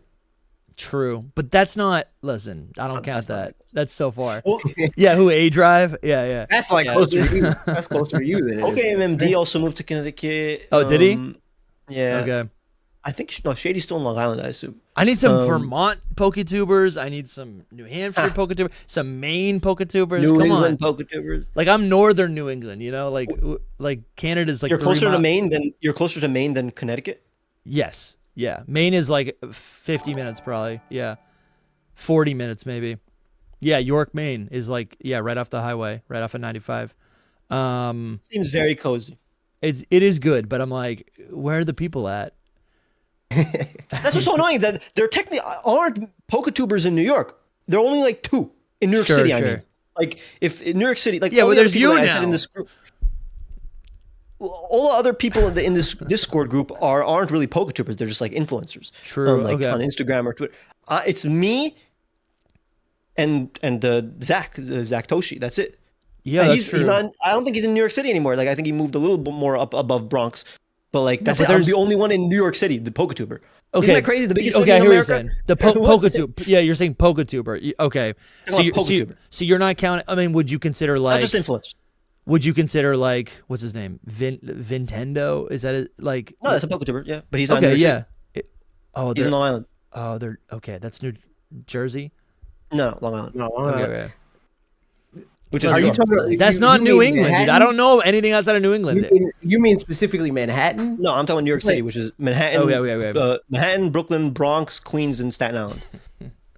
That's New York City. So the 5 boroughs of New York City, and there are literally no other Poketubers except for me in the 5 The reason why I asked is because you said somebody moved to the Bronx, and that's New York City. No, he moved outside. Like he used to be in the Bronx. He's like, okay. I think he moved like literally like a neighborhood out. Like literally, like he might as well be in the Bronx. like he kind of lives in the Bronx, Yeah, but he's yeah. like a neighborhood Right. like outside of the Gotcha. Bronx or something like that. Nice. And then like there are like some Poketubers that are in Long Island that are like like just a little bit away from, let's say, Queens or something. Yeah. But like technically not New York City. Sure, Right. that's valid. That's valid. To me, The it's closest New York. Poketuber I would have to travel like an hour from. Yeah. Yeah, who really is in my area? Because there are a couple people who are like almost in my area. It doesn't have to be Pokemon YouTuber. Also, like Nintendo YouTuber is fine too. Like it's just that it's just odd because this is New York City. Yeah. I'm like very confused. Yeah. PokeMMD used to be here. Sure, but, I'm definitely thinking moved. about him when I think of like New York. Oh, you know what? Our editor, Royce Crispies, he doesn't do Pokemon content, but he lives in Montreal, which to me that's closer. I think that's closer than Really? New York City. I think. Really? I've been to Montreal so many times. I've been to It's New York like- I've been to it's New like York, close. New York maybe like once. Yeah, but at least like for example, like the train, I assume is Yeah, I just Like, I faster. definitely maybe it'd be 4 hours. Yeah, Montreal's probably no, but I think Montreal's like 3-4 hours from me by to car. drive.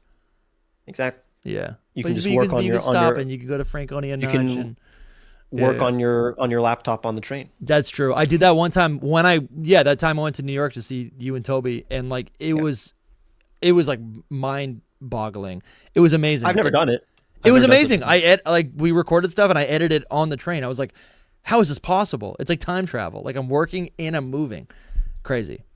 Yeah. Not yeah, dude, never in New Hampshire. That's insane. I am jealous of all the London bros. That like makes me a little bit mad. There's too many Poketubers in London. There's so many. Well, not specifically like London. Sure, but like yeah, the London area. Yeah. Like It around actually just makes me mad. Birdkeeper Toby. Like it's like listen, Birdkeeper Toby is what my closest like Pokemon YouTuber friend. Yeah. Lives in let's say in England, right? And now he has like within Dude, either like just like 20 next to him in his people. area. It's like 20 people. Like Game Boy Luke moved closer to Birdkeeper Toby in order to be next to Birdkeeper Toby, and Yeah, now they yeah. just hang out. Yeah. Like, and then he's next to like Candy Eevee like 20 You minutes got away. Callum. There's Callum is not close. Callum Oh, is he not close? Callum's Where in is he? Scotland. He's not in Scotland, but he's in Liverpool. Oh, next to he's Liverpool. near Scotland. I didn't know he was like. Well, he used to be in Scotland. He's a Scottish person. But, No, I didn't even know that. That's why he's been there. I was texting him. I was like, "Bro, I'm in Scotland. Where should I go?" He's like, "Go here, go here." And I thought he just because when I met him, he was saying he was visiting Scotland because I guess he's not there anymore. maybe Damn going it. back to family or something. He Okay. lives right next to Patters. Like he's now Again, So Patters, another person, him and another Patters are in the Englishman. north. Him, Patters, Atrian, and Liam are in the north of England. Yeah. Then you have, well, Oregarden used to be active, but Oregarden Another like, one. in the middle, and then Yeah. I mean you have a lot of other British people that I'm not like. And then I'm friends with talking, yet. like two of my like these are like up and comers, right? People with great channels. You got AOK Craig, and you've got Galarian Gold, another two Englishmen, and then there's someone else I've been talking to is Chizindra. Oh, I'm in the Yeah, middle yeah, of what- watching his yeah, podcast yeah. with Toby. I'm just jealous, man. I'm like, there's too many of you. It's weird how England has like a huge concentration and like they get to hang out, and then like the American Yeah, dude. Pokemon YouTubers. Well, there's a Just, lot like, there's a lot in siloed. Texas. In Texas, there's a lot. I know. Like, They actually oh damn, if we've been going so long, Well- my camera died. Let me get a battery. hilarious. Yeah, no, I'm like when I talk to Hoops, like Hoops is like in the middle of nowhere, you know? It's weird. There's no like LA, or like even just in general a lot of Californian. I feel like there's a Actually, lot of there are some. There are some. There's definitely a lot of California, but they're like The problem is California is big, so it doesn't really matter. yeah. Or I feel like they're kind of that's another thing. It's like when I think about like classic Poketuber, that's just like in-world Pokemon Game Freak games, but like I feel like there are so many I guess you could call them Poketubers if they do like Pokemon Go, you know, or like TCG or That's true, something. yeah. You know, there's plenty of those people. The TCG people, like they're all the Pokemon Go and TCG people. They travel a lot and they're talking to Yeah. each other. Yeah, like I I wish. I think we were in New York and we saw a couple different TCG/Go people, just like non-video game Pokemon fans. I think it was Super Duper Danny like walked by Yeah, that's Toby. I think Toby knew them or whatever. So Yeah. Toby said hi. I and there was like some other like there were other like I think they were TCG. Like, I recognize them as like Instagram influencers. Yeah. And like A lot again, of them are like more influencers than like YouTubers. Yeah. I mean, they're still YouTubers, but they very lean into like the social media. yeah, it's like I think what we're trying to clock is like the culture that they like associate with. You know, Poketuber is a very specific thing. AJ, it's like AJ's number one enemy. It's the Poketuber. No, it's I'm just not. kidding. I'm just kidding. They're not my enemy. No. I'm their enemy. Yeah. I'm their AJ's like, I'm one of you, whether you like it or not, and I have better opinions. What's the It's tea? because they get mad at me because I've been saying, yo, Pokemon should do this, and then Pokemon starts doing it, and then they're like, I don't want them to do that. Like ZA, that was their worst nightmare 2 years ago. That is the curse of like because you don't just do Pokemon, people are like, even myself, I'm like, oh, AJ's like he's a Nintendo guy. But AJ's like as big of a Pokemon fan as anyone else. I love Pokemon, Like, but obsessed. It's because I have so many other interests as well Yeah. that I see through the same stuff that, like, I don't want to get too deep into it, but like the same stuff that they're like citing in like the Terra leak is like inspiration. It's like stuff that I've been saying should be their new Yeah. inspiration moving forward. So it's like when they make these changes, like, yeah, this all makes sense. It makes sense that this is like trying to be Xenoblade because it should. Yeah, that's cool. We got a super chat a little while ago by Penny Lane. Thank you for the support on the stream, on the channel. Thank you, Penny Lane. They say, do you think the lower FPS on the Switch 1 version of Legends ZA will impact the live action style of battling? Any thoughts on that, AJ? It depends on how deep you're getting in.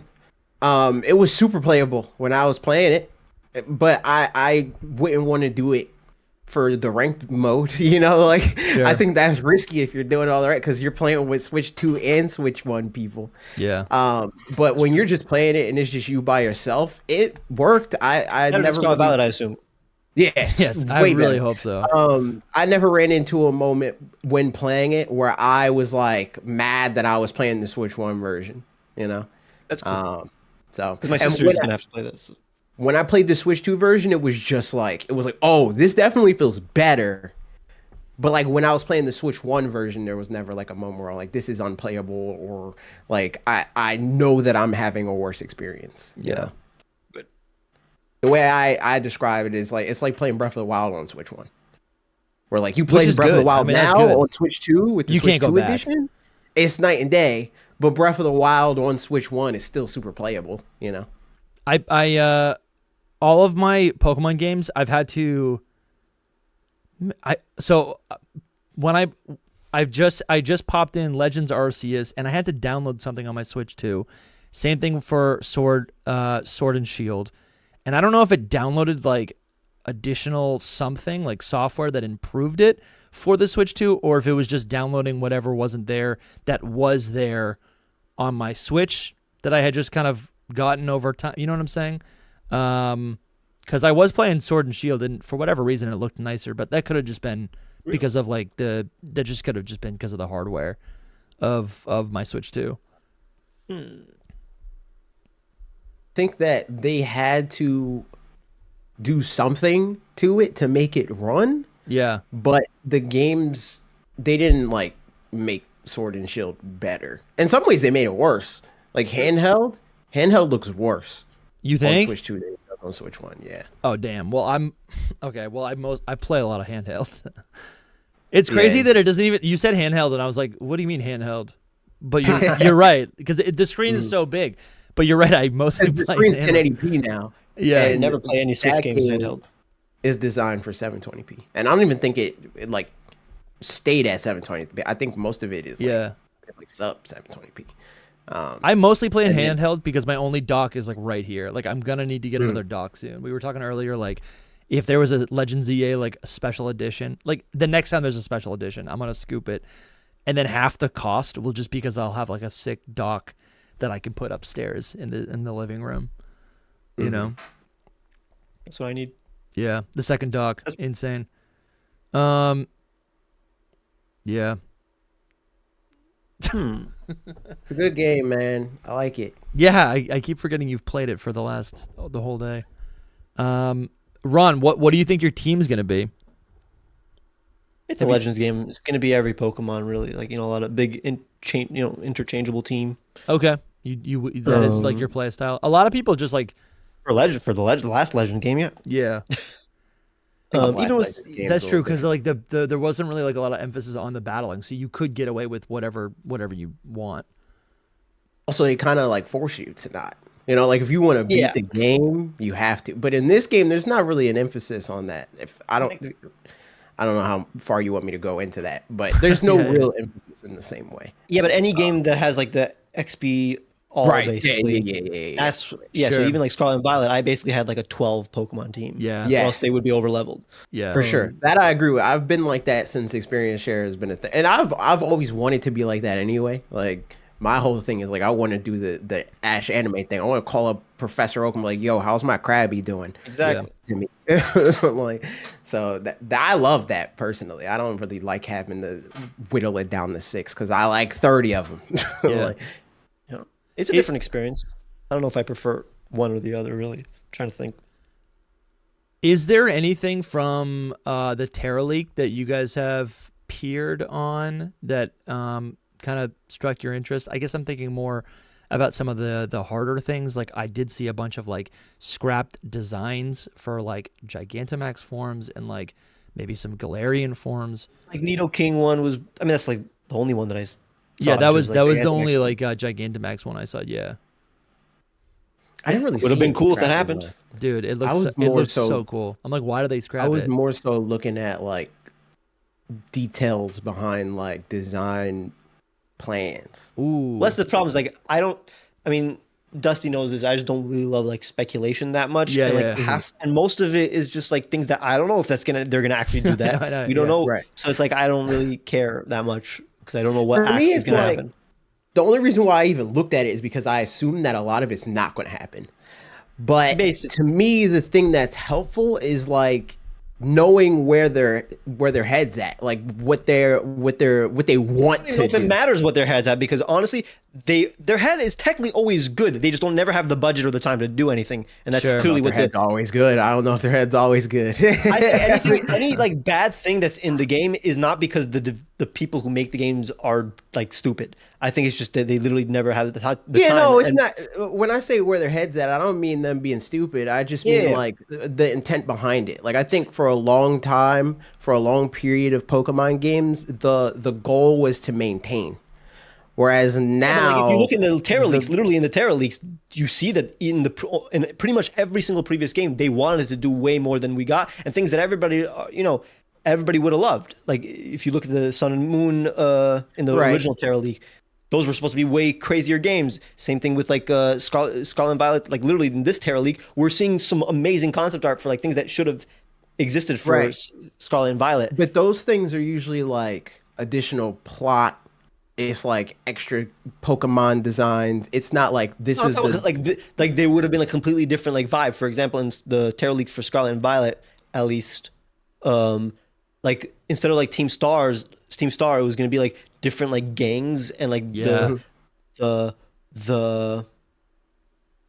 Starmobiles that they have in the final game were going to be like these chariots that are like drawn by like chariot. That's Pokemon. the perfect word for it. Yeah.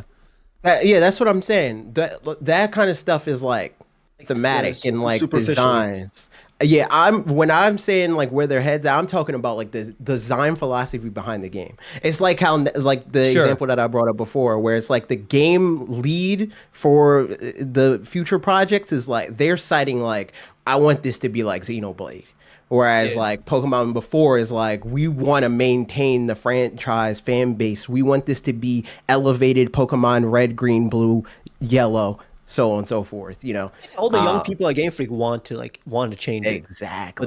But that's what I'm saying. I guess my point is that like, I don't know if like the higher ups will allow them or like give them the money or time to do that. So it's like, even if they have the ideas, I just don't know if that'll ever be implemented. We'll find out. We'll find out. It's just interesting to me because I think that there's a lot of support and evidence that they are doing it. because it's like for so long the director was Masuda, and then it wasn't, and then it was Omori, Yeah. and now it's not.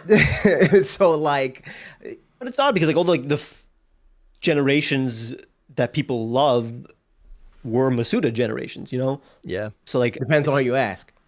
up to like Gen He's 3, 4, asking and me. 5. Yeah, I mean, Oh, you don't like Gen 3, 4, or 5? I don't like 4 though. Absolutely not. We talked about that earlier. I think- Gen 4 is my least favorite of those 3. But I think Gen 4 is my second least favorite generation, period. My least favorite, Gen 1, then Gen 4.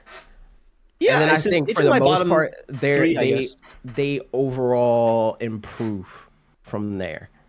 But for the most part, it's just like, I think that Pokemon just had a long period of like being scared that they weren't going to be able to like stay Pokemania Pokemon. Yeah. So instead of like taking the franchise in the direction that a Nintendo would with a Mario or a Zelda, where they're concerned with keeping the games contemporary and feel like they were designed yesterday, not like they're iterations of what came out 30 years ago. Yep. That is what caused the Pokemon games up until, I would argue, up until like Sun and Moon. And then Sun and Moon is when they started to be like, all right, we might need to pivot this. And they're just not great developers. Like, they're not efficient enough to realize that vision as quickly as a Zelda team is. Because Zelda kind of came to that realization in 2011 with Skyward Sword, where they're like, whoa, like something's not going great here. We need to take the steps to move this in another direction so that we can stop remaking Ocarina of Time over and over and over again and have that Ocarina of Time moment again, where people are like, oh, Zelda's new again, you know? I think that's where Pokemon is trying to get to. They want their Breath of the Wild moment, where it's like, oh, Pokemon feels new and exciting again.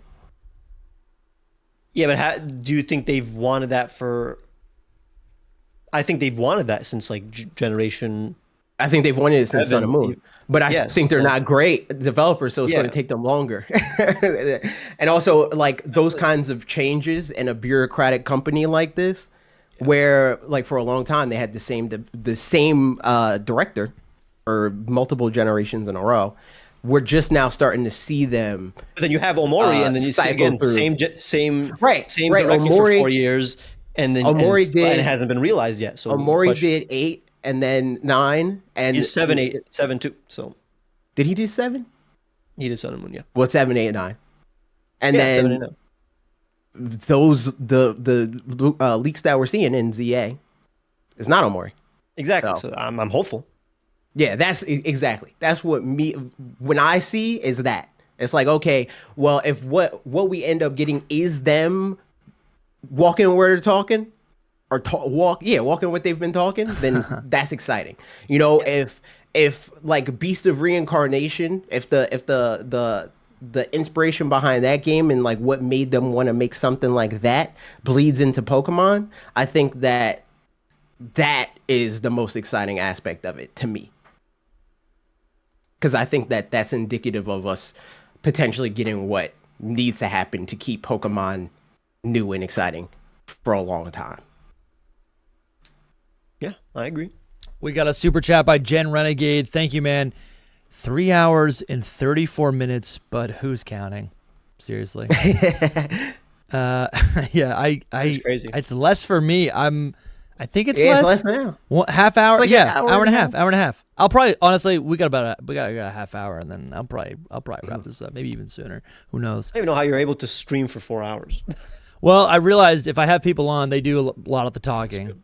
I talk in the middle. I kind of segue a little bit. Leave in the next 5 to 10 minutes. Yeah, that sounds good. No, and I appreciate you guys hanging out with us. I appreciate you guys gracing us. Yeah, this has been really good great. Vibes.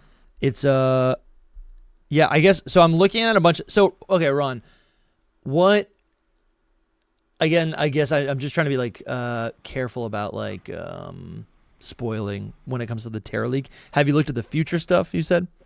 Yeah, I've looked at everything that isn't Legends ZA related. Yeah. That's what I did. There was a game in there that I feel like we haven't even talked about, and it was not like a main generation game, but the game I believe is called Seed and described A remake thing? MMO? Or not a remake. I It guess just remake yeah, is a weird way to phrase it. it The one described that the goes game from like Sinnoh to Hoenn. bro. Yeah. What do we think about that? Because I feel like that's another game. And again, okay, so the timeline also, like I have to How they preface do this that. every time. Yeah, I got to preface this every time that like that's an idea, it's a concept for the roadmap. It might be scrapped. Like it might not be real. Yeah. But I think that's really cool because that is another thing that like people have been asking for since Should do honestly. Gold and Silver. They should do a game. Yes, where it's Gen 2 for sure. a game that takes you through just a few different cities of each, like a path that would anyways take you through a bunch of different cities throughout different regions, but it would still be, let's say if there's only, let's say 15 towns or cities in a given region, there should be a game that is like in between those regions and has like 2 cities from Hoenn, 2 cities from from Kanto, 2 cities from. you just walk through them, but you can't get to the whole region. Yeah, you can't go. It's just like a config.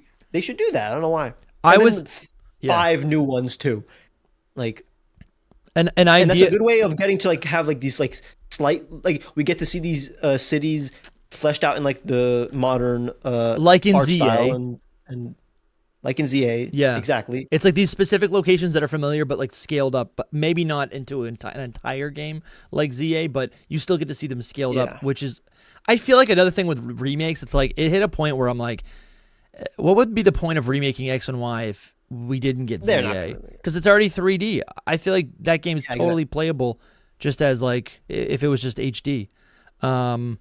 But yeah, an idea that I've fallen in love with, like with this island hopping adventure rumor for Gen 10, and whatever, a lot of it seems real in the Terra League. I've been in love with this idea that like similar to what you're saying, I'm imagining the physical landmass of a Pokemon map inverting that, and instead the center of the map is water, and there are islands, but there's actually like most of the routes, or I guess most of like the landmass is on the like the border of the map, and that's kind of how like the quote unquote region would be like kind of laid out. And I love the idea if it's like in the Mediterranean, for example, you can now go to ports of all these familiar regions, Paldea, Kalos. Oh, Mediterranean right? makes sense. Yeah. Maybe there's a new region where it's like Italy or something, and then you have like all of North Africa, right? And there's all these other like Eastern European countries. Yeah, but then they're now like wasting all these various countries that they could have used for like a But it's not. actual But it's region. not a whole region every time you visit it. It's just like the port city, for example. And then maybe the islands. I was talking to Toby about this, and Toby was like, "Oh no, actually," he was like, "I don't like that." He was like, "Instead, we should see islands that are owned. I guess like the government of a familiar region owns the island, and then so you see a lot of like references and Easter eggs similar to the Blueberry Academy." I thought that was similar to like the Sevi Islands, where like they are, very Johto. but like they're on the outskirts of Hoenn and Kanto. I don't know. And, It doesn't really matter in the end, Yeah. honestly. I don't know if it affects your gameplay experience if like, oh, these islands by the way are in Kanto. No. Yeah. Because that's like what happened with like the Blueberry Academy, where it's like, okay, it's in Unova, but I never that did think affect about my Unova. experience in terms of like the music. Yeah, that that's was true. really cool. That's true. But And a lot of like the callbacks with like the electric yeah, that was fun. cave But and- yeah, it's like it didn't feel like I'm playing in black and white or like a black and white remake or anything. But it was still cool. Like they should do more of that. Like again, they should. Yeah. I loved how in like Generation 7 there was so many callbacks to other. I mean, it was mostly mostly callbacks to Kanto, but at least I love the acknowledgement of different regions. I mean, they had like Grimsley, like you have random Gen 5 character there, or you have Rainbow Rocket. Like, might as well have in every single region just like 5 characters that are from previous, like either That like, does returning so characters much. or from previous regions. They haven't done it in the last 2 generations for some reason. Yeah. Except for the Blueberry Academy. But I want more of those that. were just references. They weren't even like proper Like characters. like returning. Lacey and Lacey being Clay's daughter, or like Drayton being Yeah. Drayton's grandson. But like, yeah, that was like the minimum. Instead, we should have seen Clay. Blue. We should have seen Clay. Yeah, yeah. We could have seen Clay. We should have seen at least one of the gym leaders or something like that, or just in general, like in Paldea in like Generation 9 in Scarlet and Violet, we should have seen at least one Kalos Pokemon returning, just like how in Generation 4 they had like Jasmine. what's her name, like Jasmine in Sunny Shore, or like stuff like that is really fun. I think it's so much fun, and it like just makes me believe that the worlds are actually connected, like the different regions. So I guess going back to this easy idea, things. I don't know why they don't do that, and that's a thing it's that an I think easy is like dunk. Yeah. lazy, let's say. Sure. Because that'll make us have a lot of fun. I mean, Scarlet and Violet. I guess Legends. So Legends Arceus, people loved when they brought back. Oh yeah, what's his Ingo. name? Ingo. Yeah. And that was a huge deal, even though nobody cared about Ingo before. I don't never care about Ingo until this game. Well, that's like You take Mabel. a character, right? Exactly. So well, to be fair, it makes sense to bring back Kalos characters here. That's true. Good point. So that's what's so cool about, I guess, Legends. I guess I'm really excited for that, like to seeing returning characters. But the point is, they recontextualized the character that nobody cared about and made him one of the most interesting characters to, like, at least to a bunch of fans. I don't know if you guys cared about him, but like, to me, it was a big deal actually. Even though like I literally did not just the experience of taking a character that I did not care about and make me care about them makes them a memorable character. Yeah, they could easily do that in every generation, but they don't. Yeah. I think it's also kind of a version of like character progression. Like in a TV show or a movie, you watch a character grow. And I guess in a game where these NPCs, they have dispositions, they have, all these like things that are assigned to them. But then when you see the character in real, like in the real world, in our life, maybe 6 years later, but in the game, 3 years later in another region, and now maybe you battle them and they have like an additional Pokemon from that region. Like now you can flesh out all the in-between in your mind where you're like, wow, this is a character that's really living in the world and has changed, right? They've gone on their own Pokemon journey.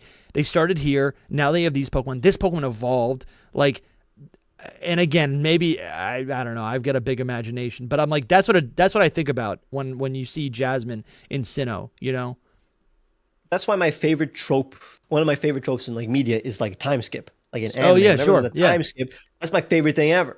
It's so easy to make me just automatically way more interested in even characters I don't care about because what are they like now? They're completely different. I don't know. We'll find out, and I'm excited to find out. And they could do that in literally every generation, and they've done it in the past. They did it regularly, actually, like earlier on. That's true, and I feel like I didn't even appreciate it when it actually happened. Like Red and Blue being aged up 20 years or whatever. That's a huge deal. It's crazy, and no one I don't even talk about it. Like I think I just didn't even. Wally didn't age though. That was weird. That's weird. Wally should have aged. Different Wally. Yeah. Pokemon. I think that's just indicative of their priorities changing. I think that's them accepting the rotating door effect. Exactly. I think they spend less time on like fan service in that kind of way where they're focused on winning over people that play every game. Yeah. And they're more trying to win over people that stop playing the games. Well, they're treating every generation like a new generation because it literally is. I mean, like it's a different set of kids playing the game and they want to make it new. And if they have a lot of returning characters they don't know about, they're going to be less interested. Yeah. Right. I feel like I do feel like they maybe aren't doing what we're describing, but they, at least in Legends Arceus, it was really, really cool to see like all of these ancestor characters because it did a similar thing. Obviously, they're different characters than the ones that we're familiar with, but they very literally look like characters we're familiar with. I look at them like regional forms. Effectively, they're like human regional forms. They are like regional forms, but again, like I didn't care about Mars and Pokemon Diamond and Pearl. No. But then you have Orezu, and actually they just released an official pronunciation, and I forgot it was very different than usual. I saw that. I saw that online. Yeah, like it was like Arizu or something like that. Yeah, but and I wonder again with ZA. I'm curious to see because this is supposed to be like modern day. I don't know if it's a spoiler to talk about like what I think I saw a date. I think people are like coping weirdly when like it's clearly modern day since the beginning. I don't know why people are. But I saw something online that like indicated like how many years. So whatever. I saw that. And so I'm curious to see because we know there's returning characters. Yeah. Actually, everything we're talking about is literally what we're talking about. Like Emma's aged up. I haven't played the game yet. Yeah, Emma's a big deal. I know. Emma's a different person. Mabel's she's got whatever. She's like she's a new way person. more hot now. She's more interested. Like, yeah. Like, exactly. I didn't care. Who cares about Mabel in X and Y? Yeah. And now I care about her way more.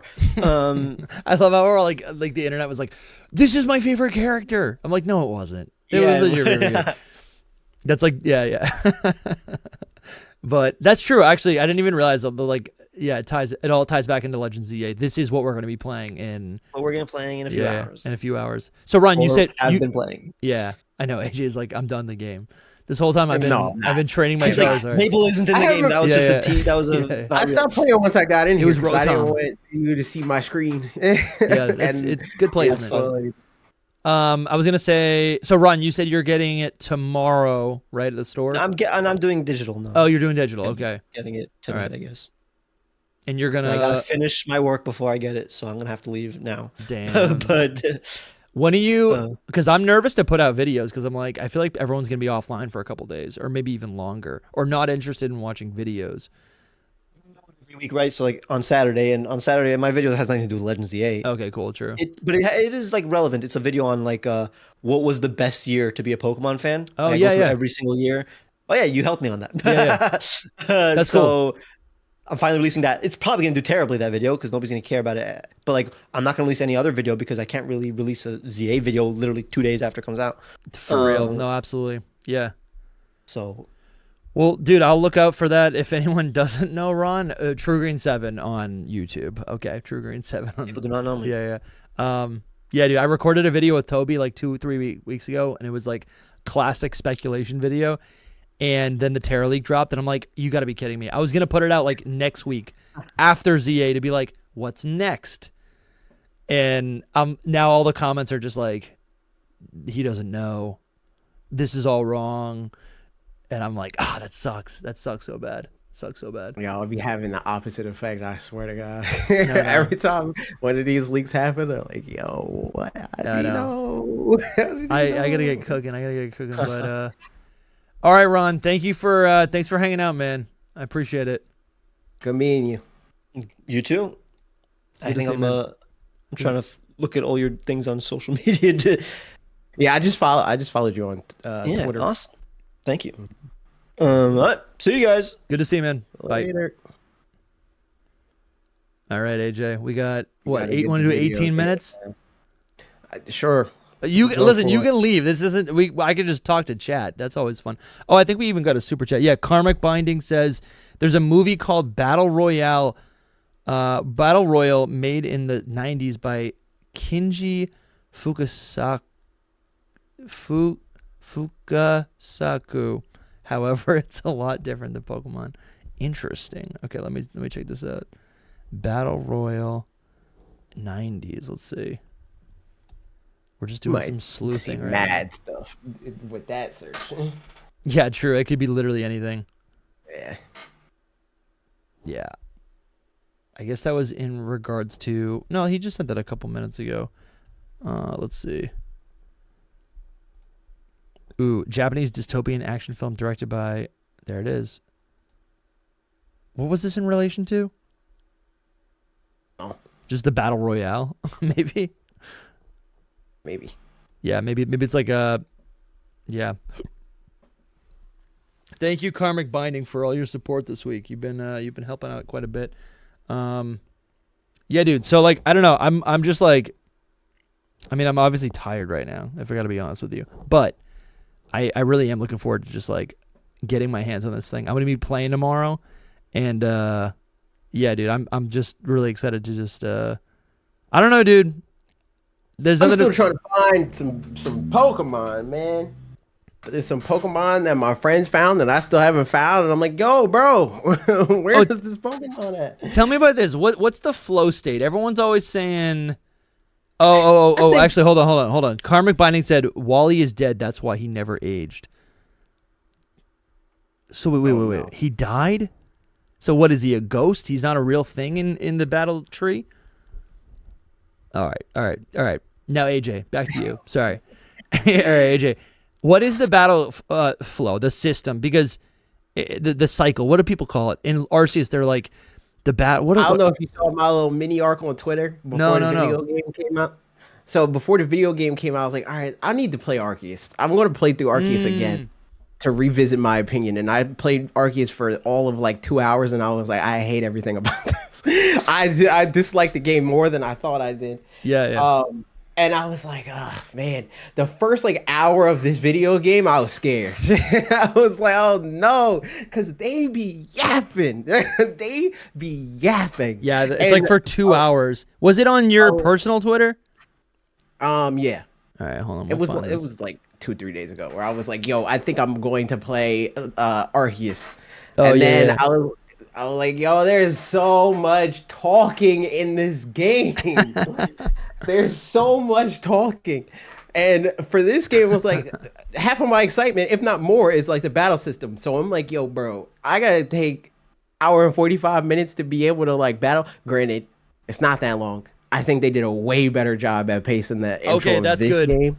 But I will also say the pacing for the first like 2-3 hours is like kind of weird and inconsistent, and then it's like you get to a point in the game where the game like lets you go, and it happens randomly. It's like they put on guardrails, heavy guardrails. It was like I'm like walking through Lumiose, and I'm like, yo, I want to go to this area and see if there's Pokemon over here. And the game, if I try to walk through the like certain gaps in the building, certain alleyways, it'll be like, you gotta go here. And I'm like, yo, bro, no. And then it would get to a point where I'll give up. And I'm like, all right, fine, I'll go to where you want me to go. And even then, when I'm trying to go where they want me to go, because I wasn't going through the specific path that they wanted me to go to get there, it would still give me that dialogue of like, yo, you gotta go here. You gotta go here. I'm trying to get there. People. Dude, like, I can understand how that could be frustrating. Like coming off of like a game like Bonanza, Donkey Kong Bonanza, where like the game encourages you to use your imagination. That is, I totally understand that frustration, and I do hope we get past that in future games. Like Scarlet and Violet felt like that as well. Like you're like, oh, there's something over here, and then as you're flying over like the Team Yell base, it like transports you somewhere else, and then it's like 5 minutes of dialogue. You know, right? Like it shouldn't be like that. It should go here like that. Yeah. Which just like breaks any of that immersion. Yeah, that's frustrating. So, but it does get to a point where the game just lets you go and you can kind of do what you want. Okay, that's. But even then, there's like breaks in that where it's like, all right, checkpoint, you got to do story stuff now, or you can't really do much of anything. I'm looking forward to the stories. I really am looking forward to the story stuff because the story stuff's cool. Don't get me wrong, I think the story stuff is cool. I'm gonna be taking notes as well. So like I think in the past when I've streamed stuff, it's like I've struggled because I'm like I gotta be talking the whole time, and I'm like I'm just literally gonna treat this like I'm playing it offline, but I will be online, and I'm gonna be taking notes. So I'm the story stuff might not be so bad. It might not be so bad. I think the story stuff is good. It's just I think the pacing is bad. Okay. I think the game. I think they don't understand, or like. It seems like they don't understand what the exciting thing about the game is, arguably, to most people. Like the Pokemon fans, they want to know all the lore, and I want to know the lore too. But the first thing, the thing I am the most curious about when I turn on Pokemon Legends EA is how does this new thing feel? You know? And them not immediately starting off with that, with like, this is how it feels, and these are the intricacies, and this is how this is how this differs from this, and this is how this replaces this value proposition of the old battle system. Like, what makes this good or interesting? This is the new version of that, right? There's a lot of breaks in that momentum in the beginning, I think. Okay. What about, so I'm thinking about, like, I said battle flow, but I guess I was also thinking about, like, people always said Arceus had a great gameplay loop. Yes, gameplay loop. I had it and then I lost it again. Yeah, gameplay loop. I think and I'm like, well, what does that mean? Because there's no crafting, right? No. Yeah, that's no. Sounds like a bummer. I think this game has a way smarter gameplay loop. I think that like okay, good. I think Arceus and Scarlet and Violet both kind of approach the kind of game they are backwards. Where they're like, this is an open world thing. We need to put reasons why people should explore the world in the video game, rather than designing a game that's justified by it, or that requires an open world. Sure. In Arceus, it's like, well, the way that we encourage you to explore the world is by requiring you to catch insert number of Pokemon 50 times. You can catch 3 Pokemon in this part of the world and 3 different Pokemon in this part of the world. And right. And the way that they supplement that gameplay loop is by saying, okay, you got to craft the Pokeballs. And the way that you craft the Pokeballs is by interacting with these gems that are also scattered around the world. Yeah, so is them trying to not drip feed, but like drop a trail of like, go this way, do this. Okay. And Scarlet and Violet's version of that is, well, you gotta battle the Pokemon with the Let's Go feature, because if you don't do that, then you don't get TMs and you can't get the Terror Raids, and you can't, instead of actually putting things that are interesting and fun to do that make you want to play in an open world. I think this game does a way better job at that.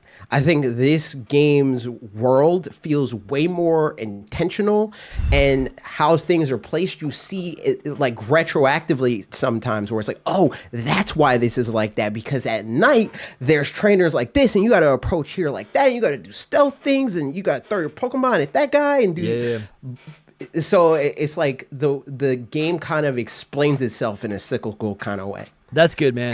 That honestly sounds promising. Really, really promising.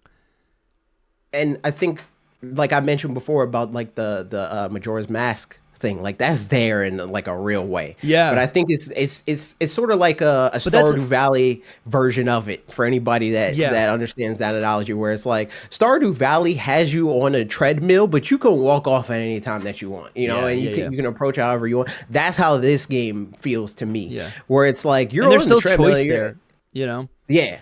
And you're kind of on the clock. It's like it's daytime. Do daytime things. Yeah, sure. And then it's like, it's nighttime. Do nighttime things. But you have choice in that, because you can be like, well, it's nighttime, but I still want to keep doing the daytime thing, Yeah. And it's like, it's daytime, but I want to prepare for night. Dude, I like that a lot. Yeah. I like it, because I think in Arceus, the only real difference was like a couple Pokemon. Like you could get Drifloon at night, and that's it. Starlies were the day. So to think that the gameplay beyond just the encounters, because we've always had night and day Pokemon encounters, like literally since Gen 2, but to think that the gameplay but it doesn't shift like Minecraft. Like Minecraft is like it's nighttime and it's a different game. Yeah, that's like, what this game is. It's okay. Yeah, exactly. Yeah. That's how this is. And that is fun. Even has parts of that, right, where the way that Pokemon games traditionally approach nighttime kind of like melt together with the new way, where it's like I wanted to well, no, I don't want to say what the Pokemon is, because I don't want to spoil anybody. Well, but I wanted a Pokemon. No one else is here. I think this chat is okay. Maybe okay. I don't want to spoil anybody. I wanted a specific Pokemon. Turns out you can only get that Pokemon Ultra Necrozma. Okay. Yes, that's who it was. I wanted a specific Pokemon. You can only get that Pokemon at night, and where you get the Pokemon. When I learned that you can get it at night through my friends that are also playing the video game, I couldn't get the Pokemon because that was the battle zone that night. Yeah. So it's like that kind of thing. It's like you got to balance your time in that way, where it's like, okay, well, I got to come back here a different night when the Yeah, I agree. That's what I'm saying. That's a good thing. This is things that I like about the video game. Game. So that's like an HM, right? This is like maybe like a modern version of an HM, where it's like it is. Yes. I mean, it's a completely different function, but it's like that friction makes it sweeter when you pull something off, right? But like as you're saying, you still have flexibility there. The friction feels earned. Everything that is there feels like it's there for a reason, and the reason isn't to pad out the gameplay. To me, it feels like that's what the TM system in Pokemon Scarlet and Violet was. Is there a TM system? And but no. It's not. You're not crafting. As far as I know, you're not really crafting anything. Okay, true. You're not crafting. But there are TMs. Yeah, there's TMs. Okay. And there's like it's kind of similar vibes to like how Scarlet and Violet is, where it's like you achieve these certain things, and it's like a battle pass more or less, where it's like, okay, you did this, so you leveled up, and now here's this item. The first carrot on the stick is TMs. It's like, oh, you got this TM, and there's like the way that this game it does something that's cool that another thing that a relatively small thing that I've always wanted them to do, where like instead of it being HMs where it's like you need cut to get through this, it's like you need a fire move to get through. Dude, this. Yes. This game does that, where it's like the first thing that you earn. Yes, the first thing that you earn is like, oh, well, you got to clear this, and the way that you clear it, you get that when you level up. Oh, bro, that's big.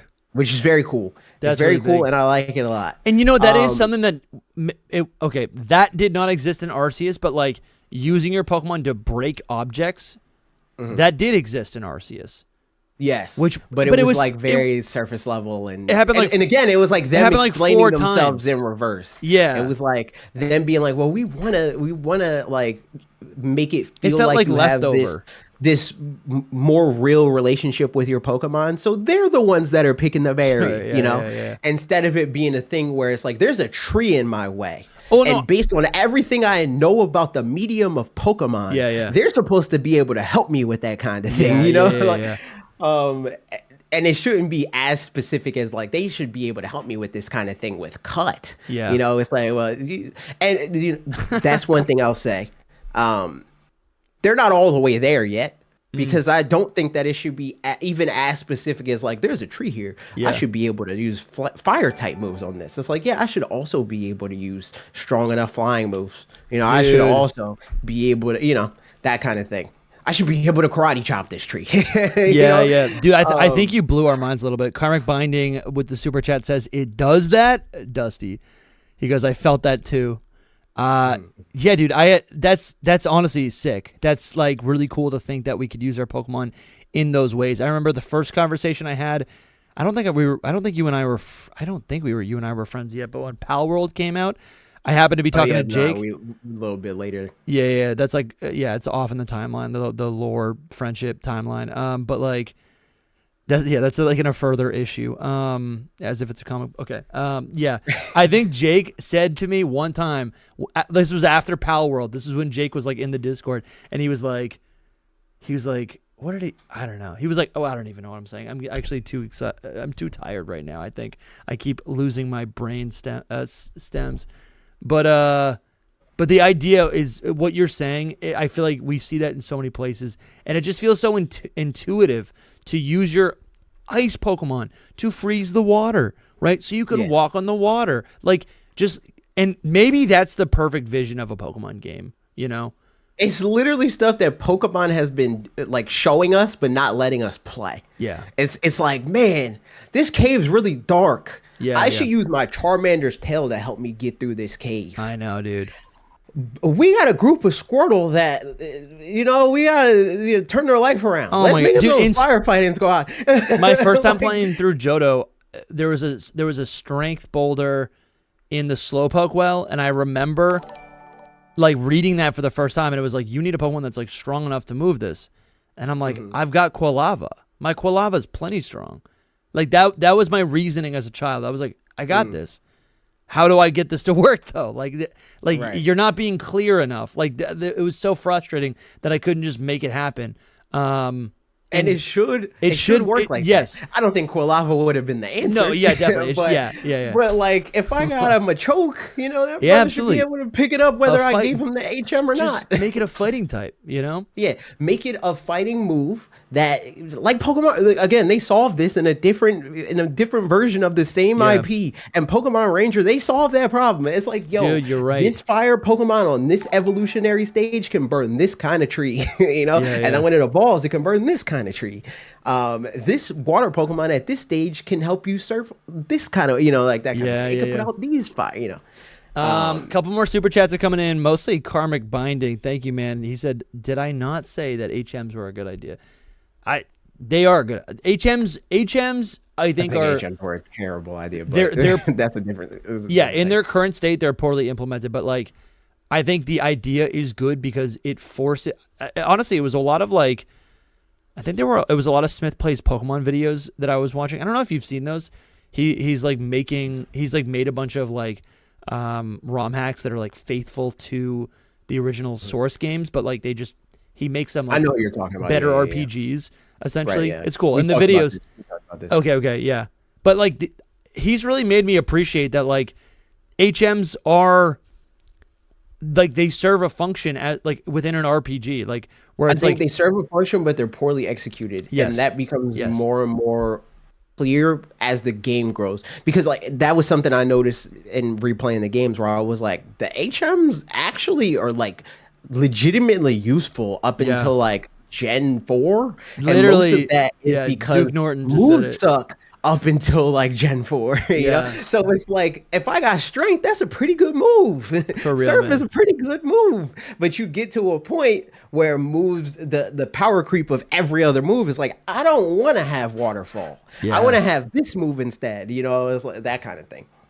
Big Like, once you question. get rid of the physical special split nonsense, Hmm. it's like, get the TMs out of my, HMs out of my face. Dude, and that would be sick, man. I mean, I really think Gen 10 could do something similar. Like, it just every time we talk about this, it becomes clearer in my mind what the actual game that we're imagining would be. It literally just needs to be Breath of the Wild. Breath of the Wild's right there. It's right there. It's literally right there. Breath of the Wild is like, I can cut. There's this tree in my way, Dude, and literally. I can cut it down with a sword. And I could burn it down. And all I your could, you know. Pokemon are all over the place, and like the endless menu is just like maybe just 6 Pokemon on your team or something. Yeah. You know, like Penny Lane. Big question. Thank you for the super chat.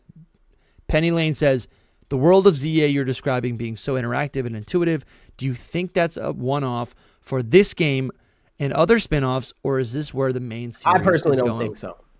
I No. think that is where the main series is going. I think that everything that we've seen so far, like whether it's and when I say that, I'm talking about the games that Pokemon Company and Game Freak are marketing as core games. Like, we call Arceus and ZA spin-offs, but they market it as a core Pokemon game. It has the same core, like, mainline Pokemon logo that they use for every other mainline Pokemon video game. I think that they all contribute to mainline games in one way or another. And even games that were developed in the way that Scarlet and Violet and Arceus were, where it's mid-pandemic and they're being developed alongside each other, you still see like hints of things that they arrived at in Arceus. And you see the next evolution of things that they tested and evolved in Scarlet and Violet in this game.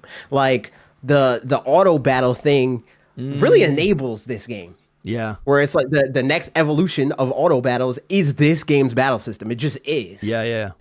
So like, and again, I was saying it like I don't think we can go back. I don't, because that impulse. I agree. I haven't even played the game, but like that impulse has been like working its way. It's just wormed into my brain, where anytime I play a Pokemon game now, my instinct is to send out a Pokemon that will auto battle whatever is in the field. You know what AJ, I brought this up on a stream. You and I were doing a stream with Jake, and we were like, we were in Scarlet and Violet, and all of our Pokemon were out, and I was like, what if we just like can battle each other like right here in the open world? Exactly. And that is the vision. Like, not only can you battle wild Pokemon, but like you could literally just like do the battle automatically in the overworld. I can do the battle. I can be like, oh man, like there's this Pokemon over there, and I really want to catch it in a dust ball, but I don't have any. And you could just be like, well, I have dust balls here. Take one, dude. You know, like, it's like RuneScape, all that kind of stuff. Yo, it's like World of Warcraft. I know how to make the best sandwich. Yeah. Let me chef y'all up a sandwich right now. Yeah. Let me be Brock. And you then know what I mean? Like, dude, you're right. You can do that in Minecraft. It's like they got you. You know? Yeah. Exactly. Like, you can have roles and jobs and stuff. Wow.